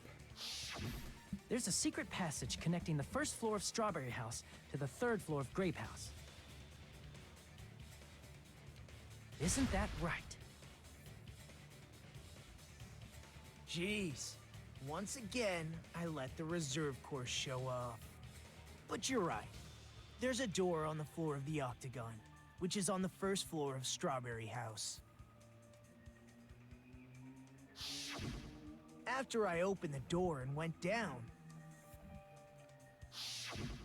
Surprise, surprise!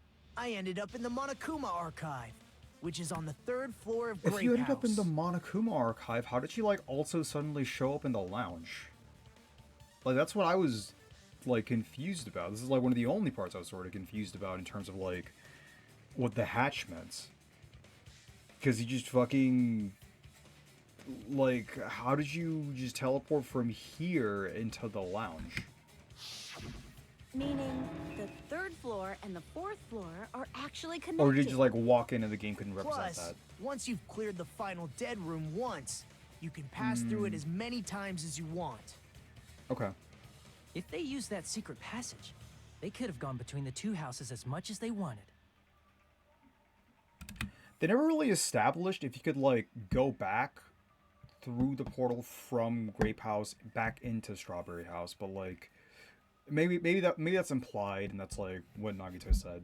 Infinity Unlimited Flame!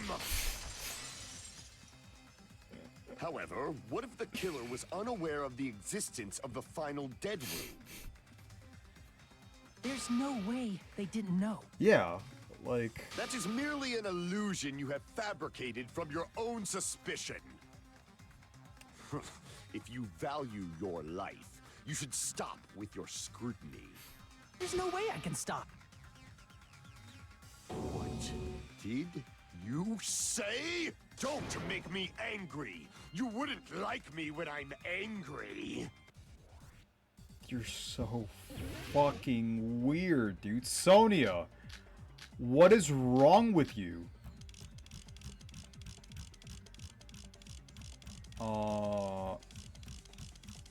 I mean, I get that, like, your alternative is, like, soda, so, like, not a lot of good choices. But, Sonia, what the fuck is wrong with you? Alright, let's just listen first. Even if the turbid box doesn't exist, you could travel through multiple planes. Whoa! What the fuck is this shit? You use a spacious wormhole. However, how frail I say! Your decayed illusion. Shall I feed you to the progeny of vile deities? What? I can't back down!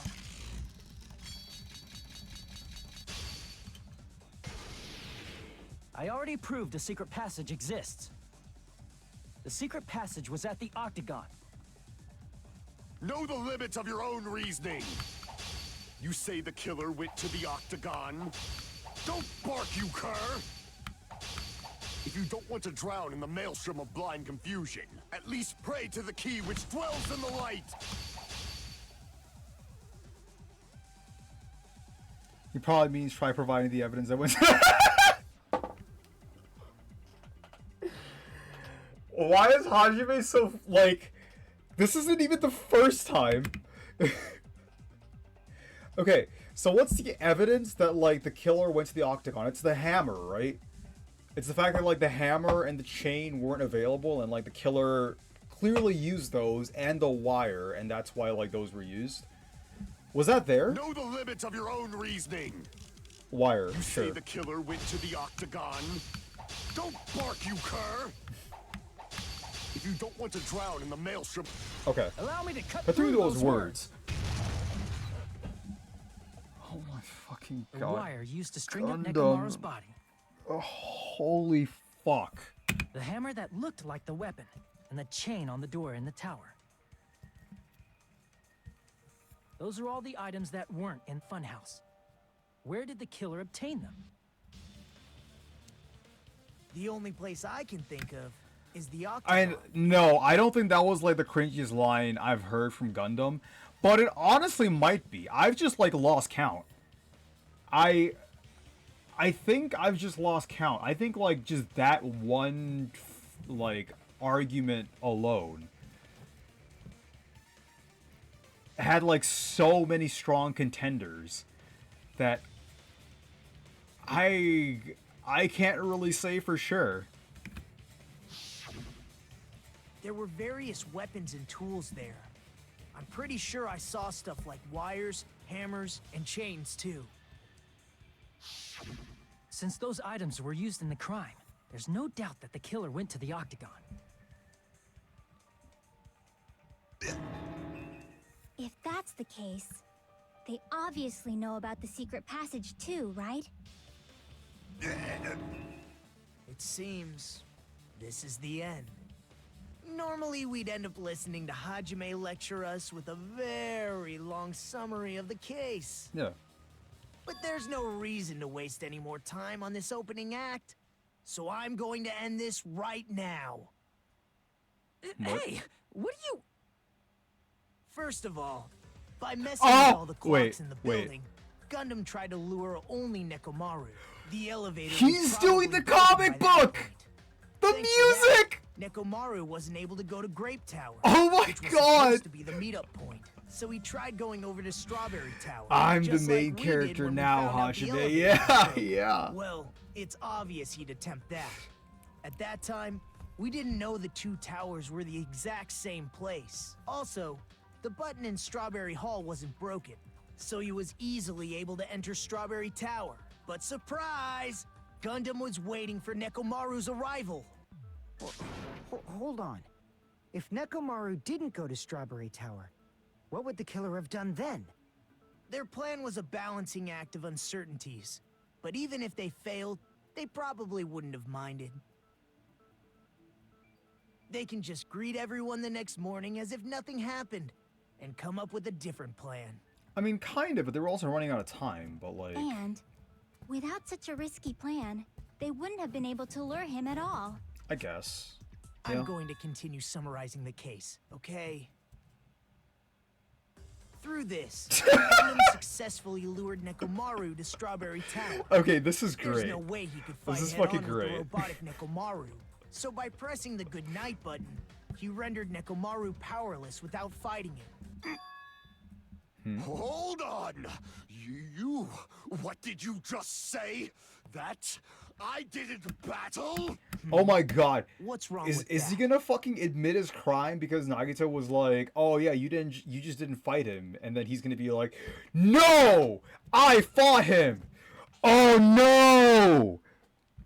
Don't mess with me! Don't mess with me! I cannot ignore those words! Is that actually gonna happen? Why are you angry all of a sudden? You fools do not understand. You don't understand at all. Ha!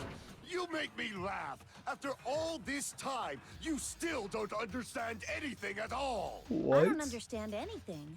What does that mean? I mean, like, that's accurate for you. It appears I cannot finish. It's the Tiger just Phoenix yet. fight all over again? What do you mean? Oh, you're right. It's like, oh, it was the brown bottle. yeah, kind of. Maybe I'm just a human destined for hell. However, I cannot finish just yet. I cannot finish! Damn, Sony is doing a shit job, huh? Yeah, dude, Nagito fucking sucks. Like, no one ever interrupts Hajime when he's putting the comic book together. What do Damn, you dude. intend to do? It's obvious! I'm going to destroy your illusory assumptions! Yeah, we have to fucking Are do you the rhythm saying game. you still have more? You still have room to argue? No. Your words. You said I pressed Nekomaru's goodnight button. However, that button was on the back of Nekomaru's neck. To press it, I'd have to get behind him. It's not easy to get the drop on Coach Nekomaru. It's even more difficult if it's a one-on-one situation. Just as I thought, truly frail. Succumbing so easily to this simple argument, it was just a mere illusion. If you want to set me up as the killer, at least surpass your own human limitations. That's wrong, Gundam. You're the one who's wrong. Such a wonderful line. However, I cannot say that I'm satisfied. Listen well. I shall teach you 2 tips for making someone admit their defeat. First, you must crush them with your own overwhelming power. And as for the other, you must provide a reason that will persuade that human. You have not fulfilled either of those yet. I guess you really don't want to admit it. Then, just as you requested, I will provide an argument that will leave you no choice but to be persuaded. So is it the comic book, or... Okay, no, it's the fucking rhythm game, sure. I won't let you!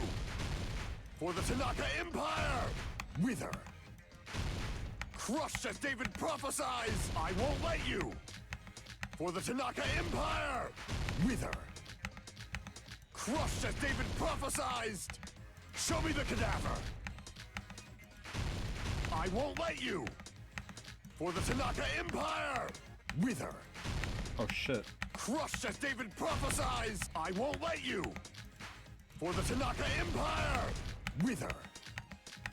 Crushed as David prophesied! For the Tanaka Empire!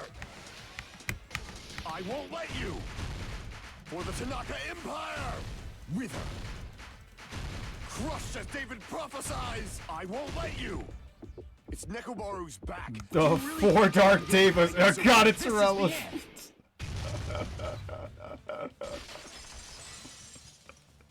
We didn't even call them their Even proper if you didn't title. get behind Nekomaru, you should have been able to press the button on the back of his neck. The 4 Dark Devas of Destruction. As long as you had the power of the hamsters you keep with you. Thank you. Got to notice that. Are you seriously saying he used his hamsters to press The the button on Tanaka the back Empire. of Nekomaru's neck?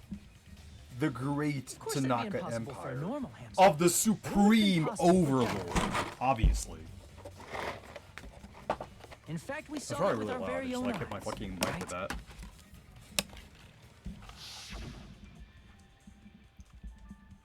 Emissary of evil, in accordance with our ancient contract, the time has come to lend me your aid.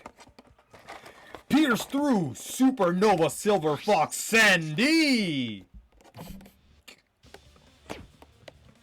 Ah, I pressed the button. Wow. Truly, this is the Skyline Lamentation art of the Demon Mouse. Soon the door of destiny shall Now that open! you mention it, Okay. after Ibuki was killed in the music venue, One of Gundam's hamsters retrieved the piece of wallpaper from the baton lighting, right? Hey, with your friends and their exceptionally smart brains, it must have been possible to secretly get one of them behind Mechamaru and press the button on the back of his neck. How about it, Gundam?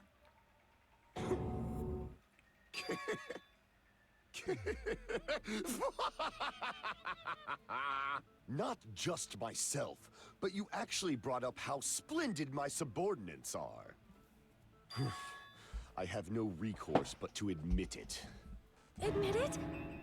Did you say you admit it? Damn, Sony's It devastated. appears I've obtained a one-way ticket to hell. Fine! Then you must trample me underfoot and advance. Victory can only be built upon a foundation of corpses. You cannot find peace without sacrifice anywhere. Now, trample this life. Trample it as though it were mere trash on the side of the road. Pull the curtain strings of this worthless performance with your own two hands. Oh, you can see the comic book. I'm gonna bring the table up first. Okay. The fuck is this face? Messing with the base of the contact elevator. Door sharply got destroyed. Hung on the doorknob. Okay. Who set the lounge clock's alarm? That'd be the killer.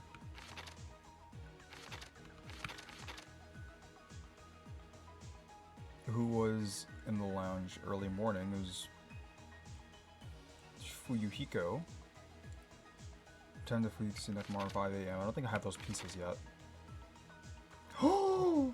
The hamsters are blackened too! Holy shit! Oh, those are the hamsters attacking. Oh, that's anime as fuck, dude. Just like, look at that. Okay. Missing with the base of the contact elevator. That happened after, right? Sagamura was tied. So, yeah, that's there. The destroyed what after leaving the tower? This? Yeah. Okay. For some motherfucker, I wonder what's going to happen. The hamsters when he gets executed. I don't know. With like Monokuma, maybe he kills them or maybe he doesn't. That's like a really good question. Yeah, I don't know. Yeah, they gave us like a red bean paste and milk. Where's the protein, bro? Like, Nekomaru's carrying like 4 of them. That's like 4 whole burgers. Not Nekomaru. I mean, Nekomaru, that's like one of the burgers. That's 4 whole burgers. You wake up with a crashing sound. Okay. The hamster pressed it. So that'd be this. Kiss the pillar, damn it. That happens. Oh, that picture's there. Hamster and murder. It's 240 and the doorknob came off. So that'd be this.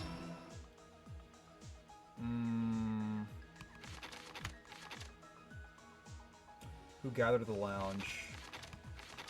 Hamster and murder, like, they just met, so...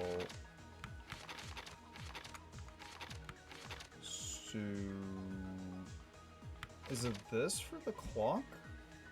No. It's 2:40 a.m. right now. That'd be, like, earlier on, then.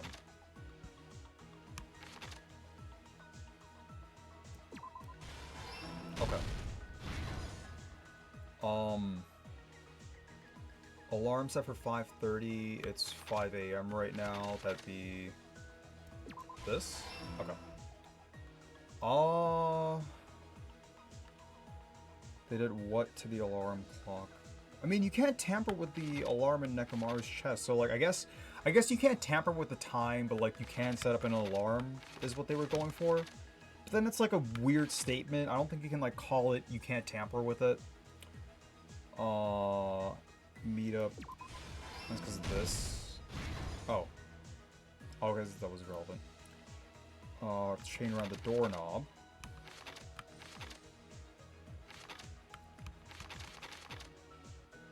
And that's just this picture, so I'm assuming it's not this. Oh, Fuyuka can't sleep. And he was waiting in the lounge, so... This? There's a huge hammer, and something was asking about the fake weapon. Oh yeah, it's this one. Here's everything that happened in this case. Alright, well... Let's first go over the many tricks the killer prepared before they committed the crime.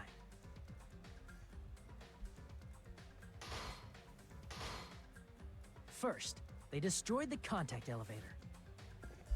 This separated Nagito and the others in Strawberry House from our group in Grape House. Next, they lured Nekomaru out by himself by turning back all the clocks in the funhouse by 2 hours.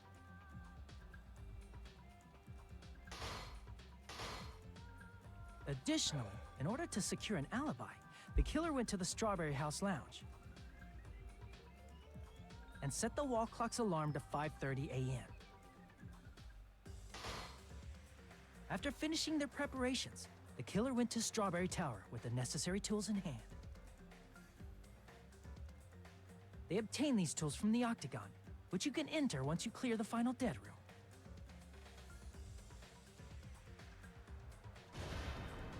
This means the killer discovered the secret of the funhouse faster than anybody else.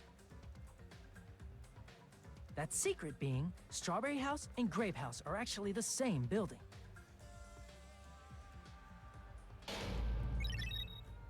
I wonder what the motive was. They never like really talked about it. And headed over to Grape Tower for a specific reason. But I guess they, like, in the past 2 murders, they didn't really talk about it until, like, the case was, like, completely over and we talked about it after, who was at the lounge by coincidence, witnessed Nekomaru. Whatever, let's just listen. Let's appreciate the comic book. According to Fuyuhiko's testimony, that was around 5 a.m., but by that point, the killer had already messed with our perception of time. In actuality, Fuyuhiko witnessed Nekomaru at 7 a.m. That's also the same time Monokuma Taichi begins. Nekomaru went to Grape Tower to participate in that.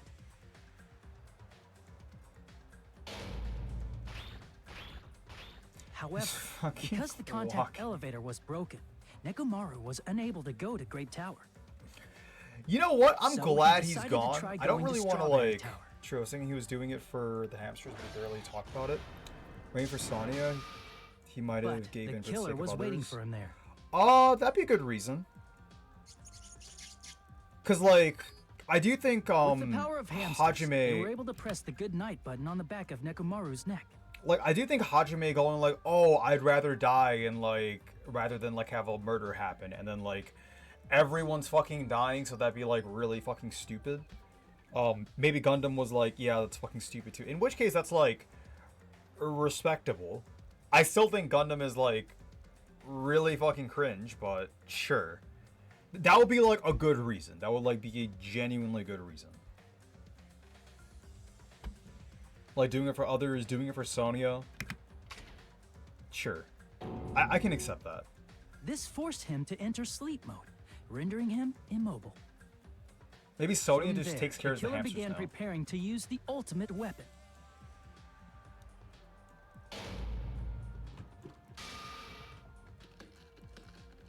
First, they set the alarm in Nekomaru's chest to 7:30 a.m. so he'd wake up.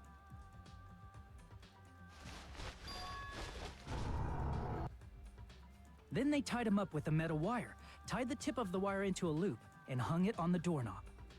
I wonder if they were together before they lost their memory. Because, like, the whole thing is they lost their memory, right? So I wonder, like, if they were a thing before After leaving the memory loss Strawberry Tower, happened. the killer then destroyed Like, they were, the like, door button high to school Strawberry sweethearts. They did They're this to having keep Dune us Love from entering by Strawberry Tower, Kokiri. My and to keep Kokiri us from broker. discovering the secret of the building's structure that they used to kill Nekomaru. Yeah, maybe they're like high school sweethearts. Then, They used the That secret means octagon Sony had passageway shit to taste travel the to Grape whole House. time. Oh my god. After arriving at Grape Hall, they pressed the button to open the door to the tower. Dude, this has got to be like, oh my god. For Soda, it's like,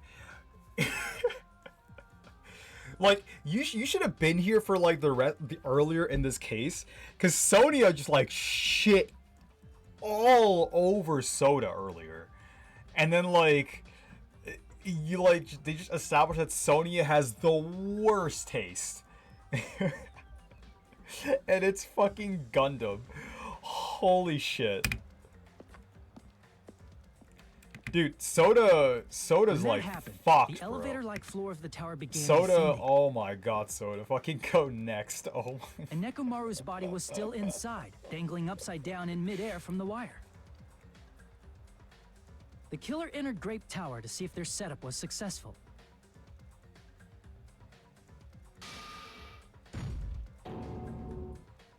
And placed a hammer on the floor to look like the weapon, then wrapped a chain around the back door. The hammer was fucking This was dumb, done to make but us alright. falsely believe we couldn't enter the tower from Strawberry Hall.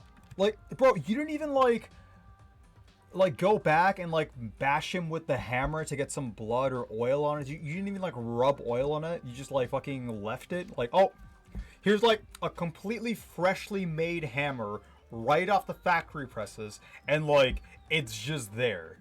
Like, it served literally no purpose. Like, it was one of the first things we talked about in the case, and it was like dismissed immediately. What was the fucking point of the hammer?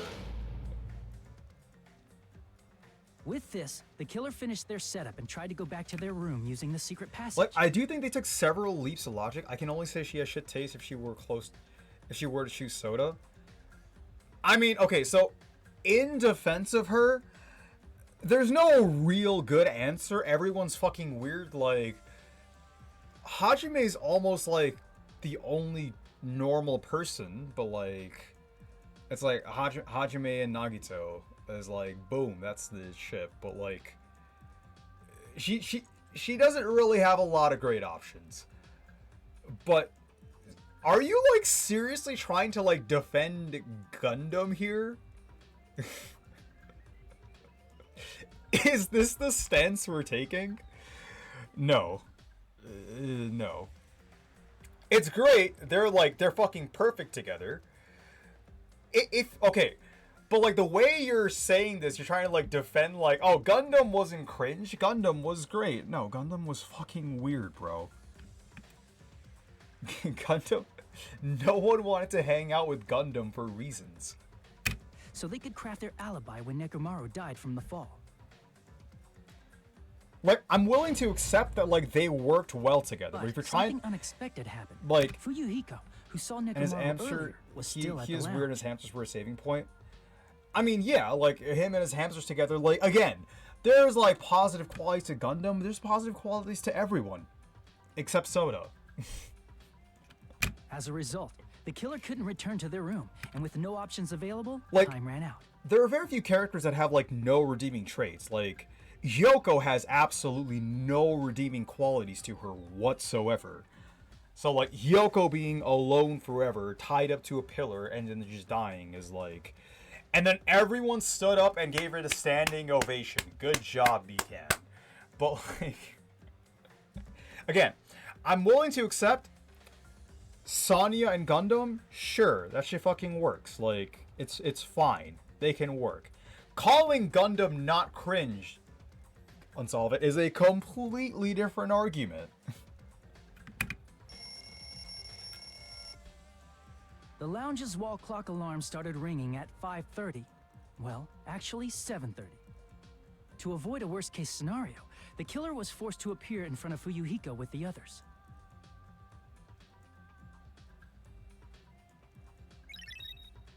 When the wall clock's alarm rang, that was also the same time Nekomaru was waking up. You know what? At first, I was like unhappy with the premise. I'm still like kind of unhappy with the premise. But I'm pretty happy that like...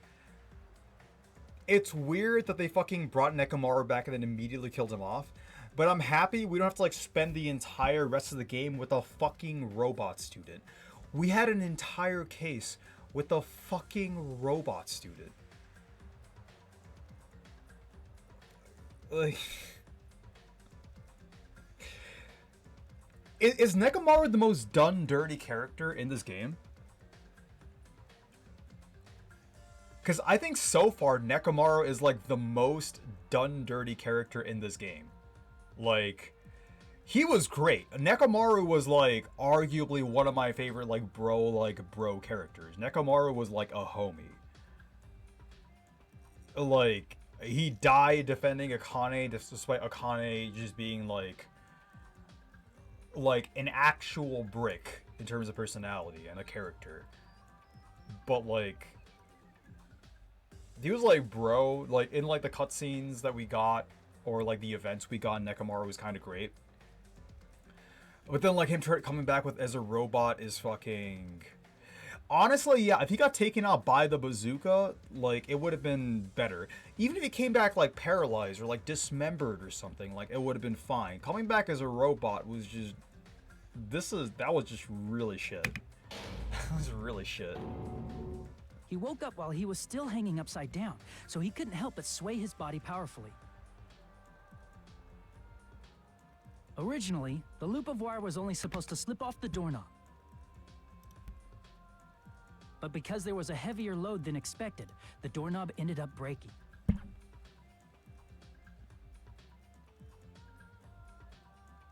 Nekomaru fell from the 4th floor all the way to the 1st floor. He crashed into the pillar, which decapitated him on impact, and died. The sound of Nekomaru's impact echoed throughout the funhouse. However, by this point, the killer's plan was about to fail, thanks to the broken doorknob and Fuyuhiko. Meaning, the killer is someone who wouldn't have heard the alarm if they were in the deluxe room. They also wouldn't have been able to return to their guest room, because Fuyuhiko was at the lounge. Like, they also took, like, a few leaps of logic during the case solving, because, like, I didn't think, like, just because there were fragments under him and, like, also over him didn't necessarily mean that, like, the pillar didn't fall on him. Because, like, the pillar could have fallen on him, broken on impact, and then, like, there'd be, like, shards under him, and then Nekomaru fell on top of the shards, and there would also be, like, shards on top of him because, like, parts of the pillar, like, crumbled and, like, sprayed everywhere. But, like, this is fine. This is, like, acceptable. I can accept this. That someone is Gundam Tanaka. I can't think of anyone else but you. I think the mystery this time was really good. Like, up until the very, very end, I actually had no fucking idea who actually went through with the killing. Splendid. That was splendid. For a mere human, you did quite well. Stop it. I mean, like, as far as a mystery is concerned, because, like, if I think back to, like, the first 3 cases, like, by the time we got to the end of, like, the case, I sort of had, like, a decent idea as to, like, who it was, and I was like, right. This time we got to the end of it, I had no idea how the murder happened. I had no idea, like, what was going on with the tower. I sort of had, like, a vague inkling of what happened and, like, what the connections were between, like, the Strawberry House and the Grape House once, like, Nagito showed up. But I actually didn't know how, like, the murder took place for sure. I didn't know who killed him or, like, had any idea of, like, who was suspicious. I thought, like, Gundam was suspicious, obviously. Like I said earlier, like, Chiaki was kind of suspicious as well. There were, like, suspicions that we had, but, like, up until the very end of, like, the investigation, the beginning of the case, there were, like, so many unsolved mysteries that I genuinely think so far, this has been the best mystery in the game. It was one of the worst premises, and it was one of the worst, like, setups for, like, the reasoning behind the murder happening. Because I think, like, oh, starving everyone until someone dies is, like, it's a pretty shit setup by the bear. But I think, like, the mystery was really, really good. It was really good. Stop. Or maybe I'm just dumb. Stop I'm definitely already. also just dumb, so. Stop using weird words to avoid the truth. Bro, if Akane's calling you weird, Day, you're defending someone that even fucking Akane is calling weird. She rubbed her two brain cells together and actually came to a truth. Or I'll friggin' kill you myself! I cannot believe it. I just cannot believe. Rip Sonya Husbando, though. You killed Nekomaru? I cannot believe something like that. Defended him.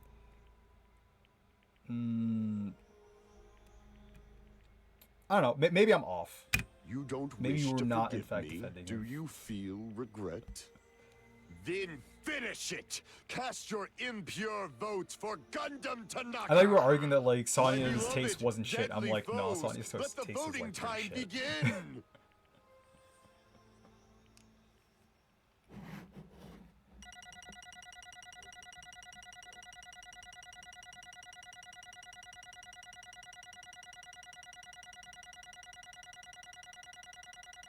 Oh, I fucked up a lot on one of these.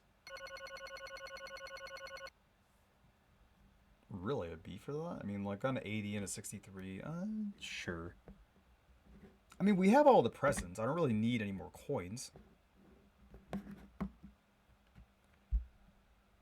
There's a lot of 100 points. Yeah, I mean, like, so I was, like, confused in some of the areas, like, obviously, like, 2 areas. But the rest of it, I sort of, like, pieced together as we were, like, going along. Like, the answers were, like, fairly straightforward, so... Well, there you go. I think 13 was like the fucking... No, it wasn't the skate one. I think 5 was like the logic dive. They had this one logic dive where like the like spires kept spawning right as you were in front of it, and then just like it spawned right in front of you, so I just fucking died. This result isn't all that exciting. Isn't it? Now then, It's pretty good. please pull the lever in front of you and cast your vote. Who will be chosen as the blackened? Will you make the right choice or the dreadfully wrong one? Please pull the lever! Crap! I bit my tongue at the most important part!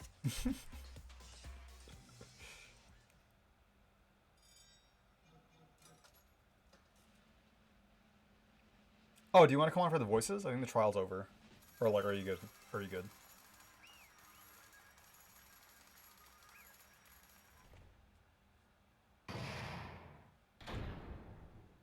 Okay. I guess let me hop on.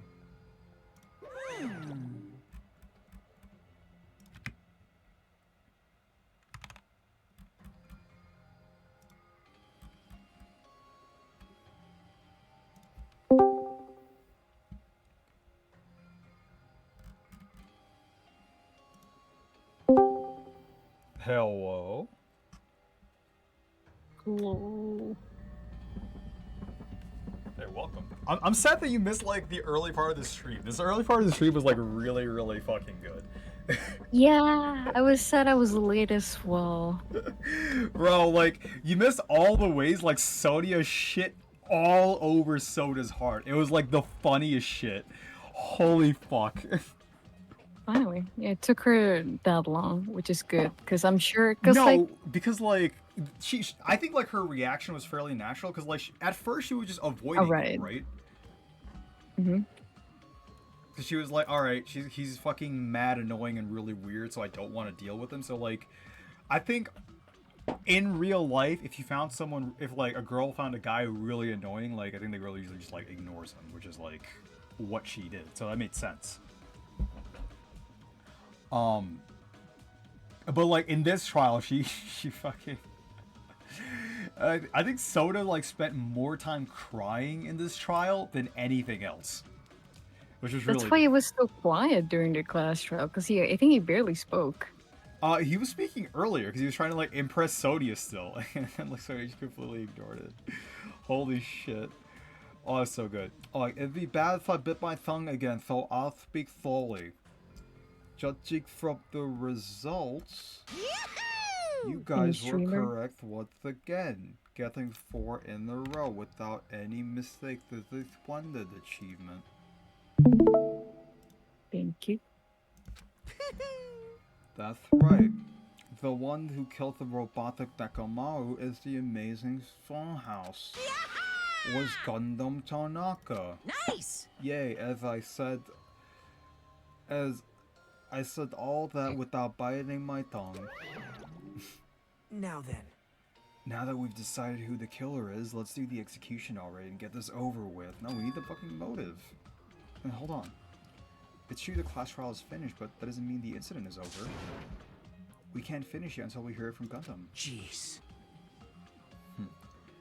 No matter what he says, it won't change a thing. Well, I have no right to stop you either, so do whatever you like. Fall, my tears. Why do you want to talk to one who has lost? The loser merely leaves. It would just be unnecessary for me to say something. Listen well.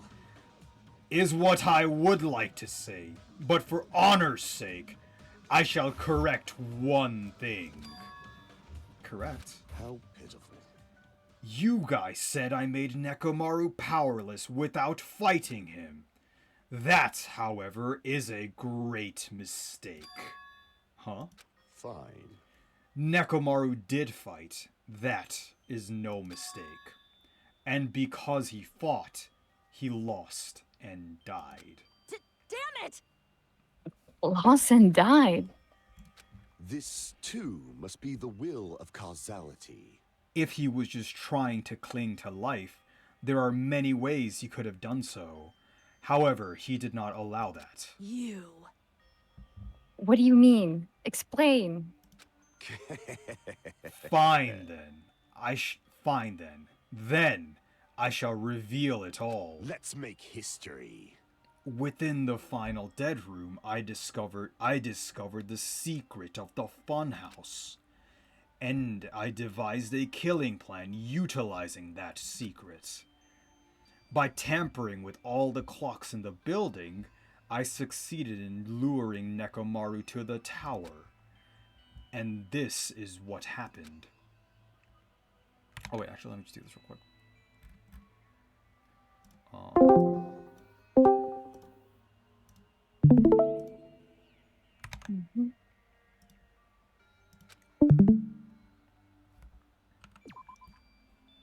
Nekomaru and I were alone in the tower, standing face to face with one another. I should say I expected as much from Nekomaru. He sensed my subtle killing intent, and instantly understood the situation. And we had ourselves a stare down. In that situation, if he wanted to run, it would have been easy for him to do so. He could have run away, or even called for help, but he did not turn his back to me. It's fucking JoJo. Instead, he chose a fight that risked life and death. That is... A fight that risks life and death? Let me tell you this. He was serious too. He gave it his all to try to kill me. Huh? Huh? If I had died instead, the mystery surrounding the case would have been even more complicated. You would never know why I, the victim, went to the tower by myself. I can see it! Nobody would know that the victim, me, was actually the one who planned the whole thing. It would have been so much more interesting, actually, if it was Gundam killed, at least. I mean, the I case see would have it. been very different, because, like, if Gundam was Yeah. killed, like, Gundam killing was a big mystery because Gundam was the one who solved the final dead room, but at this point in time, Nekomaru had no fucking idea what that was. Also, Nekomaru should have gone into the final dead room, because he was a fucking robot who was immortal. I don't know, like, why the fuck he didn't go into the dead room. I guess, like, he wasn't immortal, because clearly he fucking died. But, like, Yeah. within the context of the final dead room, he should have solved that, or, like, been the first to walk in, and literally no one else. I feel like, it's a plot hole. Cause- Go on. to me, I think in the class trial, it would have been cool if we found out that the motive and the intent was actually like Gundam all along. I think it would be very cool for that to reveal in a clash route because that's something that they've never done, What do you mean? at least in Danganronpa. It's like so far we've always hear like the motive from like the Blackguard himself while they're still alive. So Mhm. if the motive turns out to be like was from the victim and the victim's intention, that would have been really cool. I just thought it was like Oh. different from like any other class trials. Oh yeah, yeah, and then like Does the that make murder sense? happened. I think you should play the first game. Oh no. I just spoiled myself, didn't I? Okay, well. I think you should play the first game. Mekamaru really did that? Honestly, I really like this. I'm happy it's not just like, oh no, we just need to kill each other. But no, I still then think like the setup was like I'm gonna hold that over because like I do think like just the core premise of like why the murder took place in the first place was really shit. But I love the mystery for this one. I love the mystery because like it genuinely was a puzzle. Like the other ones, like I mean you've been here the entire time. Like that show was fucking free rolling the answers. But this one, like there was a lot that I just like had no fucking idea. Like going into the trial, I had no inkling of like who was actually the killer. Like the most of the mysteries I solved like during this trial, I actually solved like as I was doing it and not like going into the trial sort of knowing who was the killer, sort of knowing like how it happened. I had like a vague idea that like obviously the pillar was the obvious thing that killed Nekomaru. I don't know like who the fuck would believe the hammer killed Nekomaru. This clean off the factory hammer is just there. But like everything else was like very very interesting. So I mean it's really cool. Like I overall I really like this case. I think it was a better mystery than the last case, and I really like the last case. I like the last case mostly because like Hyoko and Ibuki like got simul taken out. That's like the main reason I like the last case. But like this one was really good as like a mystery for Danganronpa, which is really sick. Sensing even my subtle killing intent, as expected of you, Nekomaru. The scorching, stinging, tense atmosphere. I've been a team manager for so long, I'd nearly forgotten this. I'm really sad because like Nekomaru to me was like one of the more interesting characters. Like I wanted to learn more about Nekomaru. Like I just like vibe with Nekomaru. This is great! What a comforting atmosphere! Listen to him. That's a great line. And what is your reason? Do you intend to resolve this situation by killing me? You know what? I kind of like gives like fucking Gundam a lot of shit too, but Gundam was like fine. Gundam's like the Shooty Bio side of it is like really fucking annoying. But other than that, he's like fine. Like his motive, what he does, how he is with his hamsters, like is fine. It's just like how it's like really hard to like picture a day of hanging out with this dude. Like it's so. I mean, no, realistically. Heroes, like listen to lords him of darkness, and even the gods themselves flee from me. Listen to him for a second and imagine hanging out with that for like more than 15 minutes. If Gundam was real, then no. But this is why I think the God that he isn't real. Like, he's just a cartoon character. Yeah, really just said anime is cartoon, guys. I need not cling to any trivial reason. I'm simply going to kill you because your very existence is an annoyance. You've been watching Japanese cartoons the entire time. Chinese cartoons the entire time. Chinese cartoon.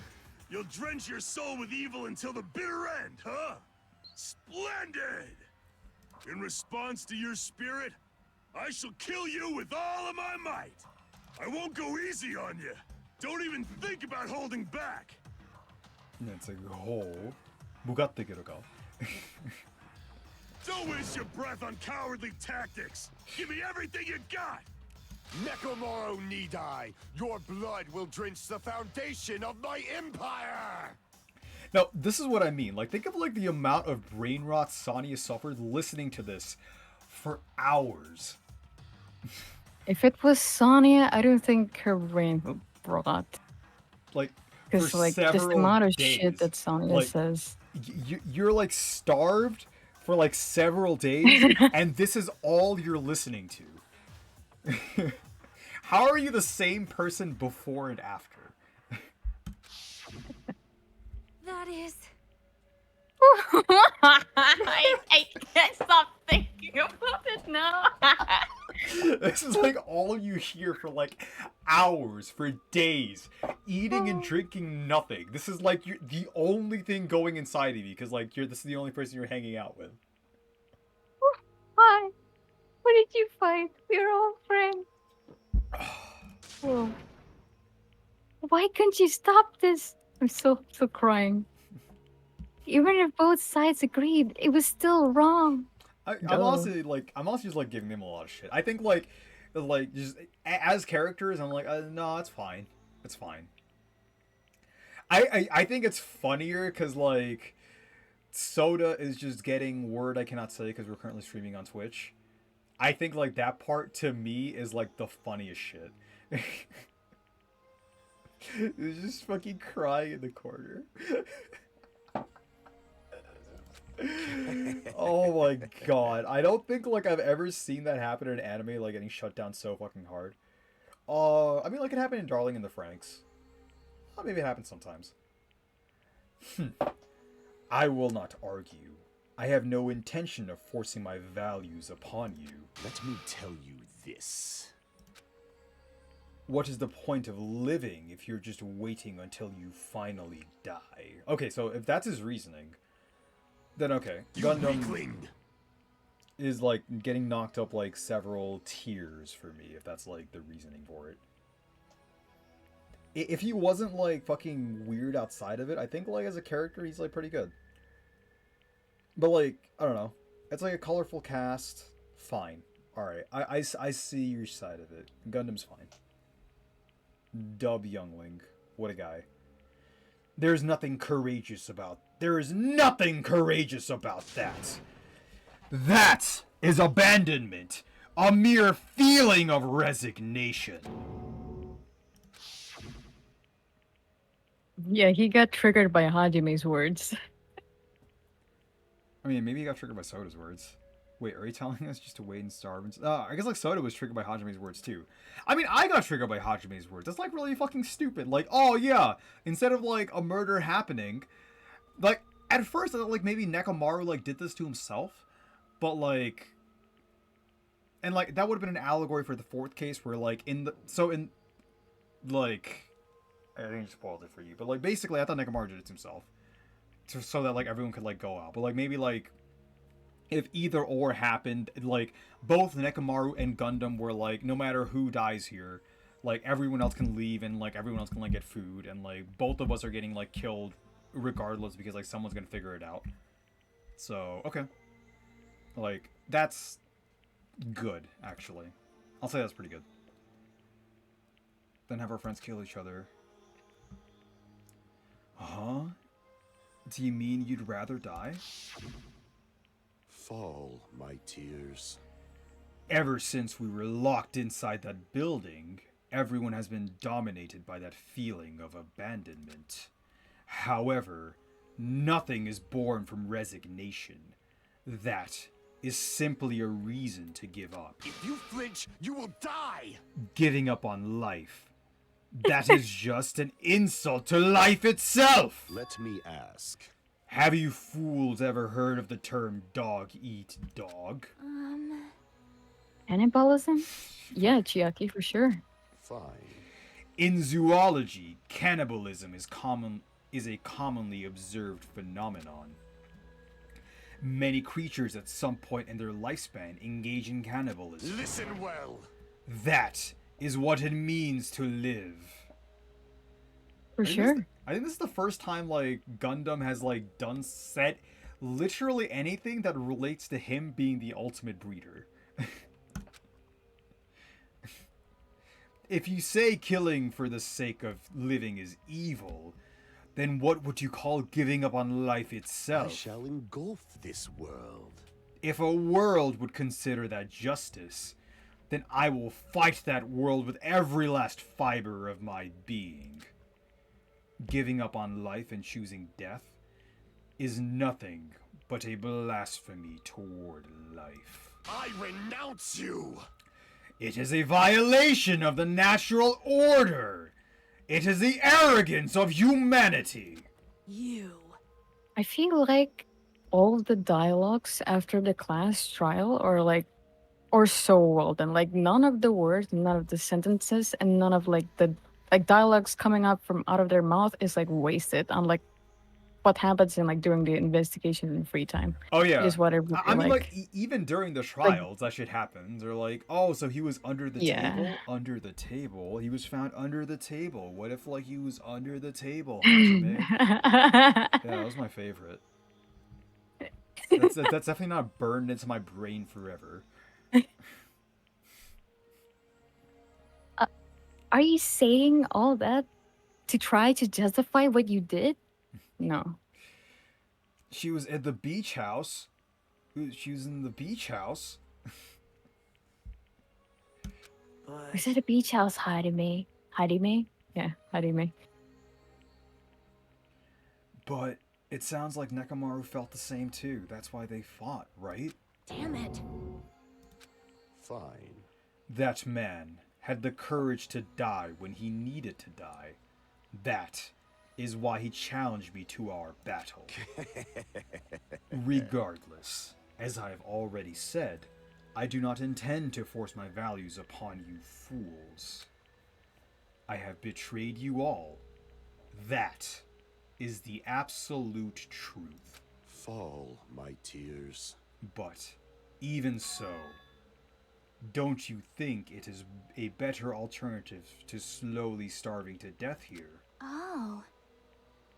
That belief is why you committed your crime. Chiaki, waifu, why are you disagreeing with this? You... I thought you were smart. I don't know if she didn't explicitly say that she agreed I mean, with like, it. based on her posture and like how she delivered it, it's like implied, but sure. Hey, what about the final dead room? Did she do the Russian roulette too? Let's Also, make history. What's up? has it been revealed that Chiaki went to the final dead room? Because it feels like she has, unless my gut feeling is off. She didn't. She didn't. No. I see. She's just that smart. I mean, is it smart? I thought she was like really fucking dumb for this. Like, I mean, smart as in, because she mentioned that to Hajime that there wouldn't be anything that people would find. yeah. Wait. But like, People would find like anything in the final dead room. Like it just like, leads to everyone's nothing. like It's just already ultimate starving out. So like, if everyone's already starving out, everyone should like come together and be like, oh yeah, like we should all try to like solve the mystery of the final dead room to see like what the ultimate weapon is. Because like, it's not gonna be like some kind of random like thing that you used to kill someone. Maybe it will be. Like it was. Obviously, there's like a lot of things like that. But like, there's mysteries tied to it. It's like answers you don't know, and like based on what you know, everyone's gonna die unless you do something. Like, Chiaki's been fairly smart, like, across the game up until this moment. So I think, like, her stopping Hajime and her, like, not doing anything about it was, like, just really fucking dumb for her. Like, no, I think I disagree. Unlike Nagito, I only did it once, but...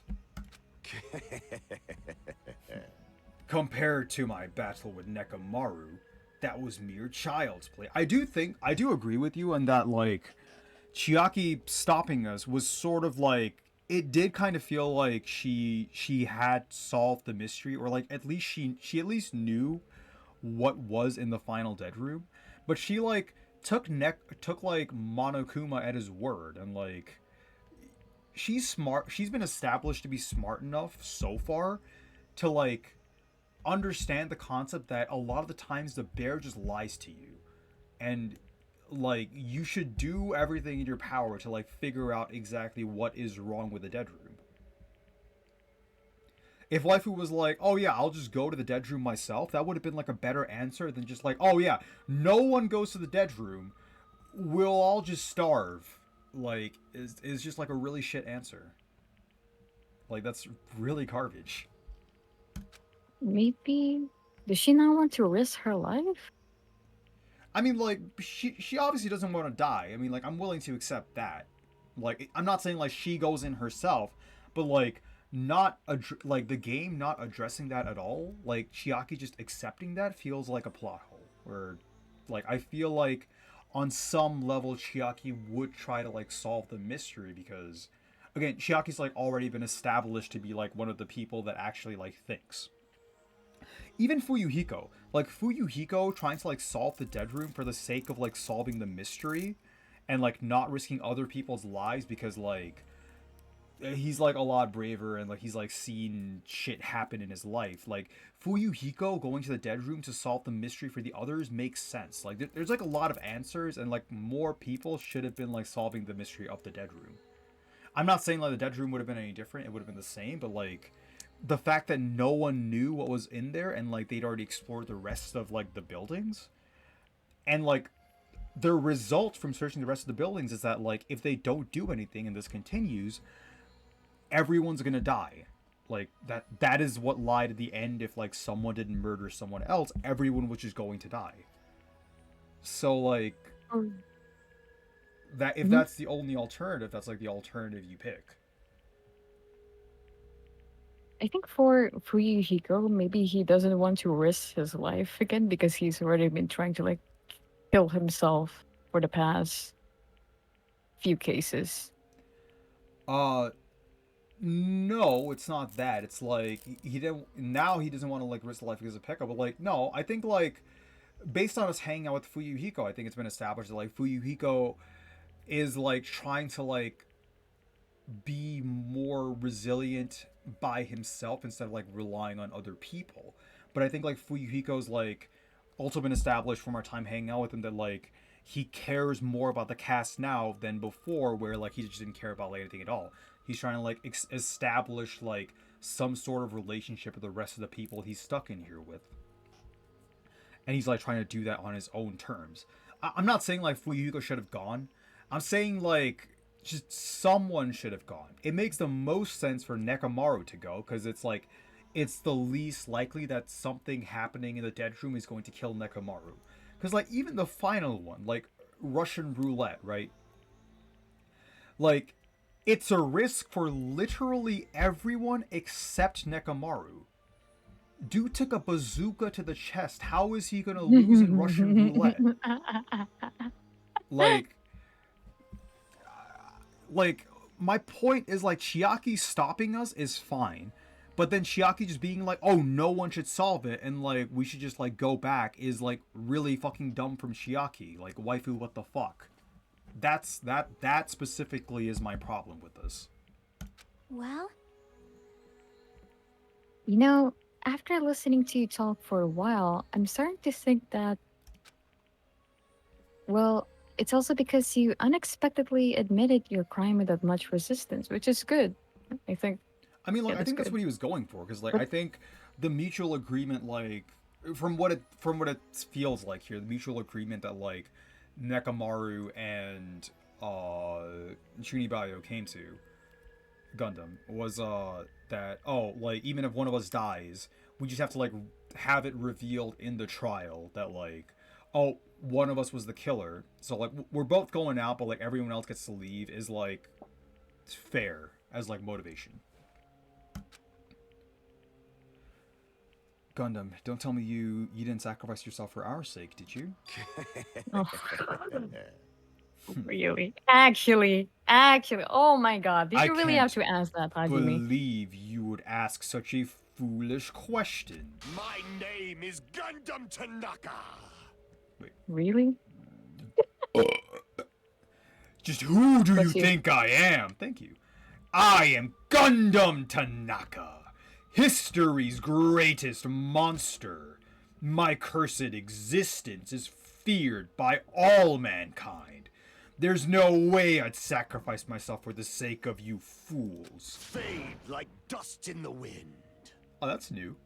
Not in a million, not in a billion, not in 10,000 billion years.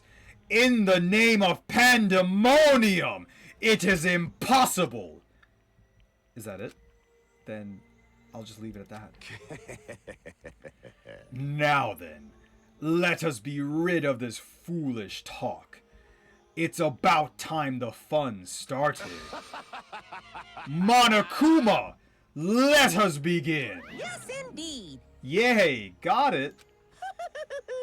I have prepared a special punishment for the ultimate breeder, Gundam Tanaka. Oh, wait, he bit his tongue. Please wait!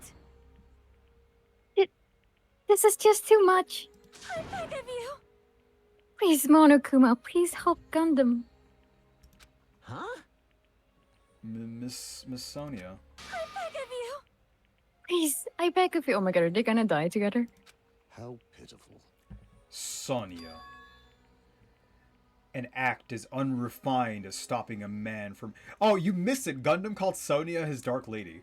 Oh, that's so sweet. An act as unrefined as stopping a man from going to his death does not befit a noble such as yourself.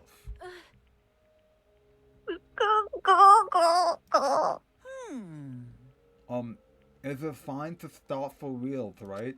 Fine. Yes, I do not mind. However... What is it, my four dark devas of destruction? Are you worried about me? Oh, my feared four dark devas of destruction. That is not like you at all. However, there is no need to fear. In this world, I am only a temporary visitor. I was simply visiting for a moment, and now that my duty is complete, I must return to the darkness. That is why, until the very end, pride, conceit, courage, insolence, fearful of nothing, daunted by nothing. Let us laugh uproariously! That is Gundam Tanaka! I shall stick with my evil until the very end!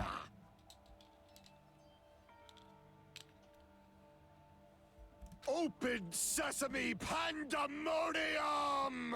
I shall fill hell with true hell! Man, shut the fuck up, bro. Nah, I like that. That was so sad. Let's give it everything we've got! It's punishment time!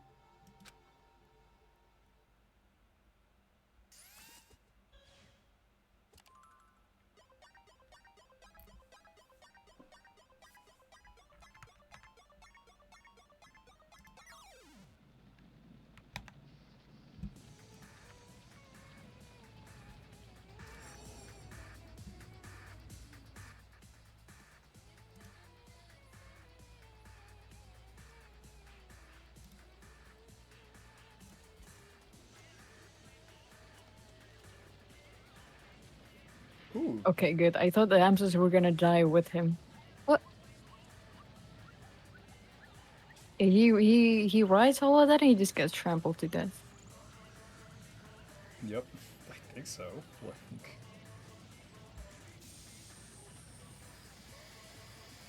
I mean, he's like just releasing his spirit. Okay.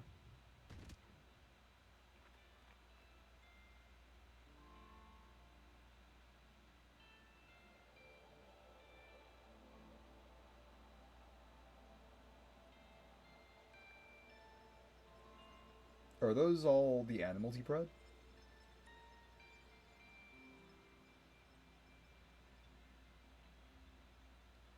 Huh.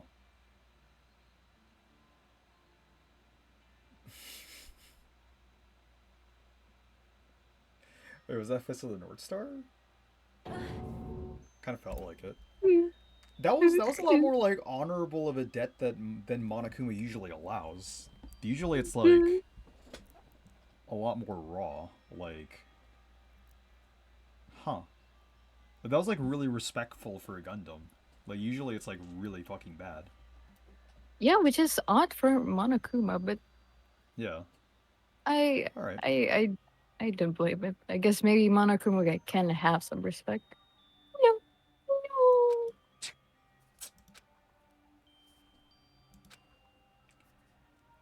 Even after Gundam is gone.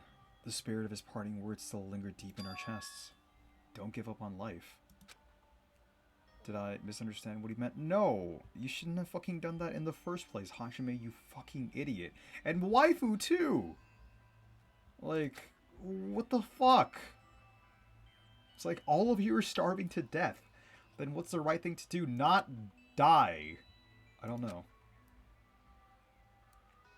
No matter how much I think about it, I don't know if I'll ever be able to answer that. Damn it. I'm so pissed off. I need to throw something. Damn it! You all spent so much time worrying about each other and things ended up like this. I mean, we got no choice, girl. You're all full of shit, I get it. Every last one of you, dude. Mikamaru would be so proud of you. No, dude. Just like... Saying that we're all full of shit. Yeah, No, I and mean, we like, need yeah, to empty it. obviously.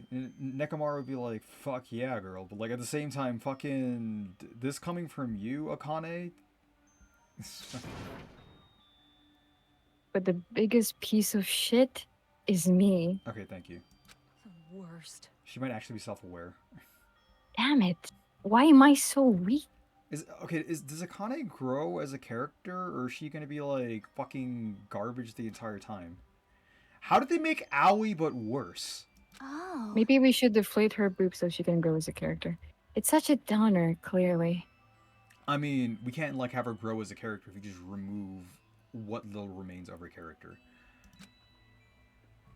But still, even though we feel this way, we still gotta do our very best. You are right.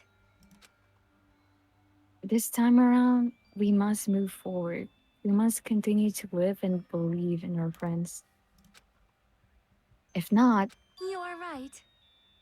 Gundam will most likely crawl his way out of hell, and I presume he will be very cross with us.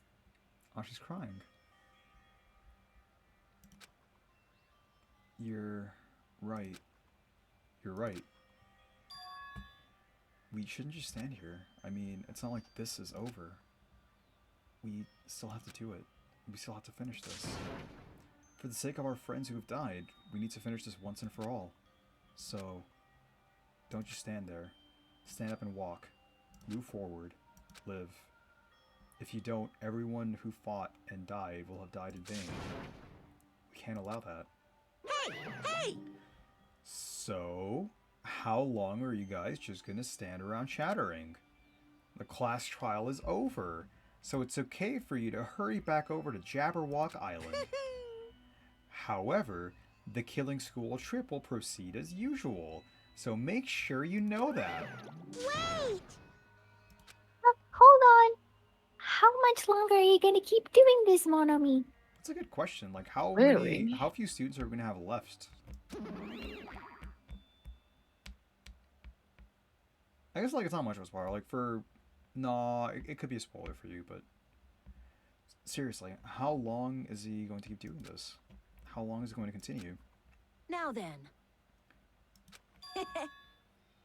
Alright, after feeling down for so long, I finally feel refreshed. Let's hurry back and eat some food. Good for you, girl. Bro, this character, again, like, this character is, like, has had no growth since, like, Nekomaru died. And then no growth since Nekomaru died again. Like, she's literally just, like, boobs and eat food and fight. Like, this is... Hey, hey! She should have stayed in a slice of life anime. It's like she's from a punk manga, but, like, Soda is a better character than you are. Hold on a second. That mood shift is too damn fast. It's not like that. Well, you know, it's like Gundam and Nekomaru said. That's what it means to live, right? Aw, she's crying. It's like, okay. She's certainly something else. But seriously, I'm starving. Hey, hey. Then let's go back for now and eat. And then, after we're full, let's sleep as much as we want. Right? And then let's do our best again. Yeah, you're right. With this, the class trial has come to an end, and once again, we return to Jabberwock Island. the size of our group has definitely diminished. Despite that, even if it was just the rest of us, we did our best to stay upbeat and have fun together. Of course, our optimism was only superficial, but at that moment, we were able to forget about the dark despair looming before us. However, the only thing I was worried about was him. He wasn't there. He suddenly disappeared from our sight. Wait a minute, you even catch his panties. Oh, Yup, I'm definitely lucky. I never expected to obtain so many valuable things from a simple game of Russian roulette.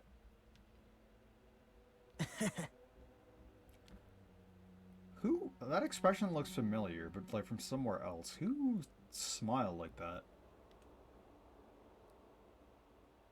a lot of characters, apparently. I feel like it's from like Fairly Odd Parrots, like it's the fucking Crimson Chin or some shit. Thanks to that, I was able to learn the identity of our true enemy. And before everyone else, too. But it's just too damn funny. I mean, no one could tell that I was lying. There's no way the file just had Hajime's information. Well, I guess they were too busy with other matters. Or maybe they've reached their limit. Regardless, I was saved. Things would get complicated if they found out. Anyway, I can't forgive this. damn it. This should never be forgiven. There's no way I can let this run loose. I'll be the one who stops this once and for all, even if it costs me my life. It's obvious. For the sake of hope, I cannot ignore this. So, So, what was appears! what was he lying about? What do you think he was lying about? And I mean, do you think you have any idea? So, he said it wasn't just Hajime's file, and like he was lying. So I'm assuming like not just Hajime's file, and like that was a big ass book. So it could be like multiple things. One, it could be everyone's profile. Two, it could be something about their memories. Three, it could be why they're on this island. Or four, it could be all of the above. And when I say like all of their profiles, I don't necessarily mean just their Hope's Peak profiles. I mean like, Yeah, and like everyone. yeah, it could just have like more information. Cause like we learned like we got a bit of a recap for like the first game with like one of the files that everyone got, but the file specifically not Hajime, fucking Nagito got. We know that like it's he got two files. One was about talents, and the other one we know nothing about. So that's like a lot. So I think like it's just information that he knows about everyone, about the island, about why we're all here, like about Monokuma. I don't know. There's like a lot of possibilities, but I think like for me it's like one of those / all of those. Like it's the overarching mystery. We're in like chapter 4, like we're at the end of chapter 4. We're going to chapter 5. So we're like well past halfway in this game. If it's kind of like last game. So yeah, I don't know. Maybe like he knows about the mystery, and like over the course of like the next trial or two, we'll like figure out the mystery as well. I don't know. We'll see. Like I have like a vague inkling. I mean, like I've been saying this like multiple times, like as I was streaming, we're like, oh, we're like in a fucking simulation, because like it began with the whole like, oh, like we're in this like room with like just binary numbers, and like there's like a door, and like everything around it is just like nothingness and numbers and shit. So I still kind of think we're in a simulation, because there's also like random bullshit that's been happening. Like fucking Usami came in and turned like a chicken into a fucking cow, and like Monokuma literally moved a mountain from one island to another island so we could fucking go into the trial room. Which like, yeah, like I have like a suspension of disbelief of like, yeah, this is anime. Nekomaru came back as a fucking robot, by the way. So like I think like it would be more grounded if it was just like, oh, this is all a simulation, but I don't know. I don't know for sure. I want it to be simulation just because I don't want any of them to die, like IRL. Because if it's just a simulation, if they die, I'm assuming that means that they don't actually die. They're just inside that simulation, No, like right? No. no, as in like I kind of want them to die because it's like better for like other characters' growths. It like makes like deaths more Oh, I see. meaningful. That's what you mean.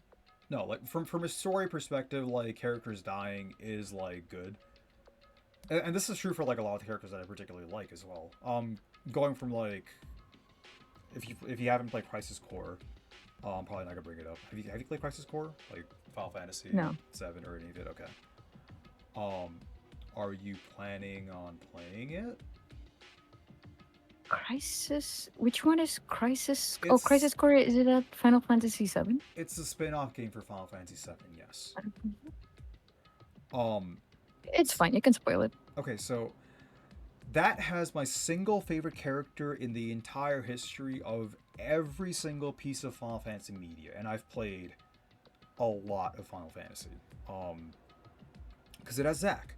And Zack is one of my favorite characters, not just in Final Fantasy, just like in any media ever. Zack is one of the best written protagonists written by just anyone ever. And a big part of that is how and why he died. Like, that is a huge fucking reason as to like why I think his writing is so goddamn good.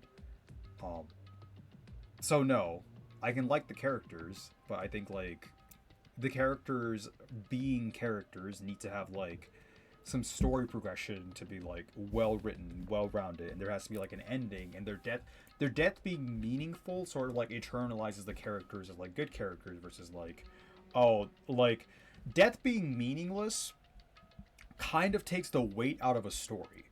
If like, oh, it's all a simulation and no one's fucking dying anyway, is just kind of dumb. Because like you lose all stakes. And then like just fucking kill everyone off. Like someone dying doesn't have any weight or meaning. Like I hope that like the people half died, they're like, well, you can't bring them back. Or like have some impact with the death. You can still do simulation, but I hope like the death actually means something instead of like fucking meaning nothing. Like, oh, none of this really mattered. It was all a simulation the entire time. Is like a really fucking cheesy cop-out answer. That would be shit. But I've consumed a lot of media like relating to like characters dying and all, and that happens a lot, and it's to the point where I'm kind of tired of it. Where like it's good, like all of them are good, like characters dying, like they have, yeah, and I don't know, I'm just kind of like I'm bored of it. So for once, I think. Not really what I think. Like the game can do whatever, but I just would like. I mean, like we don't know what the game's like, gonna do. Like I'm not really sure. I still think it's a simulation. But I want the deaths to be meaningful and not meaningless. I think like Gundam dying here and like having like a reverberating like impact on Sonia's life, like if Nekomaru dying leads to Akane character growth, I think that's better for like both characters from like a writing and storytelling standpoint. But like yeah, like obviously I'm not saying like everyone should die. Like it fucking sucks that people are dying. Like I'm not fucking some heartless monster who like, oh yeah, like everyone should die. Like I hope my favorite characters die, but like I don't want like death to have no consequences in this world, because that's like really shit. Now then. Thanks for coming. What's this? Anytime. Why, it's the lonely little Nagito. Are you all alone tonight too? What's the matter? So what's up? Your face looks scary. I see. So you can tell. Hmm? Ah, perhaps you found out who the traitor is. You know me well. Well. Is what I'd like to say, but unfortunately, I haven't learned that yet. I haven't learned that yet. I see. So even you don't know, huh? Looks like the final showdown is going to take a little more time. Hello. So, why'd you summon me anyway? Were you finally gonna confess your love? Did he just say like hello? Yeah. Did he say that? Oh my He said that god. often. Like he said that with like the flower. Uh, just like one of his mono kamiisms. I summoned you because there's something I really need to ask you. It's about the special prize from the final dev room. Oh yeah? What about it? There was information about 16 people in the file I received. Okay. But isn't that weird? Say what? What's weird? You don't even know? Well, there's a traitor from the Future Foundation hiding among us, right? Including that person, the total number of students would be 16, right? And you just said you've had 16 people. Isn't that right? But this file contains documents that were created at Hope's Peak Academy, right? Of course! That's right. I just reused the stuff that the former headmaster spent a lot of time making. But... If this file contains information about the traitor, was that person also a former student of Hope's Peak Academy? Who knows? I wonder. Hey. Could it be? Is this your doing? Did you slip false information into the file? Were you trying to keep us from learning the traitor's identity by obtaining this information? What's wrong with that? If it's my job to heat things up, it's okay if I do something small like that, right? Well... That's not my point. Right? My point is, you already know who the traitor is. What's wrong with that? You're getting all riled up! Well, you're splendidly correct when you say, I knew who the traitor was all along. But even though I knew who it was, why do you think I ignored it on purpose? It's just like Monami after losing her magic stick. The traitor's existence means absolutely nothing to me. Their existence means nothing, huh? No! Well, that's just how I feel. I'm sure you guys feel somewhat different. Shing! After all, that person is the evil Future Foundation lackey who's pulling you guys through this awful stuff. Okay, so like, just from what I'm getting from this, if Monokuma's been like, because even from like the very, very first case, Monokuma's really been pushing us to make us think that the Future Foundation is like the world ender and they're trying to fucking like, they're responsible for doing this to us. But like, if Monokuma's like taking part in this and Monokuma's like heavily implying that like Monokuma's not part of the Future Foundation, like my immediate response is like the Future Foundation are probably the good guys, because like Monokuma's the antagonist, obviously, like that's not even a fucking point of contention. So like what the is Future Foundation like the people behind the biggest, most awful, most tragic event in human history? Or is the Future Foundation like just something else entirely? Because like Monokuma's calling them evil, but like Monokuma calling anything evil means like it's probably not. Because Monokuma's like a remnant of, not to spoil, like just the villain from the first game. And if it's like just the same philosophy behind Monokuma, like whoever's working against Monokuma would be the good guys, and like Monokuma is working, or the Future Foundation's working against Monokuma. After all, that person is the evil Future Foundation lackey who's putting you guys through this awful stuff. So maybe like the file contains information about the Future Foundation. Whatever, let's continue. That's not entirely true. I didn't really come here to fight or anything like that. Instead, I came here to offer my cooperation, you know? Huh? Cooperation? Hey. Your purpose is to fill everyone on this island with despair, right? That's why you're intentionally letting the traitor do as they please, right? Yep. If that's the case, I might be able to cooperate somewhat too. Right? However, in exchange, I want to know who the traitor is. I see. Interesting. Very interesting. No. Obviously, that's a big no-no. Unbelievable. I want to make everyone in your group feel despair. That includes you too. Well, I knew you'd say that. Besides, I just wouldn't be able to handle the sadness when you inevitably betray me later on. Ha. Just as I thought, you saw right through me. You're right. No matter what situation I find myself in, my core way of thinking will never change. In order to create absolute hope that shines brightly, stepladders such as myself in despair exist. I guess, like, maybe, like, that's why he's a lot like Makoto. It's like, this is what happens when you take, like, Makoto's philosophy and go, like, way too far. You get, like, whack shit like this. Sure. You're right.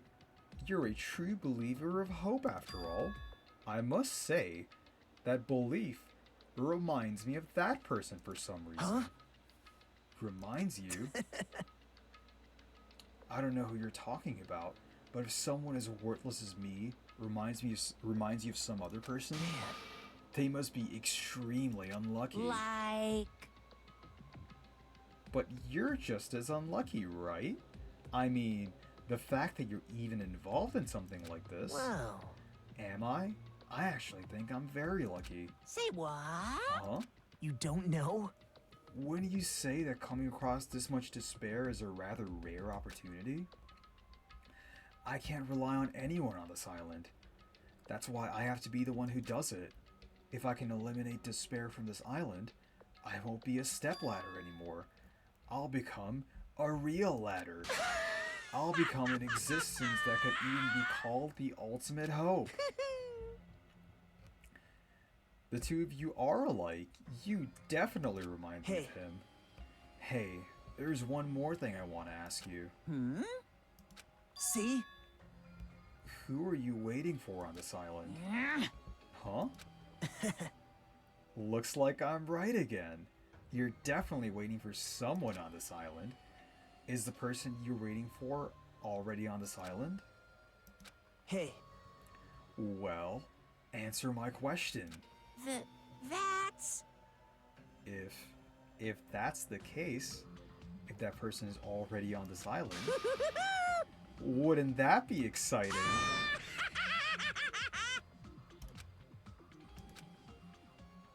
Huh. Okay.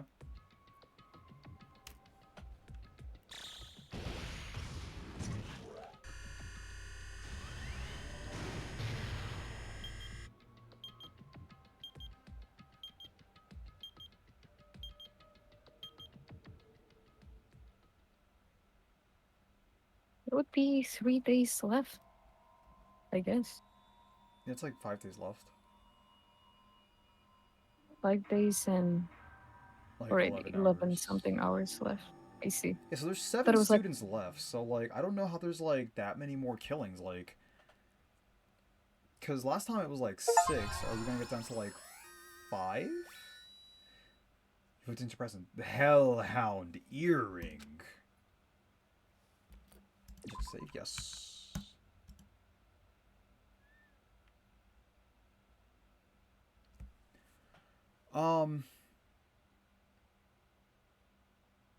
I feel like I should call it here. I feel like that was like a fairly good place to like call it. Yeah, and it's getting pretty late. It is pretty late, but like it's a good place to end it on. I think like we're finally like about to start uncovering like the overarching story, because so far we've gone from like mystery to mystery to mystery, and Monaco has fed us like little bits and pieces about like the information of like what is going on in this island exactly. And the 5th case is like, at least in the last game, the 5th case is where we sort of like uncovered what the overarching story was and like why this was happening. Whereas like prior to that, even the last game, we were going from like case to case to case, like solving mysteries individually.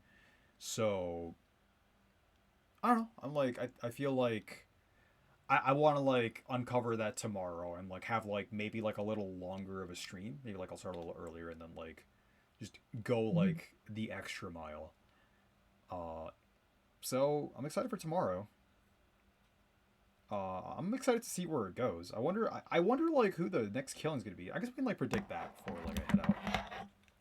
Who do you think the next death's gonna be? Oh, not this. Cause I think like I can like discount Fuyuhiko because I think Fuyuhiko had his arc.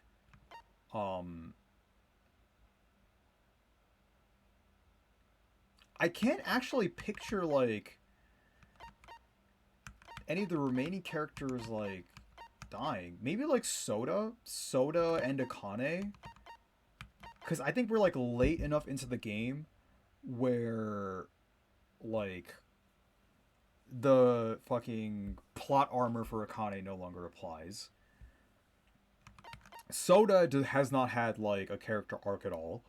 Akane, despite all of the attempts, has not really had a character arc. Maybe they were like trying to go for something subtle and like she feels it but she doesn't really show it. In which case it's fine. She also had a character arc.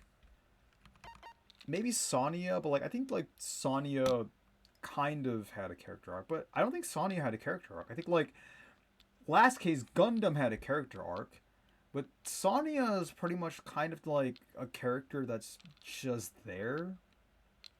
Like she's kind of just there. Maybe like I'm just saying Fuyuhiko doesn't die, but like I also really don't want Fuyuhiko to die. I don't know. Who do you think it's gonna be? It could be anyone, honestly. Like, it could even be Chiaki or Nagito. I think, like, funnily enough, those are, like, the most likely people to, like, die now. Yeah, because, like, it's the last island, right? And this is going to be the last case. Yeah, it's, like, the 5th island. So it really could be anyone. Like, like, all bets are off. You know what would be crazy? Because, like, we fucking switch perspectives with, like, Nagito for a point, right? Like, what if, like, Hajime fucking that's either good. kills That would be someone like or dies? Oh, that'd be so fucking good. Like, that would be Nagito such a tries to relief. kill Hajime, Hajime kills Nagito, and we have to solve the case as Chiaki. Oh my god. I feel like that'd be like way too out there, but that'd be like so fucking sick. He's so fucking awesome.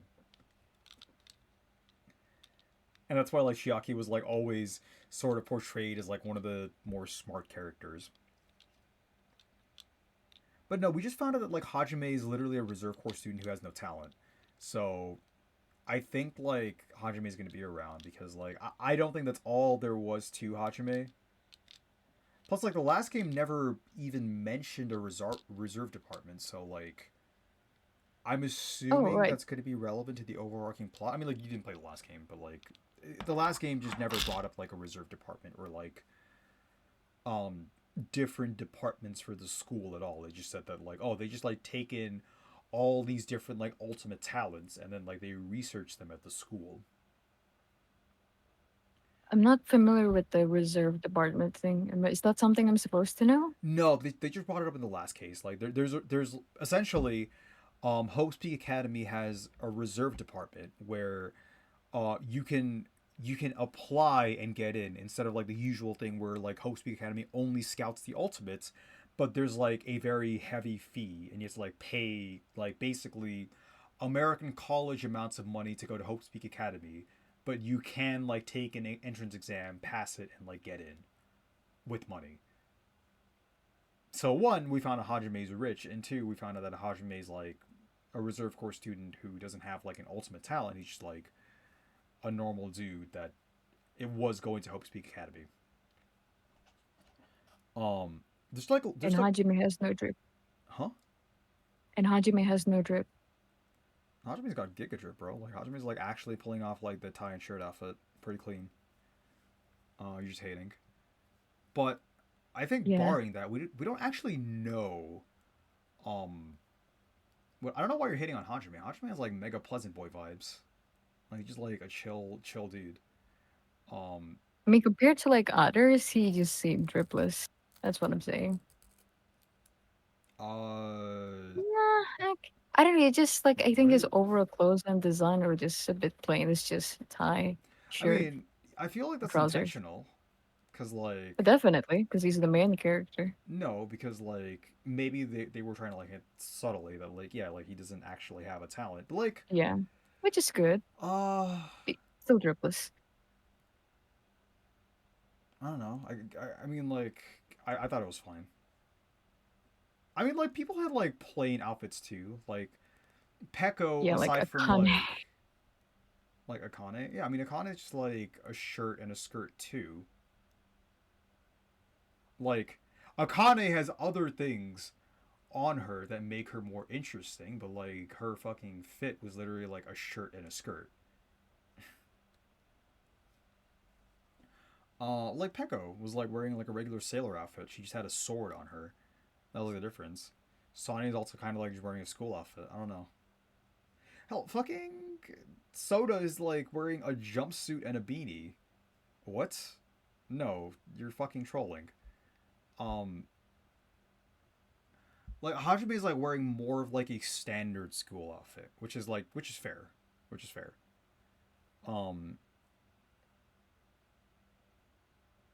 yeah, I don't know who's gonna die. I think like with it being the final island, people that have had plot armor so far are finally like about to lose their plot armor because like I think every other character has had development, right? Like Soda hasn't, but I think like Soda's meant to be like the character that is supposed to be like the most normal out of the cast, who's just like pretty much there as like someone who's like dragged into a situation that is like way beyond him. But like Sonia's had character development, Akane's had character development, Fuyuhiko has had the character development, and like really good character development actually. Maybe it's because like his happened early on, so we got to like experience it for like a longer time. But his was like our personal favorite. Maybe that's like by design or by intention. Um, So yeah, I think like the murder is gonna involve like Chiaki, Nagito, and us, and that'd be really cool. The scenario I described earlier was fucking batshit. Like Nagito like tries to kill us because he genuinely believes that like we're the fucking traitor. Because like we are like the outlier. We're like the reserve corps student who just like lost memory of that, and like we're sort of like in the outside looking in. So we could effectively be like the one person that doesn't fit in with the rest of the group here. So like maybe that happens. Maybe like Nagito kills Hajime or Hajime kills Nagito and like we have to solve it as Chiaki. It would be like really cool and we just have to like play the rest of the game as Chiaki. Or maybe Chiaki's the traitor. That'd be like pretty interesting. What if Soda's the traitor? And that's why like Soda's been like the most normal out of everyone here.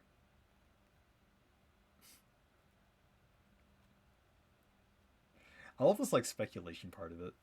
It's very cool. I'm gonna be wondering about that. And we'll find all our answers tomorrow. So that's a stream. Thanks to anyone that's here. Thanks for coming. Hope y'all had a great time. But yeah, it's late. Go to bed. Go take a shower. Go take a shit. Do Nekomaru proud. Go brush your teeth. He's fucking watching you. Yep.